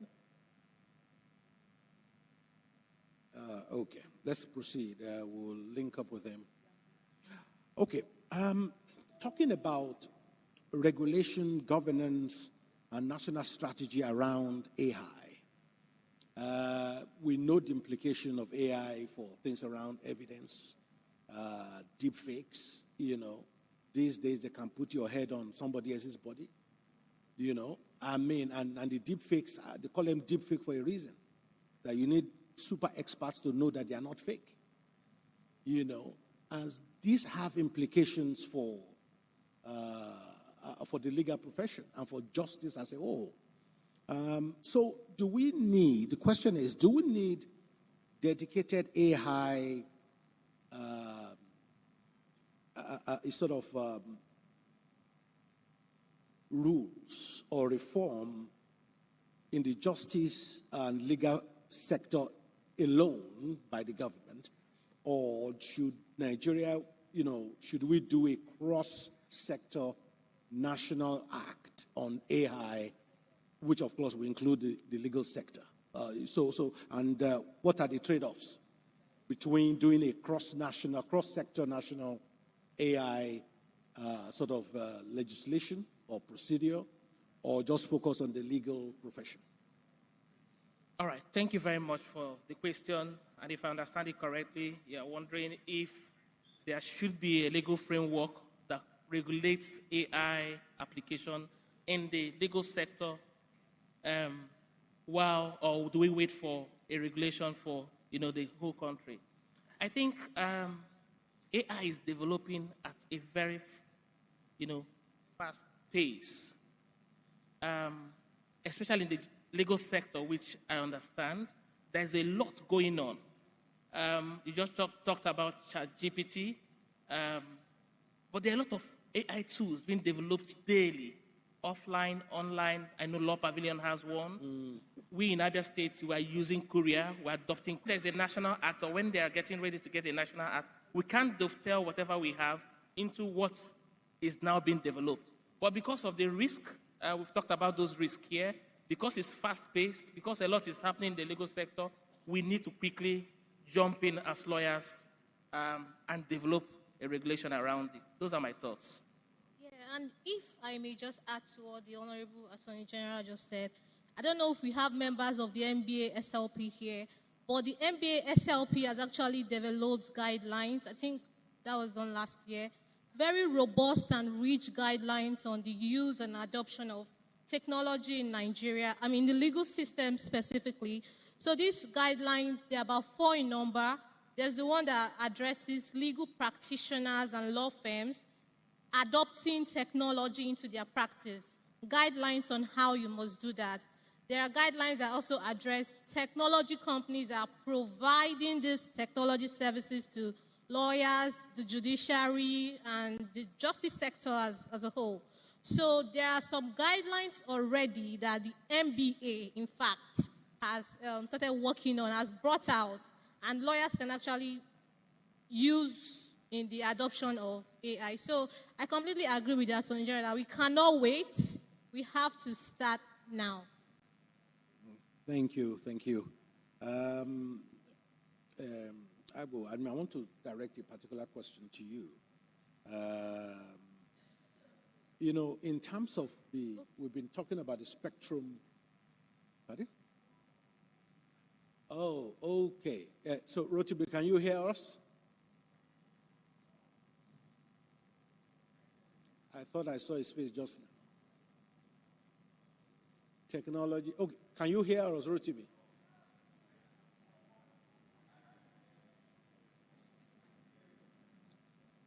No. Can anybody hear him? Can you hear me? Oh, yes, we can hear you. Excellent. Okay, before I proceed with the guys here, maybe you want to say your opener on what excites you the most about AI and what are your greatest fears?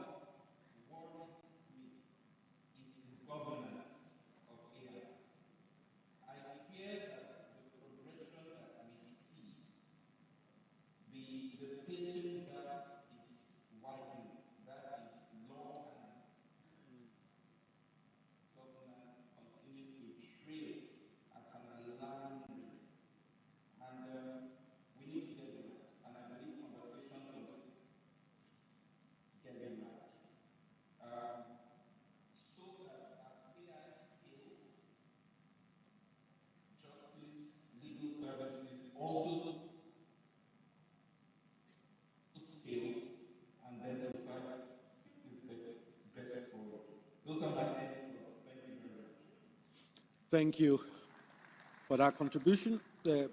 Back to you. But the question I was going to ask you is, AI has been mentioned, has been applicable across several things, several areas of law. Which key workflows in typical Nigerian law firm do you think are ripe for AI-driven efficiency? Is it research, e-discovery, contract analysis? What practical barriers are blocking adoption, in your opinion? Blocking adoption? Of people taking on AI generally. First of all, which areas are the workflows? Most efficiency can be derived using AI. Okay. So, I will use what we've built at Case Radar as, an illustration. So you can go on the platform, and let's say you have a contract, and you want to know the red flags in those contracts. You can easily upload it to an analyzer, and it goes ahead to analyze that contract and tell you the necessary red flags in that contract. Or it can be, a brief, not just contract, but any legal document. And that's just with regards to the analyzer, using AI for document analysis. With regards to legal research, let's say you're a lawyer and you're in court, and let's say you are arguing a particular law and you need case laws to back up your argument. Using the right AI, especially AI that has been trained not to hallucinate, and we will still get to that. That is an area where it will help lawyers avoid the issue of being disgraced in court easily, because you can easily access that particular information you are looking for at a go. There are a lot of things you can still do with AI, like document drafting, and all of this goes ahead to make the workflow in law firms, easier, faster, and more efficient, especially when you do your due diligence. That's why we always talk about, being ethical with the use of AI, making sure that at the end of the day, you cross-check the information before you go ahead to use it and rely on it. So with regards to the workflows that AI can be used, to make the services in the law firm easier and more efficient, it can move from legal research, document drafting, to document summarization as well, to document analysis. And right now at Case Radar, we've also tried to use AI to connect clients to lawyers. So there are a lot of things you can do with AI. However, with regards to the roadblocks to adoption, it takes us back to the fear of AI. The fear of AI is one of the issues that leads to, the mass adoption of AI. If, for example, the common Nigerian who does not even know their rights can use platforms like Case Radar to understand the minimal, legal implication of their case, they would actually know the reason why they need a lawyer, even before they enter into a serious situation. Because here in Nigeria, people only try to get across to a lawyer, mostly when they're already in a serious issue. So with AI, our potential clients would actually be the ones running to us, even before they get into serious trouble. So the right use of AI would help mass adoption. The wrong use of AI is a major roadblock. Thank you. Okay, still staying with you. I think the other question I wanted to ask is, one of the challenges when you tell a member of the public about the use of lawyers is cost. Somebody say if you go to your lawyer and you sneeze, he will produce an invoice for you. So the question is, given the use of AI, like you said, you need to produce a letter before maybe it takes you 3 hours. Now you can do it in 15 minutes. Do you really think AI can help reduce the cost of legal services? Or do you think lawyers should still maintain their cost, even though they are spending a lot less time to do the work? I honestly do not think that the use of AI will reduce cost. This is because as a lawyer, there's no cap to the amount I can charge. And since AI makes my work easier as a lawyer, it is obvious that what the client is paying for is not the time I spend in solving the case, but the actual value I bring into solving that case. For instance, there was this client that reached out to me with regards to drafting freedom of information request. He said he needed it immediately. And obviously, maybe he was just trying to pressure, but he got it almost immediately. And he was shook, and he went online to tweet about it and all of that. However, he paid me the amount I asked him to pay. And this is something that is very practical. The tweet is still online. I told him I was going to frame it. So what the clients are paying for is actually the services. They are not lawyers. They shouldn't bother how I get the job done, as far as it is ethical. What they should focus on is, they had this problem, and as a lawyer, I made the problem go away. Which, let me also...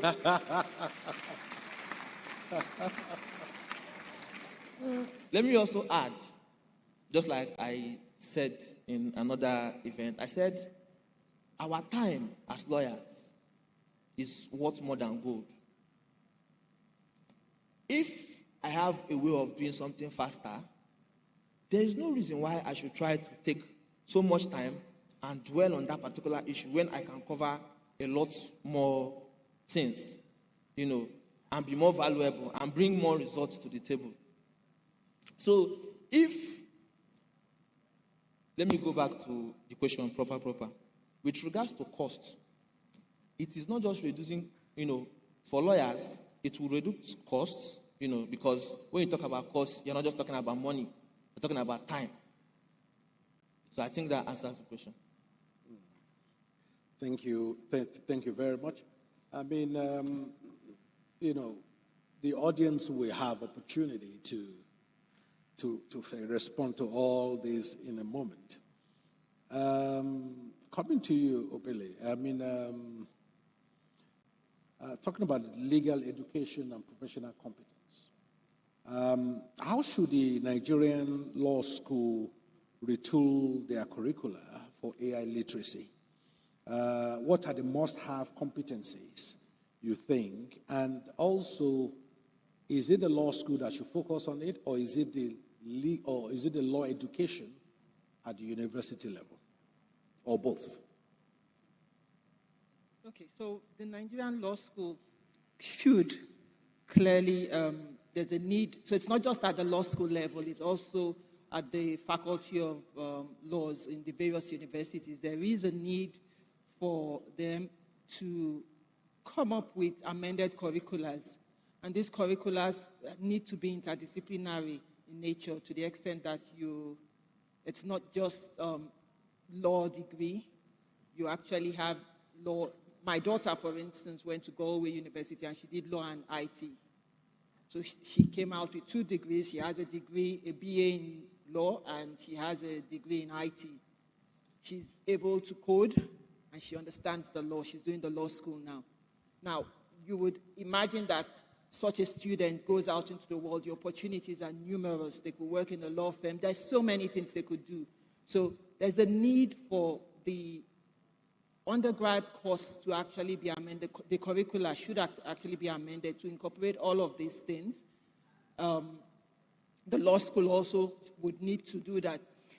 It has to be seen as a core subject, I actually believe, not just amended as an elective. The way you would, for instance, say a student has to do evidence law, it has to be a core subject. So that would be a recommendation that needs to, the faculties or the universities need to consider to an extent, because yes, some of them are coming up with courses here and there, but it has to be a subject that everybody has to know. Every lawyer has to have that technological skills, and those skills is what will move the lawyer to the next stage. The second question you had asked was, could you just remind me? The second bit of the question. Okay, the competencies. So the competencies is technology, obviously being able to use technology tools proficiently. So it's not just using the tools, but being able to use them in a proficient manner. Creative writing skills, communication skills, being able to analyze data. When we talk about predictive analysis or predictive justice, basically that is analysis of various cases. So it's analyzing cases from 1970s till up until now, and being able to analyze it, understanding the algorithms that is being used, so analysis of all of that. And lawyers have to be trained, and the training, it has to be something that is done from the undergrad level. Also, ensuring that these lawyers have an ability to, for instance, learn how to design tools. Part of what she spoke about was about coming up with tools that are locally grown. So if you're coming up with tools, if you pick up a tool that is done in the US with the problems in the US, it may not be applicable for us. And even if it is, copyright issues, when whatever is produced on those tools becomes the property of a company out there as opposed to a Nigerian. So all of these issues has to be considered. Yes. Totally agree with Obele. I want to just speak to about the legal education part, and I think just to underscore the point that I think it must be, contemporary. What should be taught as far as it's concerned, it should be contemporary, and it's something that should be practical.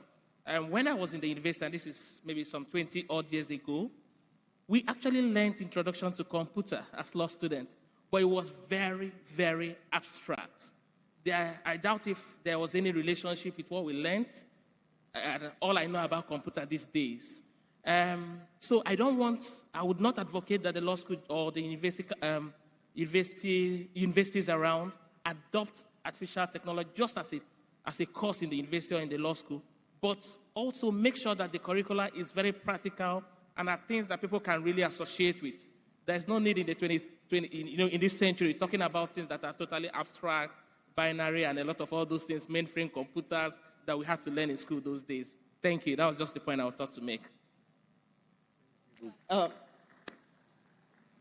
Just to respond to what you've said, one of the things I said earlier was about experiential learning, and with tools like agentic AI and all of that it's proposed to be used in the classrooms. So where you have agentic AIs, they're basically going to be the ones helping the teacher to teach the student. You also have virtual internship programs, which many law firms here could actually adopt. For the class that I teach, I use Clifford Chant's virtual internship program. There's no reason why big lawyers or big law firms in Nigeria cannot come up with an internship program where young lawyers in the or young students in the universities will be able to engage with that. The issue we need is practicality and some kind of experiential teaching. So it's not just about teaching, and we all have to be engaged in it. It has to be not just the universities, but even the law firms, the NBA. We need to come up with some kind of interactive, experiential way in which we can experience these things. Thank you very much. Mr. Ogunyemi, can you hear us? I'm trying to bring him into the conversation. Is technology still working with us? We're talking about AI here.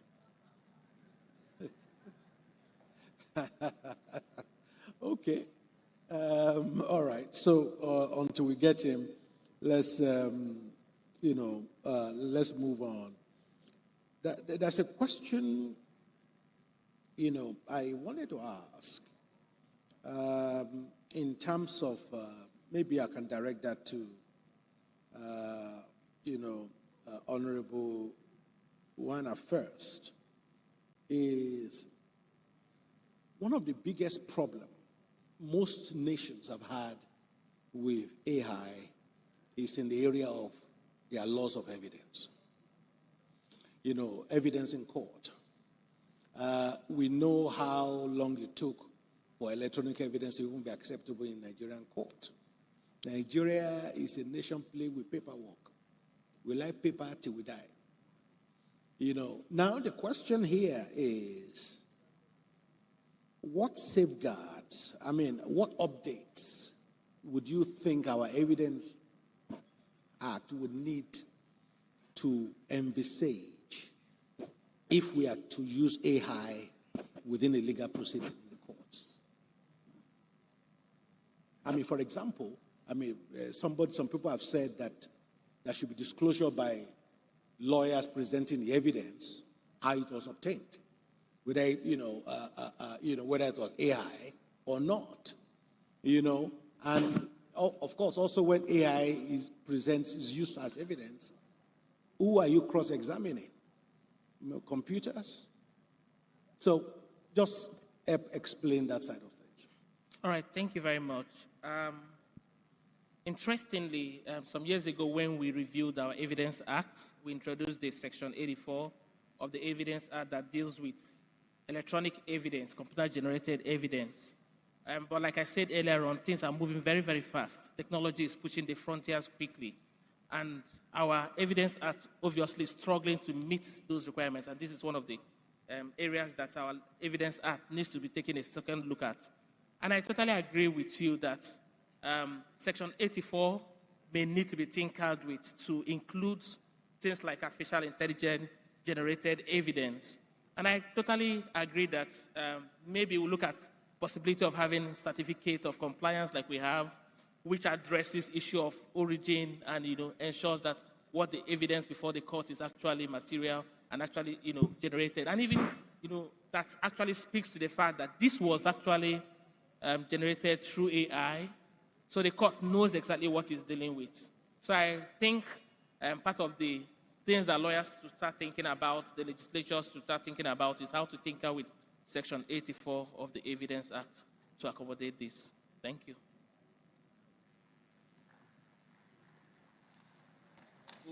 Yes.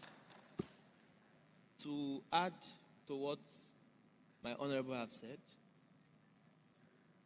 you see the way we cite law reports, I think it might get to a point where lawyers in court might be able to cite AI. Yes. Because law reports these days, most of them are, tech-driven as well. Most of the law reports we have also have the online version. So if I'm trying to make a case for AI this time around, so if law reports can be cited in court, instead of just saying this is AI generated, just like you're proposing, you should go ahead and mention the particular AI you used. So that's what I want to add. Thank you. Thank you.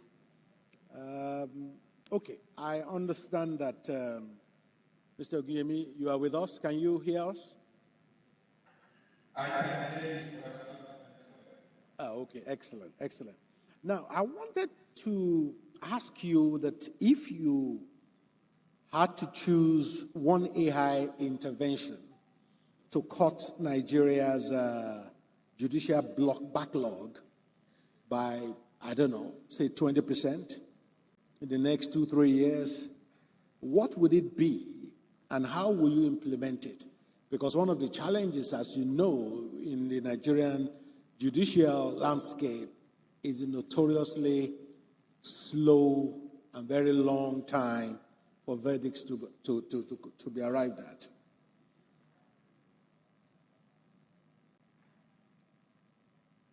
Did you hear the question? I'm sorry.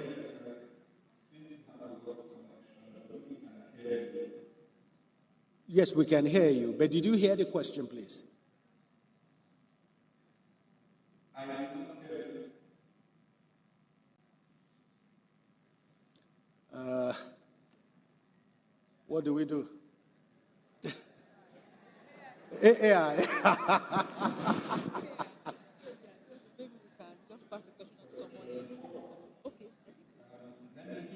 He didn't even hear the question.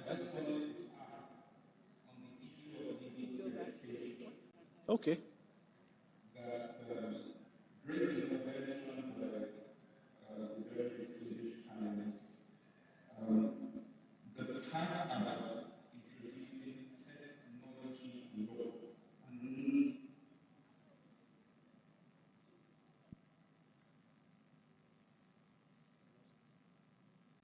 Lost him. Seems we lost him.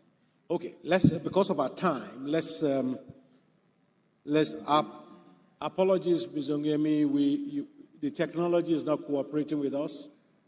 Maybe we should use AI for better results. Okay, I want to come back to you, Asana. As AI becomes more embedded in our legal system, how do we balance innovation with responsibility?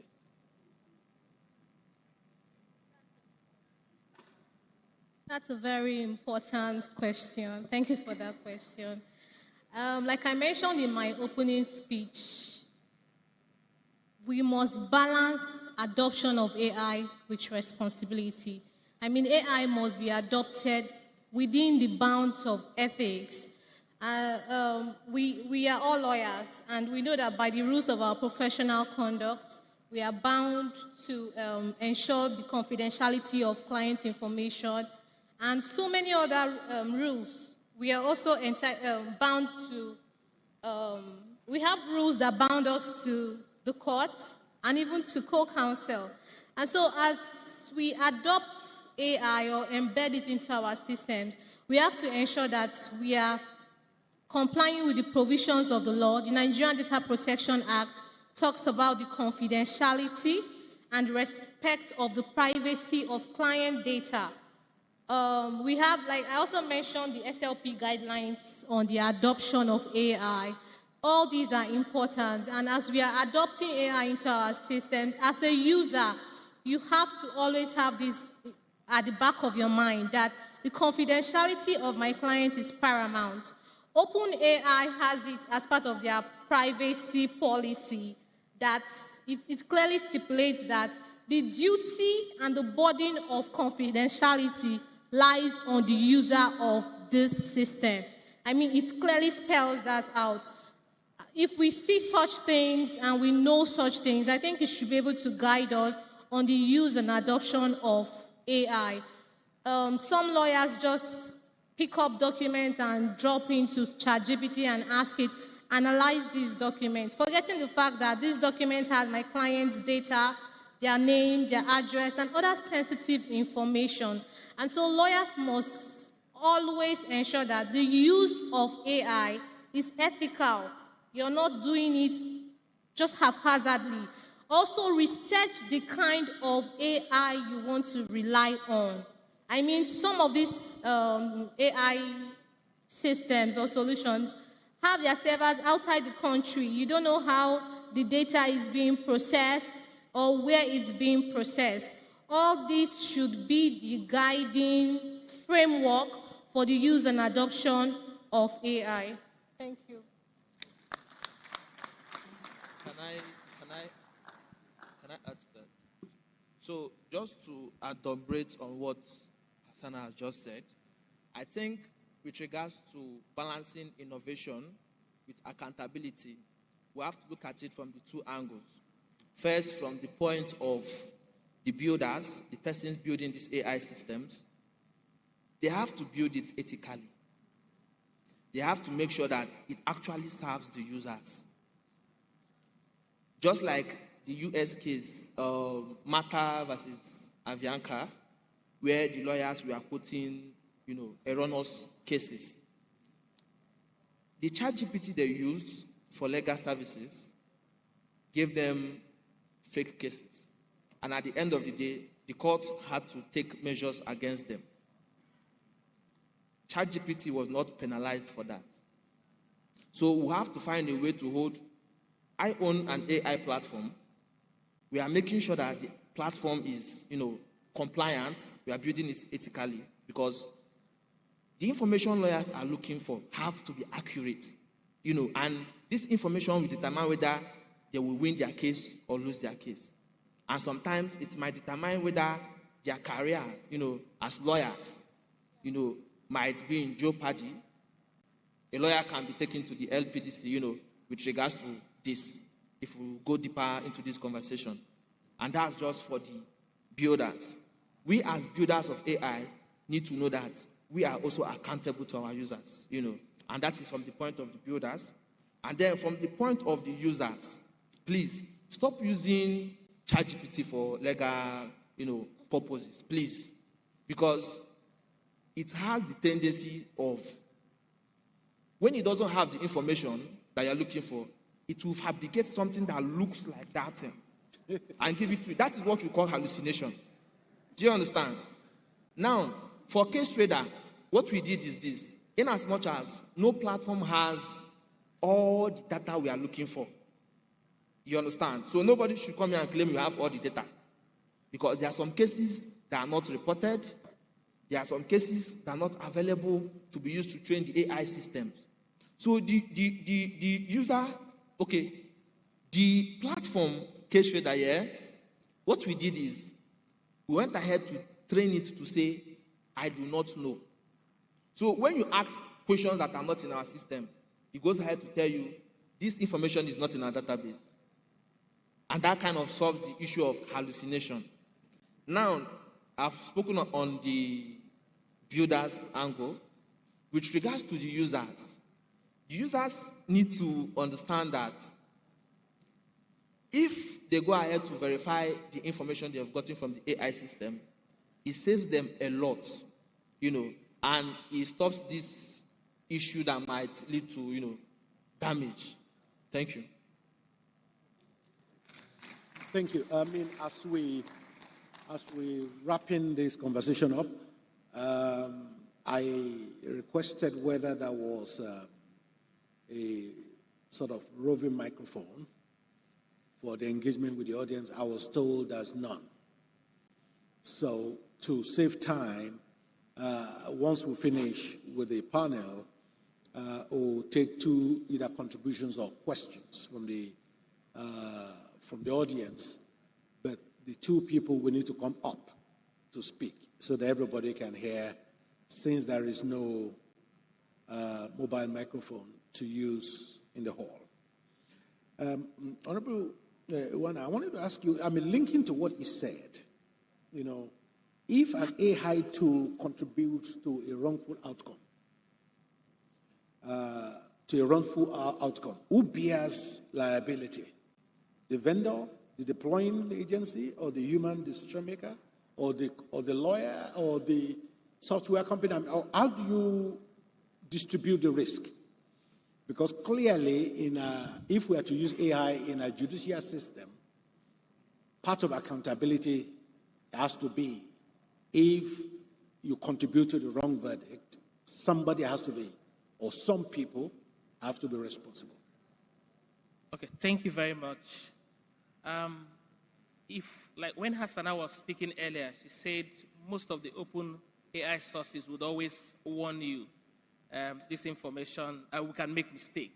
So AI even admits that it can make mistake and puts the obligation on the user to, ensure that the information he has received is accurate and is something that he can rely on. So the AI has actually disclaimed that responsibility. I'm not sure if the lawyer who relied on it has also disclaimed it. So it's important, AI is all about responsibility. It makes your work more efficient. It makes you more, more responsible. It makes you more, productive. But you have to be very careful to ensure that what you are putting out there is something you can own. So you must own the work as a lawyer. AI didn't go to Nigerian law school. I'm sure you know. AI wasn't called to the Nigerian bar, at least for now. And AI, cannot be responsible for that your argument in court or for that judgment you have written that has some wrong materials in it. So the person who has been called to the Nigerian bar, the person who has been appointed a judge and is sitting there, would be the one that will take responsibility for whatever wrongful piece of information that's been given out. Yeah, and if I may add, AI does not owe your clients a duty of confidentiality. It is you, the lawyer, who owes your client the duty of responsibility of confidentiality. So you have to ensure that you are using AI responsibly. Human oversight is not downplayed. I mean, 5 years in university, 1 year in law school, several years of practice. You have to put it into use. You can't downplay it. So AI is just an assistant tool. AI is to enhance.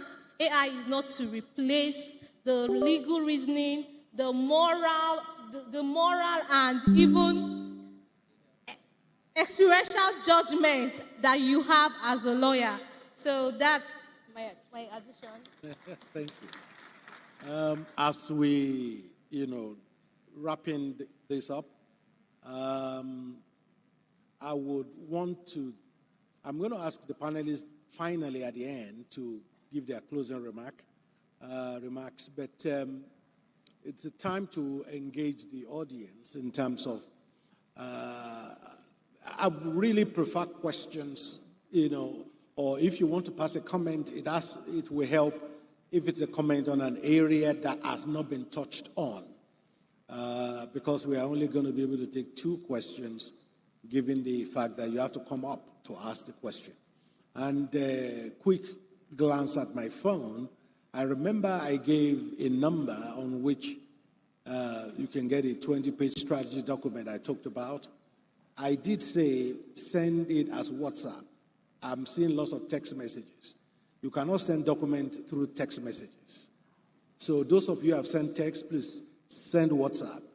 It's easier to just ping the document back to you that way than text messages. Okay, so in the audience, who have questions or unique contributions, unique contributions to the discussion? If you just, okay, you just let me choose 2 people. Mm-hmm.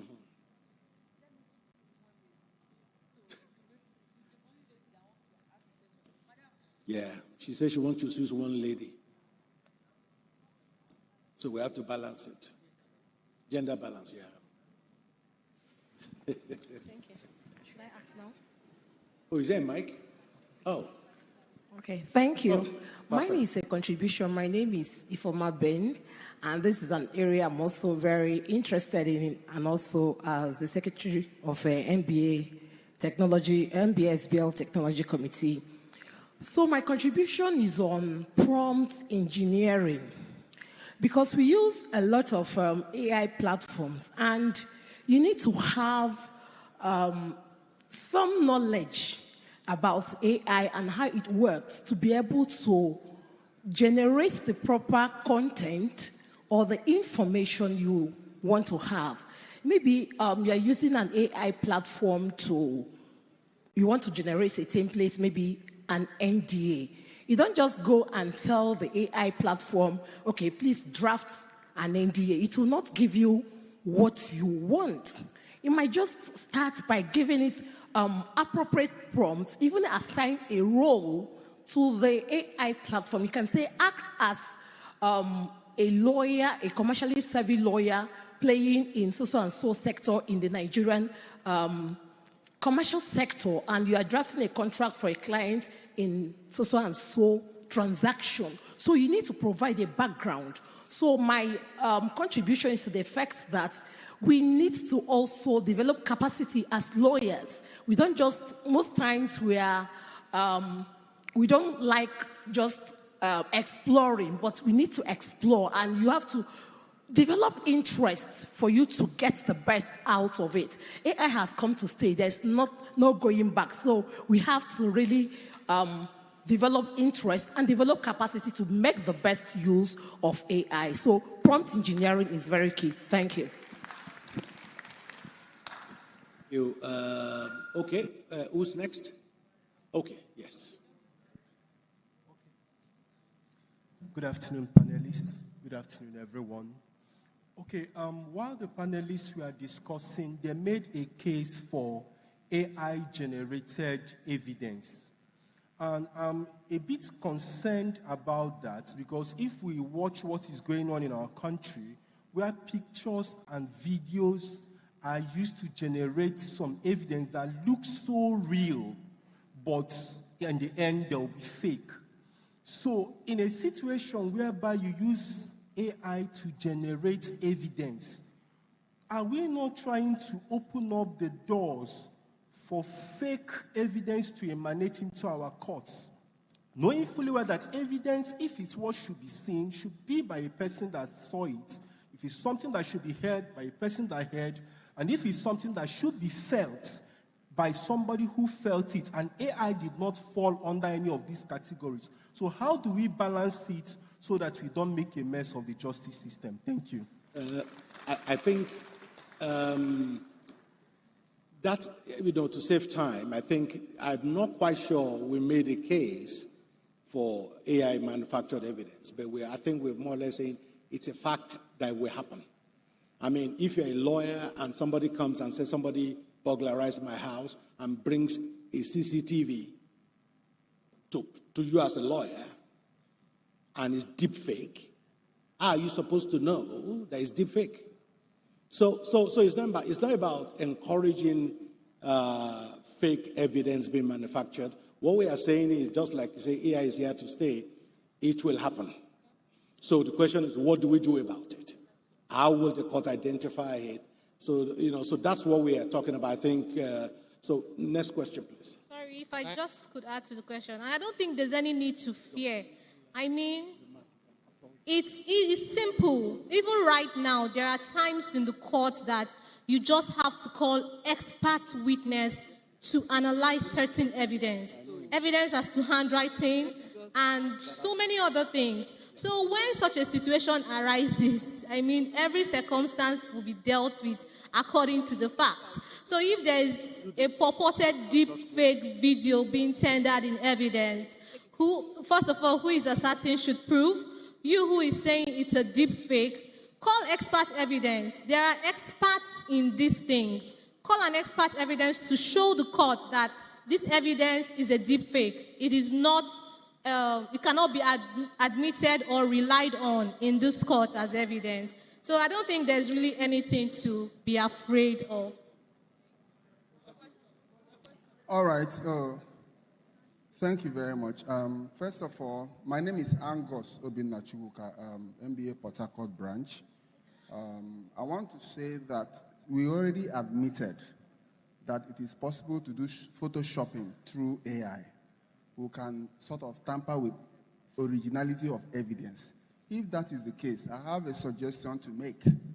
We can have a restriction, a legal restriction, or a technical restriction that can limit those photoshopping as far as it relates to the legal and judicial community. We can develop an app within us that it will not be possible for you to tamper with those evidence or to do photoshopping, so that such evidence can be admissible in court. That would be one way out. And also, I want to say that I disagree with the position that the lawyer alone should be at the risk, that the AI company should be exonerated from risk. It is not true. The AI company should also take responsibility so that they also will up their game. They also take responsibility to improve on the facilities they are putting out to the community. If we say lawyers take responsibility and AI company no responsibility, the AI company will become more irresponsible. And that will be to our peril. Then there is also the aspect of plagiarism. Plagiarism. So we all admit that with AI now, you can actually access information manufactured by the AI company and use it as your own. Now, that is going to be a big blow to our educational sector because our students will no longer work hard. You notice that many theses, many master's degree theses and PhD theses now, students don't bother to work hard. They just go to AI and upload it. What will be the future of our children? What future are we looking? So we also go back to technology to find out a possible app that can truly checkmate this plagiarism if we want to get it right. Because if we leave everything to say AI, we are developing limitlessly, we will have a morally dysfunctional society. Thank you very much. Thank you. Thank you very much. We have one more question, but before then, the only thing I would say in response to what he said is the fact that I know two countries, I don't want to mention names, who are contemplating legislation, actually, nationally, to compel AI companies to put watermark on whatever they produce so that it's not relying on the integrity of the users. It's akin to when electric cars was produced, and the challenge they had with electric cars was they were very quiet. And there are many parts in Europe where pedestrian and cars interact. So they brought out an European-wide regulation which says electric cars must make some noise. So all manufacturers were forced to create noise for the electric car, even though naturally it should be quiet, as a safety measure. The same way, if a legislation is put in place that say anything produced from this, AI tools must be watermarked, so it will be clear to who sees it as an AI-created image, that might help regulate things. So our last question. Thank you. Thank you very much, sir. Very enlightening session. I want to say this. AI can lie. AI can lie, especially with citation of cases. For lawyers, you have to be very careful. AI can manufacture any manner of case, name, and give you citation that is also very, very wrong. And so we have to be very careful. Now, the conclusion of the matter is that AI have only come to assist human beings. You can never eliminate the human factor. The human factor can never be eliminated. They were telling us that time when AI was coming newly, that lawyers, your profession will be taken over by AI. They were warning us. I became so scared. I'm going to lose my practice to AI. But thank God that God is God. So we found out that AI has lied several times. So the human factor cannot be eliminated. Be careful of these cases that AI generates for you. Go and check Nigerian Weekly Law Report whether those cases do exist before you go with authority to go and cite in the court of law. AI will only assist. It can never replace the human factor. All of you who agree with me, you will make heaven in Jesus' name.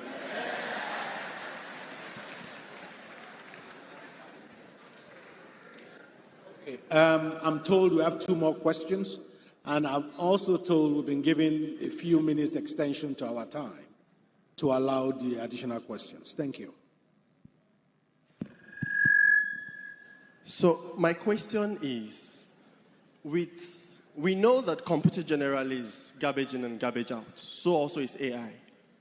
And there must be a data center for which all the information that AI is going to generate is being fed into. Now, my first question is, who controls that data center? Is it Nigerian or is it someone out there who is not being governed by the Nigerian Data Protection Act? And when that is now the case, our data and our laws are at the risk of being manipulated by someone out there to its own benefit, and it can be traded. Data now is key. That is the first question. The second question is, to what extent do we govern the the ingenuity with respect to the productions of this information that AI churns out. So I would give an instance. The ChatGPT, the open AIs, and all the AIs network, even this Korea, I don't know. I don't know who powers their data center. I don't know who retains those informations. I don't know who schools or who imputes those things to which they want to function. So my question then is, how thorough are these persons with respect not just to the Nigerian contents and the applicability of these things, but also the uniqueness of each scenario? We even know that in our manual system, not all cases have the same circumstance. They must be applied to their peculiarities. So that is the two sides of the questions. I hope you understand it. The first one, who controls the data, and what is the law regarding them? How do they manage our data? And the second one, the integrity of that system. No, so what will happen is, as the panelists give their closing remark, they can respond to any of the questions pertinent to their area. So we can do that to save time. So last question, please. Name is D.A. Sulaiman from Gwagwalada branch, FCT Abuja. Mine is an intervention.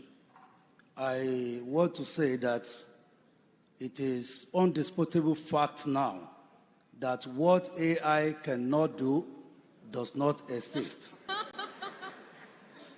And if that be the case, we said we can use AI to even write brief of argument.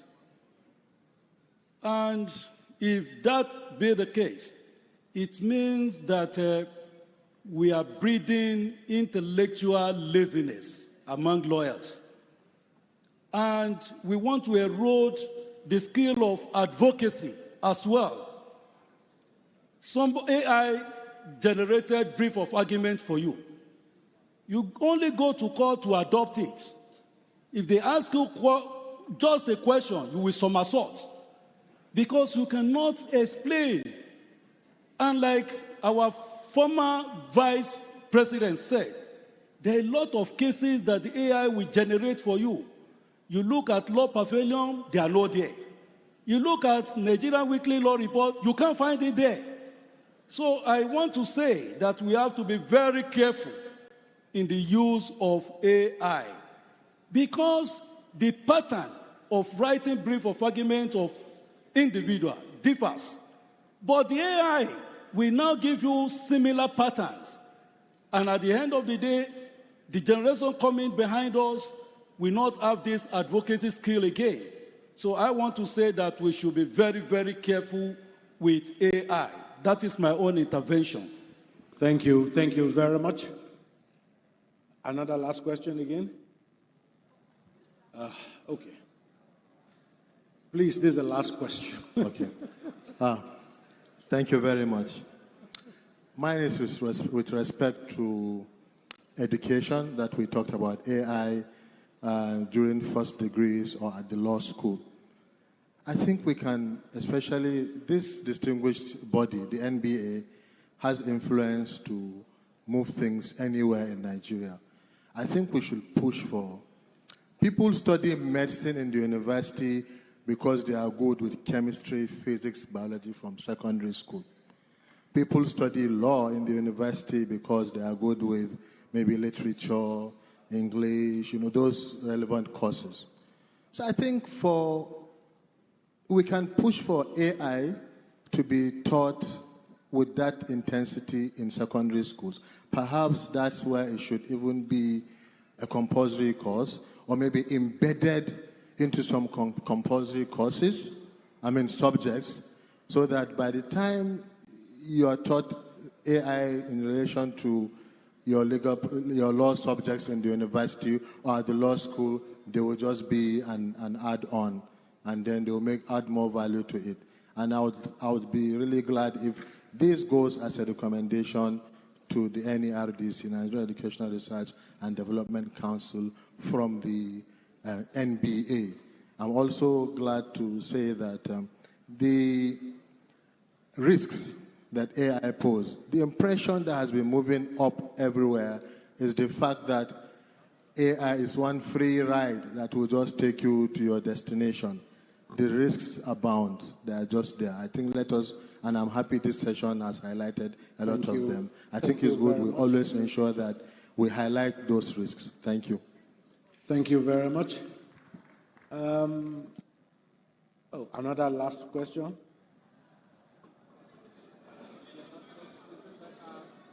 Okay. Should we allow it? Okay. One last question. Thank you very much. My name is Amara Chukuroli Chukumwaya from Efurum Branch. So, as a lawyer who is into data, I did a course in data, and I had a challenge trying to analyze data from the legal system. I tried to do a research on certain aspects of law, and there was no database for it. So for us to drive down this AI, we have to do the groundwork of having a central database whereby we can get information, because there are many of us who are into tech that can actually derive data from databases, which will make the work easy. But if there is not central database, it becomes difficult. So, and also, we have to do the work of knowing our onions, which means that you don't just generate documents without going through. I've generated documents severally. I have to read, proofread, and reread again to ensure that what I'm giving to my client is not something that is shabby but of great value. Thank you. Thank you very much. So as we wrap this up, starting with Obele, I want the panelists to just give their closing remark and reference any question pertinent to their area that have been asked. So, Obele, over to you.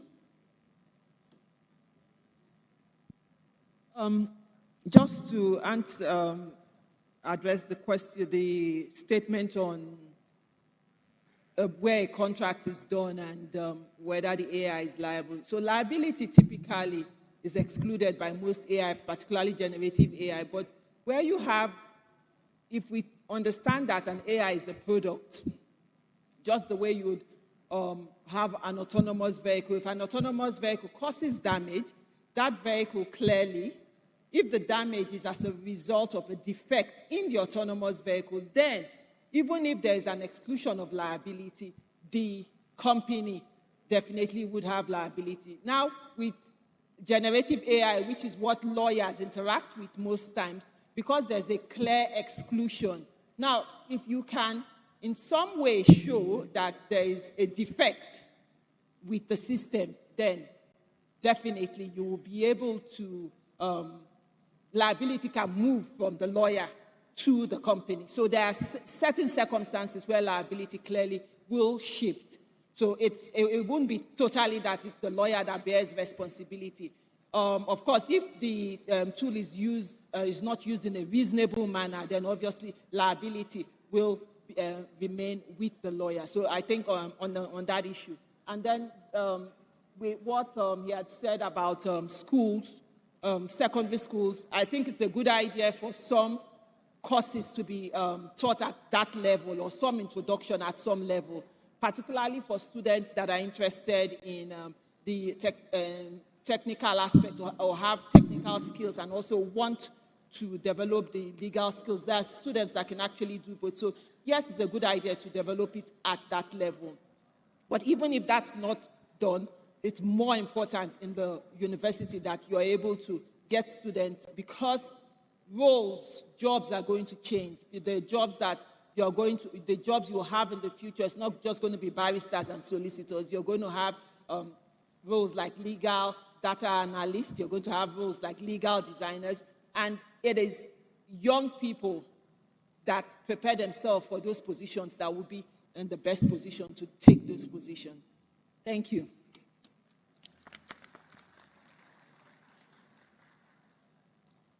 So, first of all, I want to thank Ifeoma Ben. When she spoke about prompt engineering, I smiled because that is one way, for lawyers to learn how to use AI, ethically and the right way. So at Case Trader, one of the things we'll be doing over the past few months is we'll be holding online webinars where we teach lawyers and the general public how to use AI, data privacy and all of that. Because we believe that when we are able to democratize all of this knowledge, it reduces the issue with regards to the use of AI. So thank you so much for that. And with regards to teaching how to use AI, I believe it should also be adopted in secondary schools as well, university, even in the law school. Because a lot of rules are coming up. There are people whose job is prompt engineering. They are prompt engineers. And lawyers who know how to use prompts, to get the accurate information from AI can actually be paid by other lawyers who do not know this. And that is a job on its own. So that is for that. With regards to AI-generated evidence, one thing with tech is while they are building for this angle, other people are also building from another angle. While there are deep fakes out there, and tools that can be used to generate evidence and all of that, there are also tools that can be used to identify if this evidence is AI generated or not. So for our legal system, we can also adopt that. If a lawyer feels that a particular evidence in the matter is not right, it is not accurate, it has been fabricated, the lawyer can take steps, to reach out to our company. Can do that at Case Trader. We can help you know whether a particular evidence has been, generated with AI or not. And then with regards to plagiarism, there are tools out there that can detect if a particular write-up, has been plagiarized or not. So I think that also helps to solve the issue of plagiarism. And I heard Doc speak about introduction of watermark in AI-generated documents, etc. One thing with the use of AI is that people who know how to use AI do not just copy or download the document like that. Someone who is smart can actually, navigate their way out of the watermarks by just copying the write-up and pasting it on a WordPress. And the watermark is, out of the picture. So I think the way we can solve this issue is to encourage people to actually embrace the fact that they are using AI. Just like I said, I used AI to draft freedom of information requests for my clients, and it actually solved the issue. So if people can open up and say, this is where I generated this AI from, it will lead to more honesty and transparency, and as well, the issue of the fear of using AI will be eroded, and it will lead to mass adoption. Thank you so much. Thank you very much. Okay, over to you. As we wrap up. Thank you very much. So in conclusion, I would like to answer the question of a young man who talked about where our data is fed into, where our data is saved. The truth is, we have some data centers in Nigeria, but quite a number of these AI tools that are coming up have data centers outside the country. And to be honest, we have quite a robust framework already on ground. I think we as lawyers need to do more research. The NDPA right now, NDPA 2023, is the backbone when it comes to legislation on the use of AI and even data protection. The NDPA provides that you must comply with certain conditions when you are using data. Data minimization, data security, continuous audit of the AI or the technology system you're using. So there are already frameworks on ground. It's just for us to continue to push for enforcement. The NDPA also talks about cross-border transfer of data. So if as a technology company you're deploying a solution and you know that your server is outside Nigeria, that's cross-border transfer of data. And so it behoves you to then ensure that you are complying with the NDPA. There are organizations who are NDPA compliant. I mean, they carry out audits every year. As a technology company, rolling out an AI solution or whatever technology, you must ensure that you are compliant. If you're not compliant, I mean, I don't think anybody should be able to get or use your software because it's part of the things that would help you sell. And in conclusion, I would like to say AI is here to stay. It's no longer the question of should we not. AI is here to stay. It's not about asking how should we use AI, how should we adopt AI. And we must tell ourselves the truth. AI must be adopted and used in a measured and controlled way. As lawyers, as magistrates, as judges, as general citizens, if you must use AI, don't forget the fact that human oversight is paramount. You must not underplay the role of legal reasoning, contextual understanding of what you're doing. Do not give that away to an AI model. You must retain it. Legal reasoning, legal judgment remains with you as a legal practitioner. Thank you very much. Thank you. So, final word to you, sir.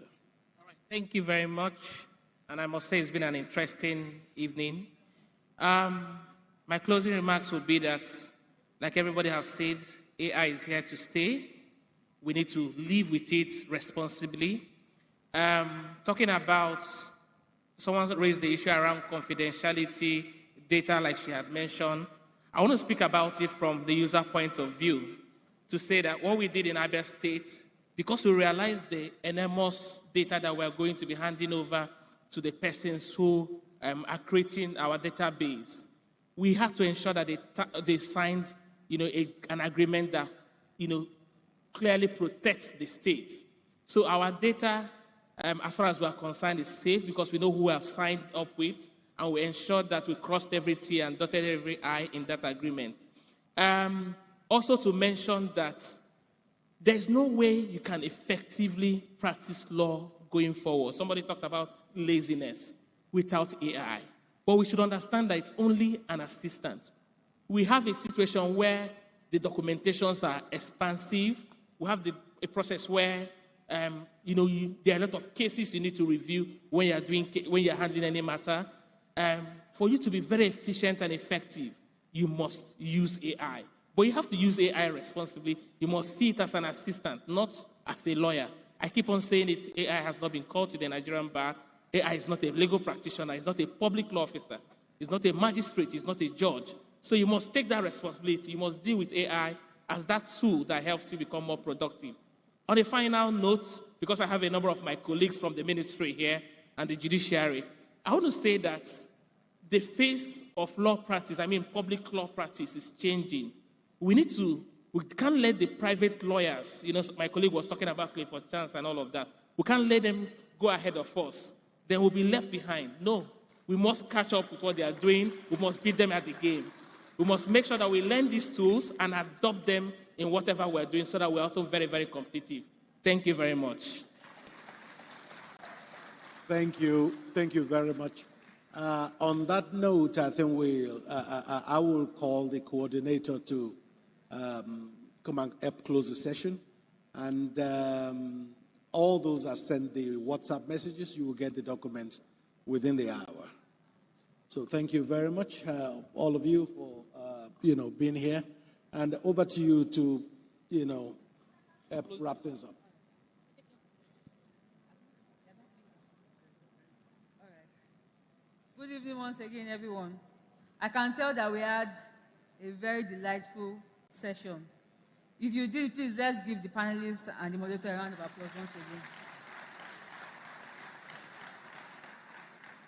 On behalf of the MBA, I would like to thank all of you for being here, and I'd like to also thank our panelists for taking the time and the pain to be here to give us all that they've done. Thank you so much to all the learned youths in the house and my dearest senior colleagues. Thank you so much.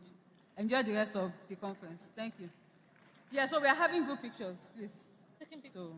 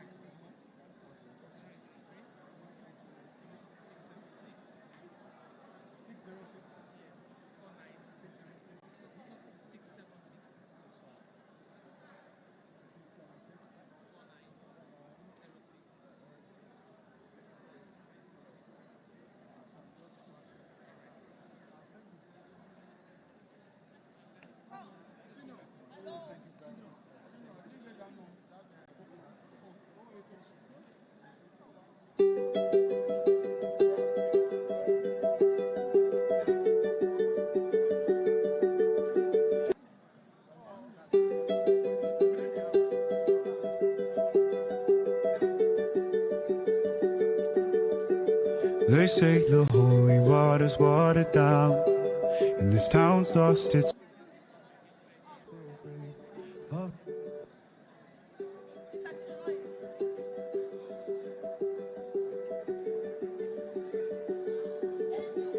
They say the holy water's watered down, and this town's lost its faith.